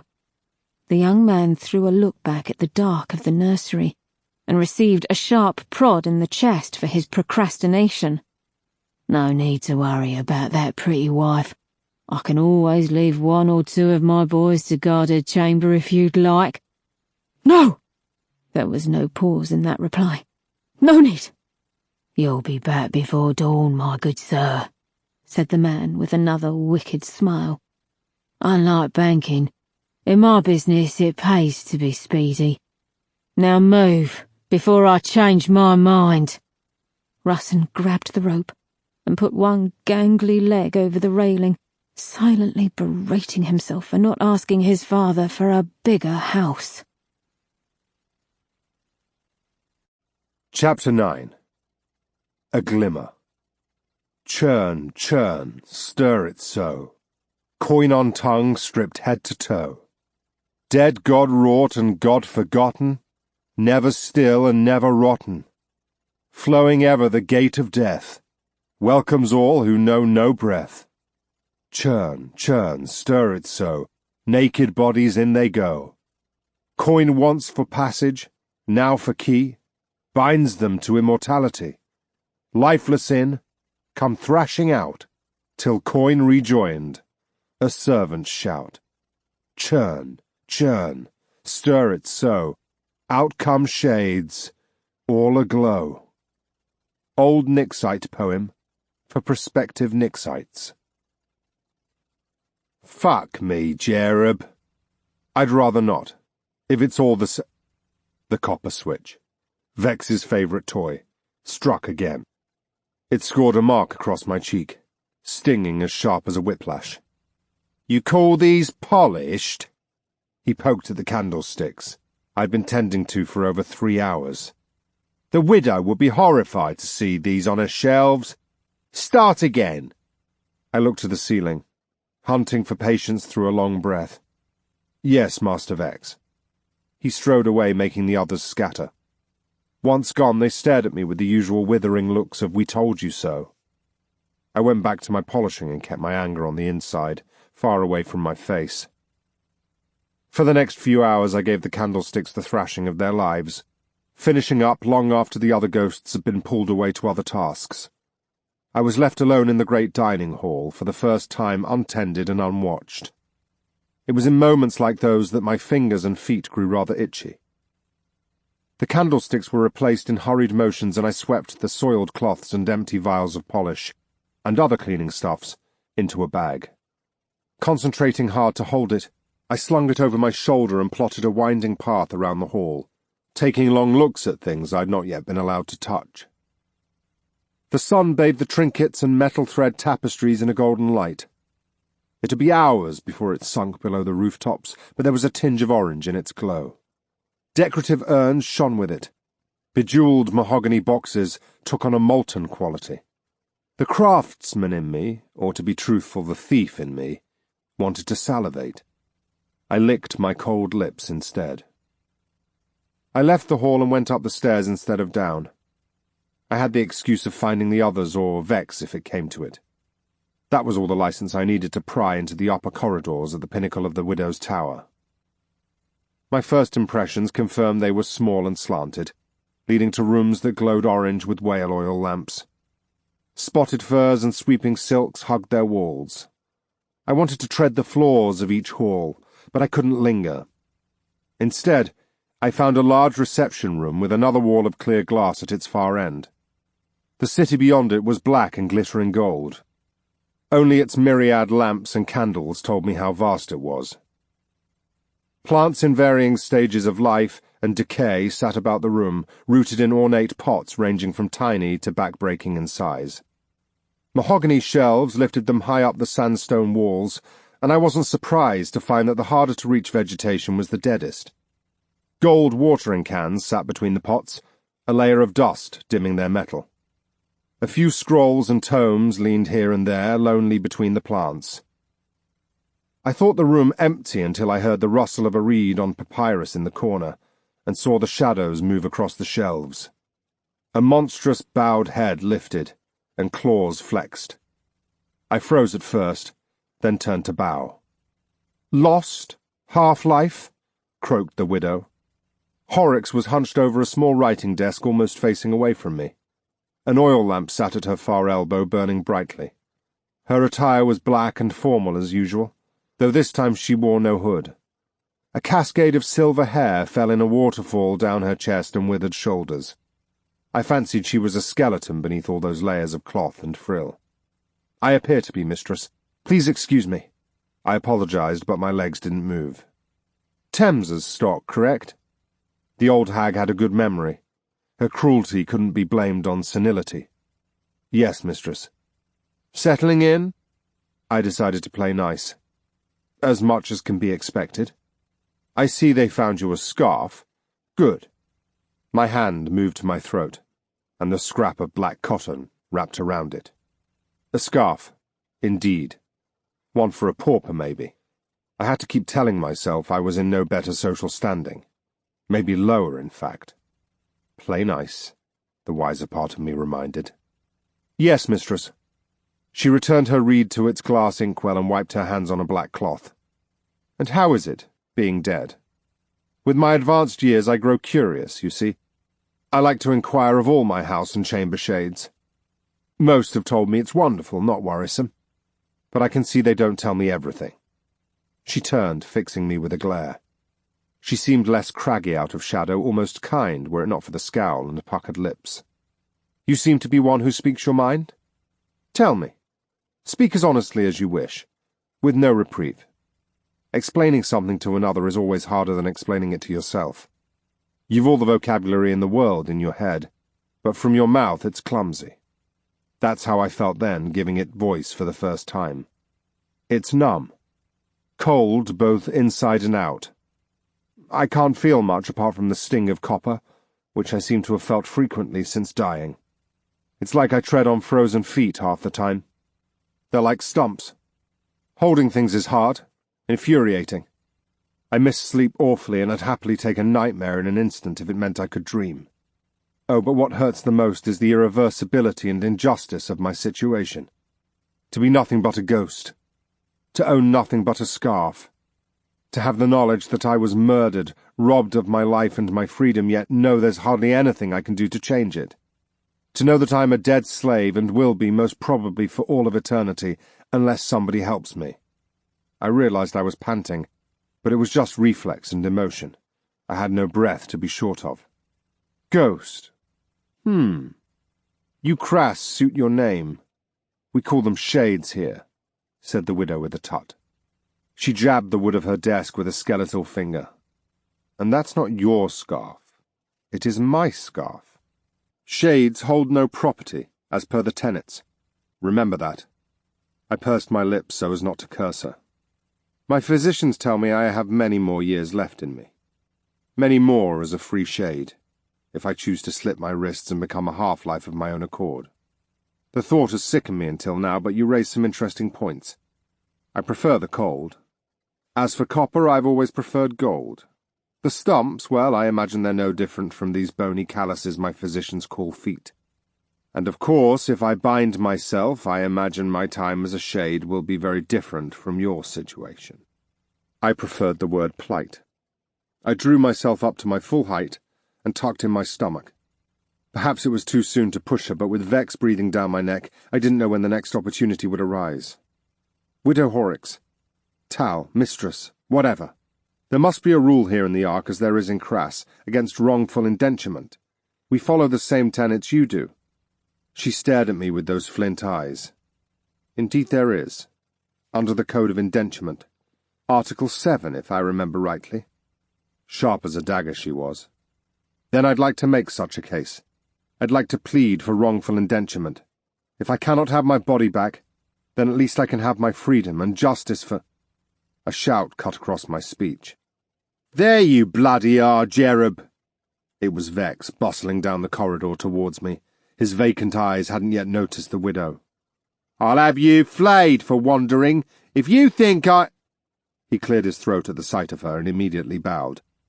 Widow Horrocks, I beg your forgiveness. I shall remove this shade from your presence. Calm yourself, Vex. He has been rather entertaining. Until now. You may see him out. Entertaining? I asked, as Vex pushed me to the hallway. I got nothing but another stony look from Horrocks as she picked up her reed again. Once out of sight, Vex clapped me around the head with his copper switch. I yelped. To the rubbish heap with that bag of cloths, and then to the guards' quarters. There's a mountain of laundry with your name all over it. I was poked and prodded down every step. Vex even followed me all the way to the quarters to ensure I didn't wander off. He spent a whole hour watching me work, like a hungry owl, poised over a rat's burrow. He tutted at every flaw in my methods, sighing every time I dropped so much as a thread. In the end, I made a game out of his noises, seeing which kind won by the time he escorted me back to the alcoves. It turned out to be a low grunt of disapproval, similar to that of a pig finding its trough unexpectedly empty. I have more work for you first thing in the morning, he hissed in my ear. He felt colder than I did. I looked forward to it. There he left me amongst a forest of disapproving faces and dry stares. I turned my back on them, getting into the new leaning position I had adopted the last 3 nights. It faced me away from the dimwits and gave me a perfect view of the central stairwell. There I could sit and stew over the day and try to reconcile the fresh disappointments, until I could watch the ghosts, traipsing up and down the stairs. Over the past few nights, they had trickled down a few hours after midnight and trickled back an hour before dawn. Roughly 20 and growing in number if my eyes and brain weren't deceiving me. There was plenty of stewing to be done that night, and before I knew it, I saw the waver of blue lights. 70 ghosts came past that night, this time with 2 extra guards who looked pale and tired in the glow. Choosing to stay put was easy. I had a feeling the nearby ghosts had gotten to the point where they would report anything to Vex to keep me out of their group. They spent their days telling me what happened to recalcitrant indentured. It turned out they were beaten, for a start, then kept in a cellar or something called a sarcophagus. If they didn't mend their ways, they were sold at low prices and bought for manual labour in places such as building yards or distant quarries in the desert, like some place they called Caldwat, or the White Hell. I'd been told that if I thought this housework was tough, I should wait until I was working under a sun so hot it could make even the dead sweat. I did not fancy that one bit. Patience, I told myself as some distant bell struck 5 times. It would soon be time to see what Vex had planned for me. As it turned out, Vex wanted me to do his shopping. That was the summary of my punishment. A simple fetch and carry for the larders and the widow's whims. I couldn't understand it. Vex had made it sound like a terrible assignment. The ghosts in my alcoves had snorted and chuckled amongst themselves. Even when I lined up grinning with 3 indentured I hadn't seen before, I found them with sullen shoulders and bowed heads. If I hadn't known better, I would have assumed we were about to be whipped with copper lashes. Vex swaggered up and down the marble before us. His hollow eyes were dark in the shade of the atrium. Listen up, smart-asses. Get what's on your list and be back here sharpish. I expect you in the courtyard by noon. Noon, I say. And don't forget that we hold your coins. You impudent bastards can forget any ideas of making a run for it. Just see how far you get before... snap! He clicked his ghostly fingers, though no sound came forth. We break your half-coin, and therefore you. Off to the void for you.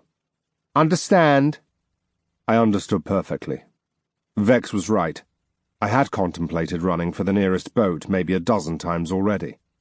I supposed every ghost did when let loose for the first time, but I knew what a half-coin meant to a soul. It was its anchor, and when damaged, so was the ghost. If destroyed, so was the soul, dispatched to nothingness.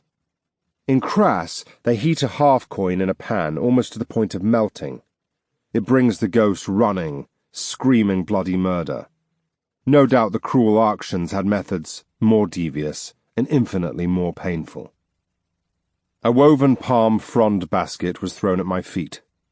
It had a scrap of papyrus appended to its handle. A list, in Arctian glyphs and sloppy common, along with a bundle of silver coins. My list was mostly fruits and vegetables, along with some wool and a few strange objects. Vex refused to clarify. There would be a challenge, he told me, but I welcomed a challenge if it meant a taste of freedom, however brief. 4 hours. I had 4 hours free in the city with nobody breathing a chill down my neck. I couldn't wait to stride out of the tower's armoured door. Vex had the guards crank the locks open and a band of sunlight split the atrium in two. As the other ghosts moved forwards, Vex held me back. He pressed his palms together. Please make my week and try to run, Jerub. I'll make it swift, I promise. I stared into his sightless eye sockets, hoping he could see my sneer. I pushed away, basket swinging at my side as I stepped into the roasting sun. The others split up a stone's throw from the widow's tower, leaving me at a crossroads that resembled a spider's web. I tried to remember the cart ride in and decided to head northeast for the troublesome sea, where the cold breeze was blowing from. 4 hours seemed like a long time in a city, even to a stranger. But Araxes was 1,000 years old, with every century building heedlessly on the last. If the city was a living, throbbing creature, it would have died long ago of vascular issues. Every road I took was clogged with people and carts and beasts. Goats, camels, horses, donkeys, and great armoured beetles on ropes. They all barred my path. Nobody made room for a shade. I was jostled and shoved aside, practically ignored by the living and the dead alike. I longed to take the steps to the high roads standing tall on their sandstone stilts. Some journeyed alongside the main roads, only the height of a tall roof, but high enough to be clear of the stinking press of the common people. Others stretched between spires or crisscrossed over the buildings, using their square roofs for support. As always, the needs of the rich resulted in the poor being trampled in some way. On the nearest high road I saw a clump of nobles on fine riding spiders, peering down over the stone blocks from their jet-black mounts. The arachnids' carapaces shone alongside golden reins and bejewelled saddles. I couldn't hear the nobles' tittering conversation, but I could see the contempt in their smiles. I pressed on. After the dull monochrome of the widow's tower, my senses were assailed by the city. The morning sun beat down in angular patterns between the buildings. Every time I was forced from the shade, I felt my vapours prickle. The streets were a riot of colours, from awnings, clothing lines, pennants, curtains, and clothes, to the blue forms dotting the crowds. Silk-clad Arctians were second in number to the dead, but they were not alone. Between them I spied the redder skins and white cotton of Bellish, and the paleness of Skolman. Even the fur trappings and glass jewellery of my own countryfolk, all the way from the scorched east. Araxes was a vast empire, built with war and trade, and to survive it, had absorbed all it claimed into its own. The city of countless souls was a boiling stew of culture, a hodgepodge and yet unique at the same time. Ingredients from across the far reaches had been thrown together with Arctian grandeur, stirred into something new. I saw the evidence all around me. Hounds, hogs, and miniature centipedes strutted by their owners' sides. Multicoloured cats lazed on traders' wares. Daggers, light male armoured clothes littered one table. On the next, children waited to have palm frond dolls daubed with paints and glitter and animal faces. Carved skulls on strings and silver chains were sold as trinkets by beggars. The drone of hammers came and went, as I passed shirtless men and ghosts chiselling at stone tablets. Beside them, tattooists prodded away at skin with sticks tipped with whalebone splinters, inking angular patterns and glyphs into backs and arms. Here and there, steam and charcoal smoke arose from open-walled eateries, where meat sizzled and bread charred in stripes. The hungry and the hung-over queued into the street to get a taste. I heard their arguments with the cart drivers over the horde of other voices, all with something to say. It was a din of half-sentences and foreign tongues, of rattling jewellery and the clip-clop of feet. I battled on through the choked warren, one ear covered and a hand up to shield my eyes, basket bouncing against my ribs. Every time I saw a guard, I thought about approaching, but their uniforms and armour had no continuity. They too were a spectrum of colour and style. From fur and leather scale to mail and steel plate, some had seals, some had glyphs or symbols. None bore any insignia that looked like it belonged to the Arctian monarchy or the Code. Sellswords and higher bodies, that's all they were. They wouldn't have given a fart for my plight, and so I wandered on. The bazaars in the next district seemed to be all carpets and leathers, but no yarn, so I continued on until I caught a glimpse of flowers between the mighty buildings. Flowers and fruit often went together, I wagered, and in that instance, I was right. Past the strange and unfamiliar desert flowers, I found the fruit stalls. The merchants all babbled in Arctian until I showed them my list, and then they began to shout numbers at me in the common tongue. They never once met my gaze. It was as if they bartered between themselves. I took the lowest price they reached, and let a grizzled man fill up a cloth bag with fruits. I handed him one of the silver pieces Vex had gifted us, and got nothing back. He avoided my eyes and shouted out for a new customer.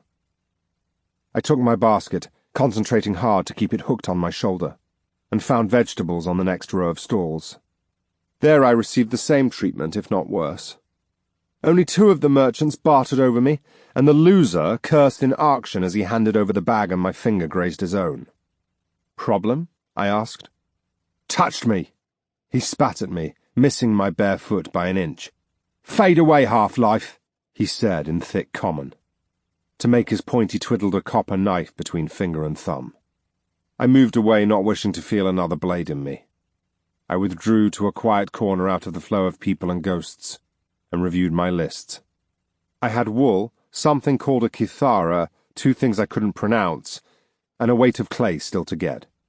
An hour must have already passed. I sighed, realizing why the other ghosts hadn't jumped with glee at this job. Weighed down by my basket, the going was slow, but scenic. I wandered towards the lofty core of the city, hoping to find more textile and craft merchants among the taller towers. Secretly, my eyes were peeled for some great courthouse or other building of justice. I'd seen a chamber of military might between 2 spires, and so it was logical there would be a chamber of the Code. The buildings grew around me. The high roads inched further from the streets. Compacted dust and sand turned to cobble. In the shadows of the spires, I found grand buildings with painted fronts. Guardsmen in full battle armour stood in the more opulent doorways, ones belonging to towers that soared high into the bright blue. Needle-pointed or ridged with crenellations, some looked as if they could have snagged clouds. The busyness of the streets faded slightly, and I soon found my ghostly companions outnumbering the living. The flesh and bone that did walk the lowly flagstones travelled within circles of wary personal guards, while the rest clattered by in carriages plated with steel and ridged black leather. I took a wide avenue south where palms rose up and over the sand-washed streets. Jewellers and smiths worked the streets, wares glittering for all to see. Men and women stood silently between the tables. Some bulged with muscle beneath their chainmail. Others were quick-eyed and lithe, but both kinds waited for somebody to be foolish. I didn't blame their employers for hiring guards. With murder so rife in this city, what was a little shoplifting?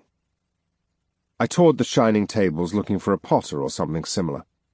I had to walk almost a mile to find one, and by then I had reached an immense opening between the crush of city buildings. Thanking the man for the clay and ignoring the meagre grunt I got in return, I turned to admire the vast greystone plaza. Spread around its edges, 6 knights carved from sandy marble bent a knee and bowed their heads. The statues would have stood 12 feet high if not kneeling, and though formidable, the spiraling plates of their Arctian armour were chipped and weathered. I imagined a battle-weary glazed look behind their crown-like helms. One knight was receiving some much-needed attention. A scaffolding of palm wood had been built around him. Ghosts were spread across its levels, making a din with chisels and hammers. The rest of the plaza was flat and featureless, but for its very centre, which was hollowed out in steps like one of the Scatter Isles amphitheatres. At its bottom, some 40 feet below the street, was a short channel running north to south and occupied by a charcoal river. Spiked walls ran alongside its waters. Dark feathered birds, maybe crows, balanced atop them, and croaked out mocking songs. At the channel's centre was a raised dais crowded with soldiers and figures in grey robes. Above it, 3 enormous tusks of black stone soared high into the air. Each of them was etched with skeletal figures and glyphs taller than a man. I knew this scene well.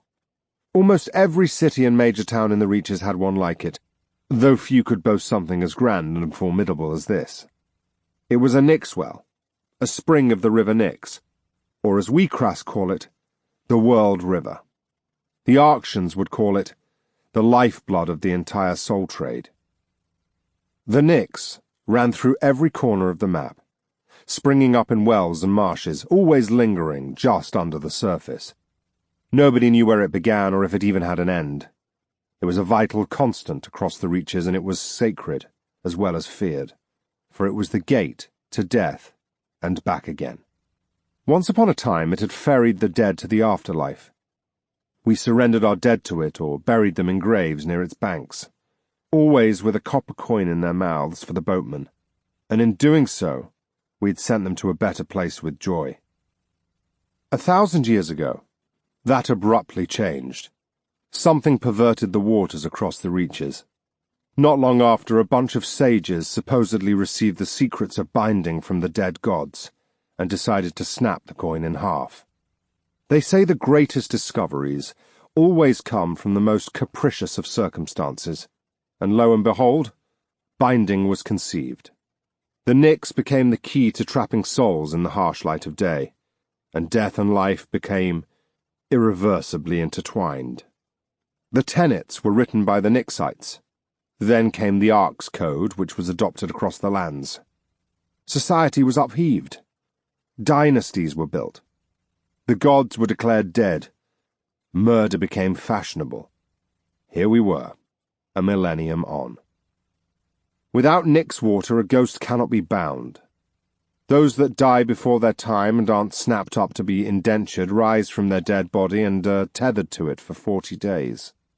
Their only chance for paradise is to drag their body to the nearest Nyx well before they're claimed. If they fail to reach one, they fade away, lost to the void. No afterlife for them. It's the same if a half coin is destroyed. In that moment, I wondered if a void of nothing was better than spending 1,000 years in that endless cave of shouting dead. That was the only afterlife I had seen, and if I thought of it for too long, I began to feel the trickle of water over my feet, the rising roar of voices. Paradise, I snorted. I would call that a paradise when I was the fucking Emperor of the Ark. It was nothing but a great lie. Feeling a cold shudder run through me, I watched the Nyxites, the robed fellows who were allowed to touch the waters, as they tested the river with cups on long poles. It was said that almost every Nyx well found in civilization or the Wyld was tended by at least one Nyxite at all times. I reckon that was primarily so they could charge silver for it. Those humble caretakers had cleverly orchestrated a 1,000-year-old monopoly that nobody ever questioned. Being the only ones who harvested and distributed the Nyx water, they were treated more like priests. Rumour had it that the Nyx was drying up. It was one of those rumours that everybody laughed at, but then immediately shivered privately at the thought of. If the river ever dried up, so would the realm's shade industry. A long queue snaked back and forth on the far side of the Nyx well. I wandered closer, inspecting the crowd of people. Almost all of them seemed to be accompanied by large bundles or boxes. Those who could afford it had guards to keep them safe. Those who didn't hugged their sacks and boxes to them, wary-eyed and cautious. It made sense. The best time to bind a soul is before it's been properly bound. At that point, whomever gets the body to Nyx water first wins the claim. I saw a few free ghosts amongst the crowd. As I watched, one was called forwards and up the steps to the Nyx well's dais. He was clutching something to his chest, but I still saw the white feather on him. There was a moment of discussion between the Nyxites and an officious-looking man, and then the ghost stepped forward to the edge overlooking the black waters. I watched him throw his half-coin down into the Nyx. The coin met the waters with a hiss. In the same moment, the ghost deliquesced into a cloud of blue smoke. The wind, wiped him away in moments. He had completed his payment and chosen the afterlife. I pitied his mistake. That endless cavern was not freedom to me. That was giving up. "Next!" came the cry from a soldier on the steps, and it was then I noticed two black-suited figures leaning against the Nixwell's base. I walked closer to see their insignia. They both looked Arctian by their features, and they were busy muttering about something, punctuating their words by pointing. They seemed to be scrutinizing the queue, looking on with what appeared to be mild amusement. A seal of a woman bearing scales and a star, stitched in a gold thread, sat upon their chests. They had shaved heads, and black tattoos creeping from their collars onto their cheeks. "Sirs," I began, "if I could have a moment of your time." "Whoa, back up, Shade," one yelled, instantly shoving a gloved hand in my face. His voice caused some disturbance in the queue. The other was also quick to shoo me away. "Keep your distance. Back, I say. Better." "What's your problem?" "Well, sir, that's Proctor, if you please, Half-Life." I had no idea what that was, but I assumed it was official. Perhaps related to the code. My love for law enforcement was close to non-existent. For most of my life, these sorts of men had played the role of the enemy. Now I was hoping they would be allies. "What exactly do you, proct?" The men chuckled between them. "New here, I take it. Can't tell him being so blue and all." The first man sighed at my blank expression. "We try to keep the peace, Shade. What little of it is left to keep. Make sure nobody's causing trouble like you currently are." "I'm not causing any trouble. I wanted to complain of a murder. My murder. And illegal indenturement." The proctors rolled their eyes. "Yeah, you and every other, Shade. But this is serious. A man named Boss Temser sold me. He's a rampant soulstealer." A leather glove sewn with copper plates shot out and caught me in the sternum. I staggered, spilling half the basket onto the dust. The proctors had gone back to their leaning. "Go line up at the chamber like all the rest, or find a scrutinizer if you got tips on a particular boss. There's nothing we can do." Your jobs, for starters, I thought. That would have been refreshing. I suspected crime paid more than the law did in this city. "Where is the chamber, then?" I asked, already retreating. A thumb jerked somewhere to the east, amidst the towers of stone and marble. Nothing remotely resembled a chamber to me. In my gazing I caught sight of the sun. It had risen quickly, and I realized I had little over an hour left to make it back to the Widow's Tower. Not bothering to thank the lazy idiots, I headed west hurriedly. It occurred to me that a minute of lateness might be all the excuse Vex needed to be rid of me. I rushed through whichever markets and bazaars I found in my path, showing the list to whoever I could, noting the words I didn't understand. They snorted and spat and waved me away, and in the end I gave up in favor of haste. My task incomplete, and my victory over Vex unaccomplished, I ran back through the crowds as fast as I could, thankful I had memorized the shape of Horrocks' tower. Vex was waiting calmly for me as I came staggering under the courtyard archway, feeling bullied and invisible after fighting the press of the crowd. Two of the other ghosts had already made it back. Dust clung to the vapours around their face and arms. One had a bright red stain splashed across his smock. Their baskets lay at their feet.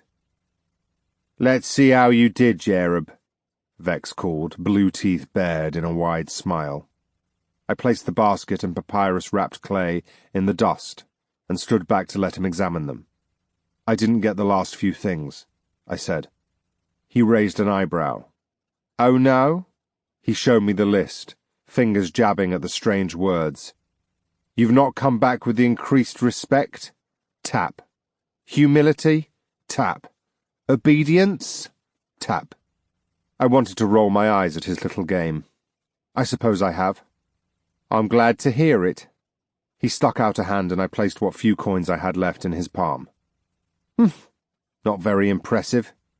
Vex made us wait for the fourth ghost, giving him almost an hour past noon before beckoning to a nearby soldier.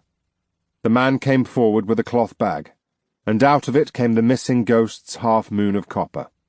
In the light, I could have made out the broken seal of a spiked crown and coin, and the etched glyph of the ghost's name. But all I could focus on was the bag, knowing full well my own half-coin was in there. I could have seized it and ran, made it as a free ghost, worn the white feather. Vex produced a curious set of pincers, with jagged teeth at the end of their jaws. He clamped the half-coin in them and began to squeeze. I could hear the metal squeaking as it was punctured. For a long time nothing happened. The other two ghosts and I winced together, but there was no screaming, no patter of hurried feet. Nothing. Vex pressed harder, bending the coin crooked, digging a gash in it. The spell seemed to be protesting. That was when the scream came. Not from beyond the courtyard, as we had expected, but from within the tower. A belch of dust came next, then ghosts in smocks, dragging limp bodies out into the sunlight. They were painted red with blood and caked in sand. "Fetch a physician," shouted a ghost with a giant beard. For a moment Vex froze, staring at the bent coin as if it had somehow caused the chaos. It hadn't, of course, and once he realized, he yelled at the ghost next to me. "Go! Fetch a physician!" I stood by as 4 bodies were dragged into the courtyard, their faces and bones crushed by something heavy.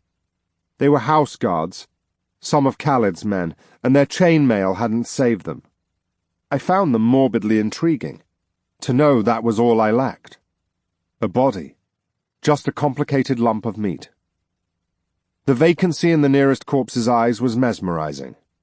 They were frozen wide, bloated veins reaching through their whites to a dark center. They said the eyes were the windows to a soul, and perhaps they were. I imagined the guard's ghost, trapped behind those small windows, throwing itself at them as a prisoner might at his cell bars. "Out of the way, shade!" 2 more bodies were thrown onto the pile. These were still groaning, and I stared while a hushed conversation was carried out behind me between Vex and the bearded ghost. "What happened?" "I dunno, Vex." "Tell me, has there been any damage?" "Not that I know of," the man yelled as he strode back inside the building. As Vex chased him inside, I was left alone, ignored. The 2 injured fellows were pulled into the shade and given water while I stayed with the corpses. I knelt beside one, head cocked. The dome of his skull had been caved in so that his forehead stopped just above his eyebrows. Beyond that was pink and grey mush, littered with skull fragments. Dark blood still seeped from severed arteries. I stayed like that for some time as I pondered where this man's soul was, whether it was stuck in that body, dormant until buried or bound, or whether it was already there, in that vast crowd, waiting beyond the afterlife, staring at distant gates and stars. The corpse's sand-caked lips twitched, and I recoiled with a noise I wasn't proud of. "You're wasting time," he rasped at me. I looked around. The other shades and guards were still tending the injured. Nobody had heard the voice, nor my effeminate yelp. The eyes were coming alive now, rolling about in their sockets until they found me. One was cloudy, the other a bloodshot blue. He couldn't possibly be alive. No man could have survived his injury. I looked back and forth between the eyes and the red mess of his skull. "You can't." "You're wasting time, Caltro. You should be fighting, not dallying in servitude." "Fighting? Fighting who? For what?" "Damn it, boy." The corpse's face compressed into a deep scowl. "Fighting for us. Fighting to stop the flood." My mouth hung open. I was still busy trying to figure out whether I had become delusional. I didn't know ghosts could lose their minds. But here I was, chatting with a corpse. "What are you?" "Stop wasting time. Save us from chaos. Do what we ask of you." The corpse twitched again. This time its hand flicked out, limp and bending in places there shouldn't have been joints. I recoiled again. "Take it." The urgency in the voice forced me to do it. I touched the still warm skin and an image flashed across my eyes, all sideways with a figure kneeling before me on a sunny day. It was me. I was the corpse. In the time it took for a single grain of sand to fall through an hourglass, I was back in that vast space under the stars, feeling the press of the endless dead around me. "You can't let us die," the voice gurgled into nonsense. "Can't let the river burst." With that, the corpse died again. The mist returned to its good eye, and the lips twitched no more. "Get out of the way," another voice yelled at me. "Bloody shades, always getting in the way." Dazed, bewildered, I stepped back as another body was hauled into the daylight. The man and the woman standing above it, both guards, took a moment to clear their lungs and stare at the pile. "Fucking mess this is," said the woman. I chose that moment to walk away. I wanted space. I wanted to shrug the feeling of being crushed out of my shoulders. I didn't care for their talk, nor to know the reason why those bodies had come out of the tower so crushed and broken.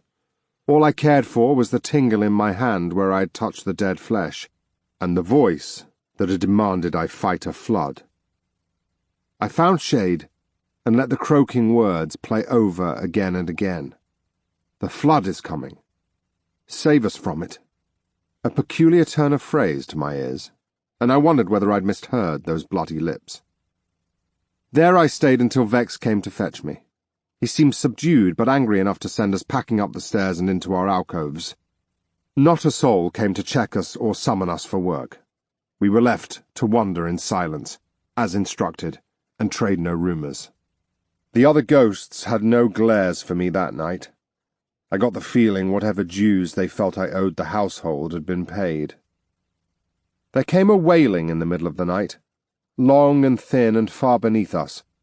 It sounded like a falcon at first, but I could hear the wretchedness in it, and no feathered beast free to roam the open skies could be so miserable. It was cut short by a distant thud, perhaps a door, perhaps a boot. Whether it was the ghost that had tried to run, or some unfortunate stepping into the wrong alley, I did not know. But it kept me upright and rigid until sunrise. Chapter 10. The Beldam. When a king, a man who was a despot, arrived at the great gates to gain his way into Duat, the afterlife, all gods but Mashat agreed to let him enter. "Surely," she petitioned her brethren, "this man is not deserving. Let him be cast back to the endless void, and taste the fruit of his evil ways." But the other gods scoffed. "This is not the way of it," Mashat, Sesh argued. The goddess was not deterred. If no justice is served in life, then justice should be served in death. Taking hold of the great and sacred chains of life, she bent them in a circle, end touching end. "And so it shall be. What a man bestows, a man shall receive, not in form, but in kind." The gods tore their robes in outrage. "This man was a king in life, so shall it be in death," said Oshiram, lord of the gods. Mashat shook her head. "King is merely a title when there are no kingly deeds to earn it." A fable of the dead gods. Nilith dragged herself upright once more. Anoish's coarse hair, dusted with sand, was starting to scour away the skin of her cheeks. The nausea came again, rising up like the swell of an ocean, dumping her on a shore of pain and dizziness. She tried to take a deep breath, caught a whiff of the nearby corpse, and retched.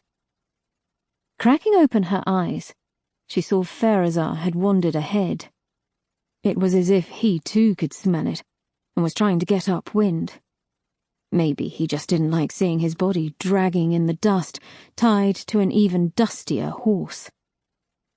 He certainly had changed since the attack. His silences were longer, his mood even more sullen. Nilith wasn't sure if he was busy plotting, or still brooding over her intentions for him and his corpse. In any case, she was finding it hard to care. She was in far too much pain for that. A wound was quick to fester in the desert. The heat and grit made it hard to keep anything clean. The arrow injury had leaked poison into her blood, and the fever had struck the day after. If she thought baking in the sun was tough before, with a burning fever it became unbearable. It made every hour twice as long, every jolt of annoish a stab in the gut, every mouthful of water she slurped just something to sweat back out.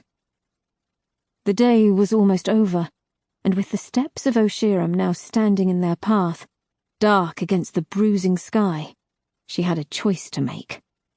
Her brain felt no good for choices, but she was out of time. The shortest route through the mountains was over the fire spar. Though it was a monster of a mountain, it was the shape of a cone and thus easier to climb. It also happened to be the most dangerous route. As well as being treacherous underfoot, the fire spar had a healthy reputation for entertaining waylayers. Going around it or negotiating the craggier mountains would take several more days, and though they had travelled hard, they were days she would need. Araxes was still far beyond the horizon. Nilith looked up at the distant mountains, jagged and misshapen like a pile of broken crowns. The steppes of Oshirem were mighty peaks, as red as a sunset and streaked with iron rust. The grand churning of the earth had built these gigantic protrusions, and the wind had carved them into whirls and pinnacles. The fire spar was their tallest, a dead volcano with a jagged, hollow peak. It dominated the range, sitting proudly at its centre like the cloud-piercer lording over Araxes. The people of the Long Sands spoke of an old god ascending into the sky by these mountains, using them as steps to climb into the heavens to rejoin his brethren. The Crass had a similar fable about the Dolkfang, the peak that soared above the capital Soraka. The one-eyed god was supposed to have climbed to the peak to spend 9 nights and 9 days watching the earth below, learning its secrets and spells. Nilith was clearly becoming delirious, dreaming of wives' tales and dead gods. They were called dead gods for a reason. They were buried and forgotten to most. The enslavement of ghosts meant that man had built a new afterlife for himself, here in the far reaches. What use were gods when humanity had mastered death? There she went again. Nilith hauled herself back to reality, eyeing the peaks once more. She would challenge them, but first she needed to rest. The deaths of the 3 men had brought no further followers, and they had seen few others on the road since. Their part of the Long Sands was largely untravelled. One had been a carpet trader on the back of a scarab beetle, taking the lesser roads to Hebus. Another was a camel herder, eager to avoid the dubious-looking woman dragging a body through the desert. The foothills of the steppes stretched for miles before the mountains thrust from the earth, almost vertically in some places. Gnarled rocks interrupted the rolling dunes, providing Nilith with a good number of nooks and crannies to camp and hide in for the next few days. She was not the only one who needed peace of mind. She could feel the weariness of Anoish and how his muscles shook beneath her backside. His steps were shorter, his head lower. "Almost there," she whispered, patting his side. By sunset, they had found a shallow cave to bed down in. At first it had seemed a simple cave, but they soon realized it was a kind of shrine. A hollow had been carved in the back wall. Within it, somebody had balanced 24 stones in intricate, seemingly impossible piles. After sliding gradually from the horse's back, seeing to his reins and the reeking body, Nilith inspected the stones with weary eyes. There were 3 piles, each made up of rocks about the size of her fist. They defied the world's laws, sitting upright on their sharp ends without falling. There was a fragile stillness to them that was mesmerizing. They seemed frozen in the very last moment before tumbling, as if a mere breath could ruin their balance, and yet they endured. Nilith found herself holding hers. "What is this peasant fuckery?" Pharazar said from behind. "Some sort of witchcraft?"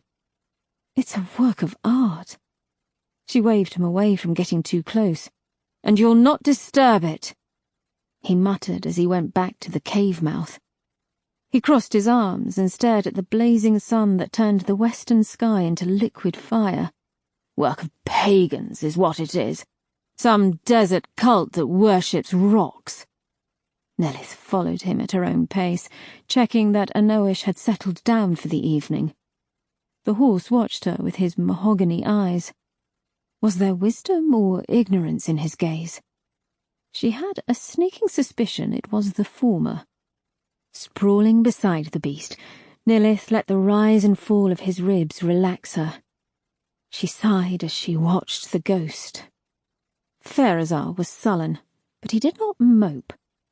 He had taken on a serious expression instead of the slighted child scowl he had adopted so readily. She let him stew, seeing to her leg and a fire instead. The wound had finally started to knit together, but the pus remained. She spent some time wincing and squeezing the foulness out before redressing it with some cleaner cloth. She had no poultices, no plants to scrape together. Fresh water was the only thing for it. A scant dribble was all she could spare. After collecting a bundle of brushwood from the surrounding crags, she built a small fire behind a stack of boulders and coaxed it to life. Once she had it crackling gently, Nilith leaned back and half-closed her eyes, feeling the rumble of the horse's heart and lungs in her back.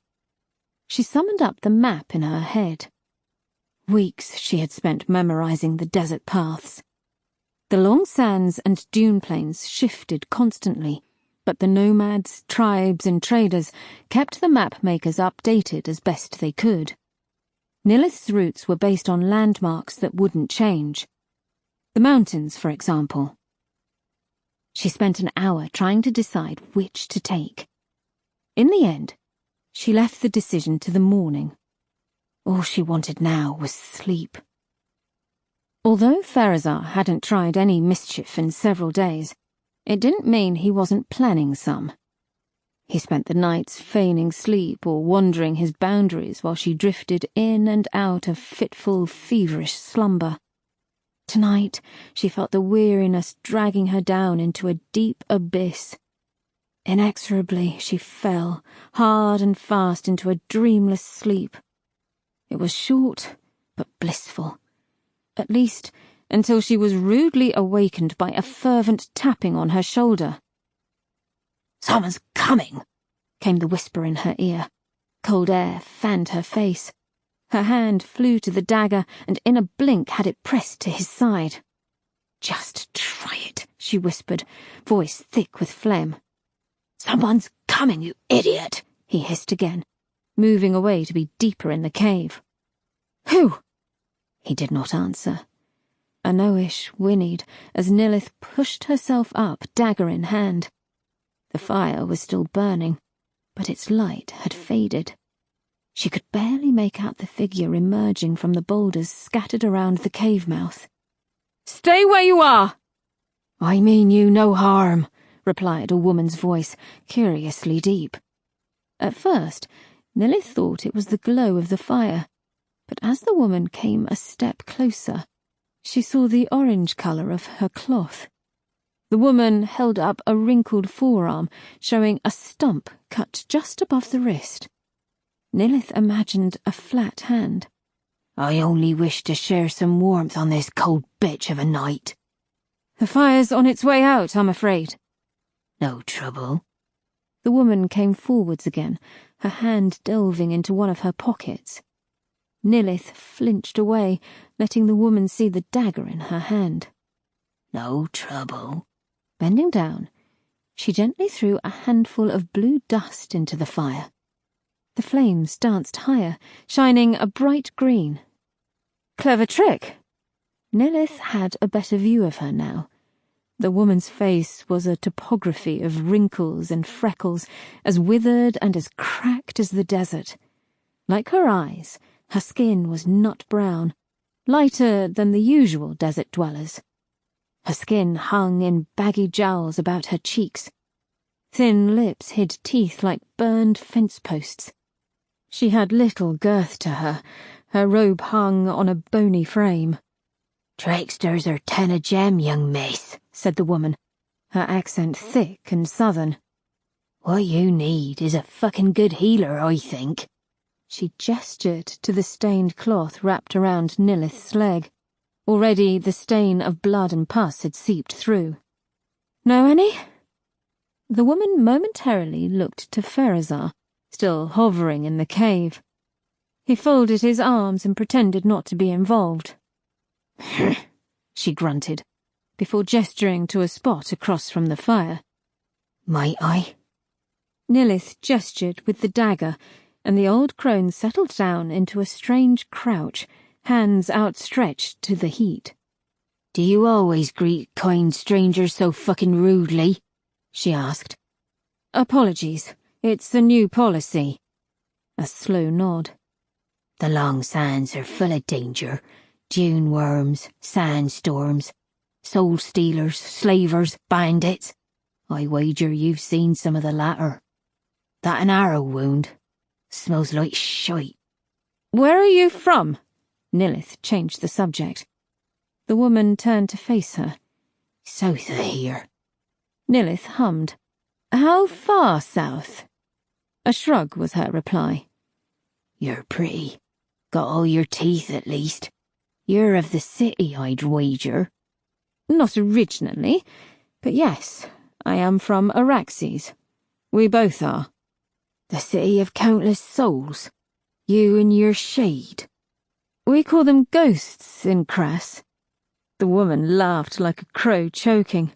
"I like it." Another palmful of dust met the fire with a whoosh. "More accurate. Shade softens the blow, like a bloody sword wrapped in a fancy scabbard. Still fucking steel beneath, right? Shade almost makes them sound human instead of a monster." Nilith nodded, trying to decide whether this woman was wise or just plain weird. She had a mouth like a pirate, that was for certain. "Saw the great city once. Just its edges." "The outsprawls." "Saw the city stretching for miles. Beetle farms everywhere. Buildings like mountains in the distance. Bigger than the steppes. Far too big. Far too fucking big." Pharazar piped up. 100 miles of streets and buildings from there to the sea. More than 100 from east to west. Greatest city ever built." The woman nodded to the ghost. "You go to bind him there?" Nilith tapped her teeth and thought, wary. The old crone pointed at the wrapped corpse stashed a stone's throw from the cave downwind. "Obvious, innit? His body hasn't touched the water yet, so what fucking else would you be doing with it? Don't worry about me. Never owned a shade, never will." "I am going to bind him," said Nilith, feeling the cold of Pharazar's glare. "In the Grand Nixwell." The woman waved her stump at the cave. "Have you seen the stones?" "I have." "And you know what they are?" "Works of art?" She shuffled closer, and it took some effort on Nilith's part to keep the dagger steady on her lap. The crone's eyes had taken on a dark shine, gleaming like molten tar. Nilith tried her hardest to match her heavy gaze. "A grave, young miss. Something this world has forgotten. We used to spend our lives only once, see? From the moment our bitch mothers squeezed us out into the wide open, we'd thirst for life. Breath in your lungs. Grab it with both fucking hands." She paused to roll her eyes at her stump. "You'd never win, of course. But that was the point. The end of the chase made you work harder, try harder, live bloody harder. Cheat death until it came to catch you, People cared about life. Now we don't care. Now you just knife a man when you want what he's got. Now we care nothing to take what isn't ours and keep what we kill. Nah, we ain't chasing life anymore. Now we're just chasing graves. Fucking graves. The world's died another kind of death, don't you think? Nilith found herself sitting upright. As a matter of fact, I do. Is that so? Another rasping chuckle. Another sidelong look at Pharazar. 3 girls I had. Fucking 3. Taken by shite-brained soul-stealers who marched them through the desert heat for 4 days. Raped them whenever they took a fancy. And when they were near the soul markets, they killed them cold in a gutter. Plundered it, though, so nobody would buy them. Save for me, of course. I tracked those murdering cunts down.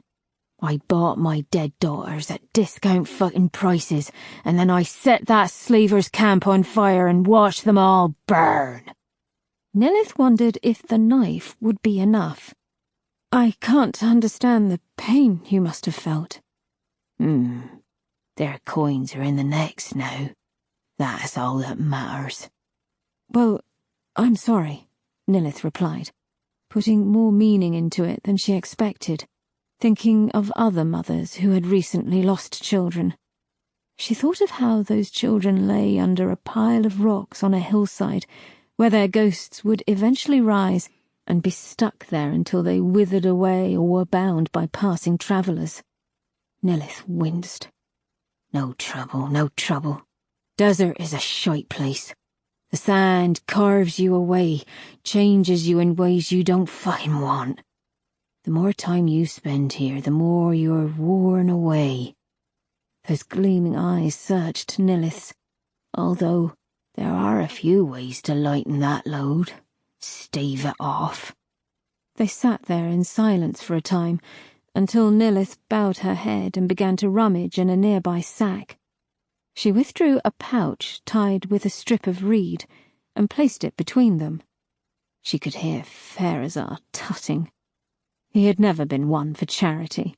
Like most Arctians, he barely knew the meaning of the word.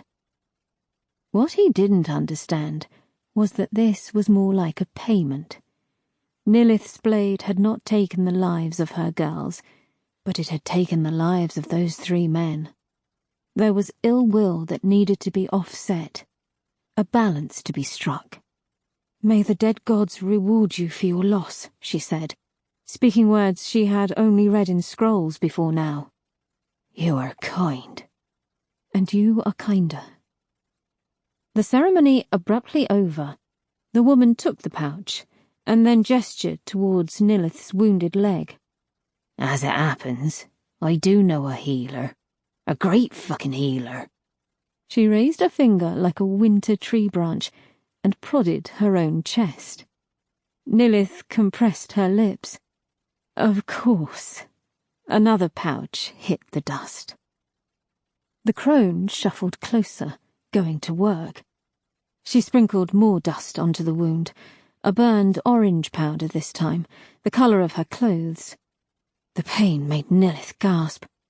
She squeezed the hem of her sleeve between her teeth. Gnarled fingers poked at her, pressing it deeper and deeper into the wound. A tiny blade appeared, no more than a shard of black glass, and was used to cut away the rancorous flesh. Then the wound was set with a dark paste and sealed by twine and thread. When fresh bindings were wrapped around her leg, Nilith allowed herself to breathe. Anoish whinnied as she leaned against him once more. The foul-mouthed crone had already gotten to her feet and was aiming for the night. Before the shadows and glare of the fire swallowed her, she raised a hand and made a closed circle with it. Nilith bowed her head once more in thanks, and then she was gone.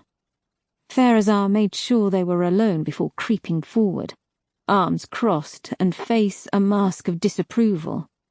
"What do you care for 3 dead desert girls?" "I don't." "Then what—" "Orange cloth in the desert. Doesn't that mean anything to you? No? She was a beldam. He thought for a moment before snorting. A sand witch?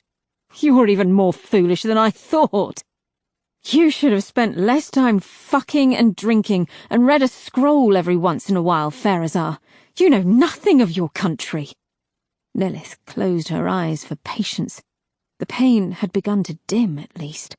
A witch, maybe.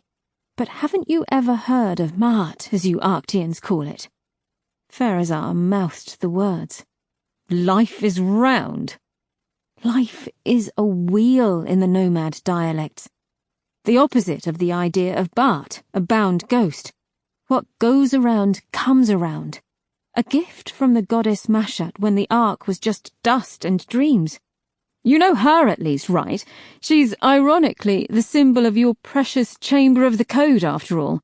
It's something they believe in Skoll, but they call it Shuld.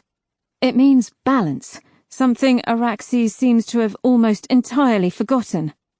I give the beldam gems for her children, and what I did to those men is paid for.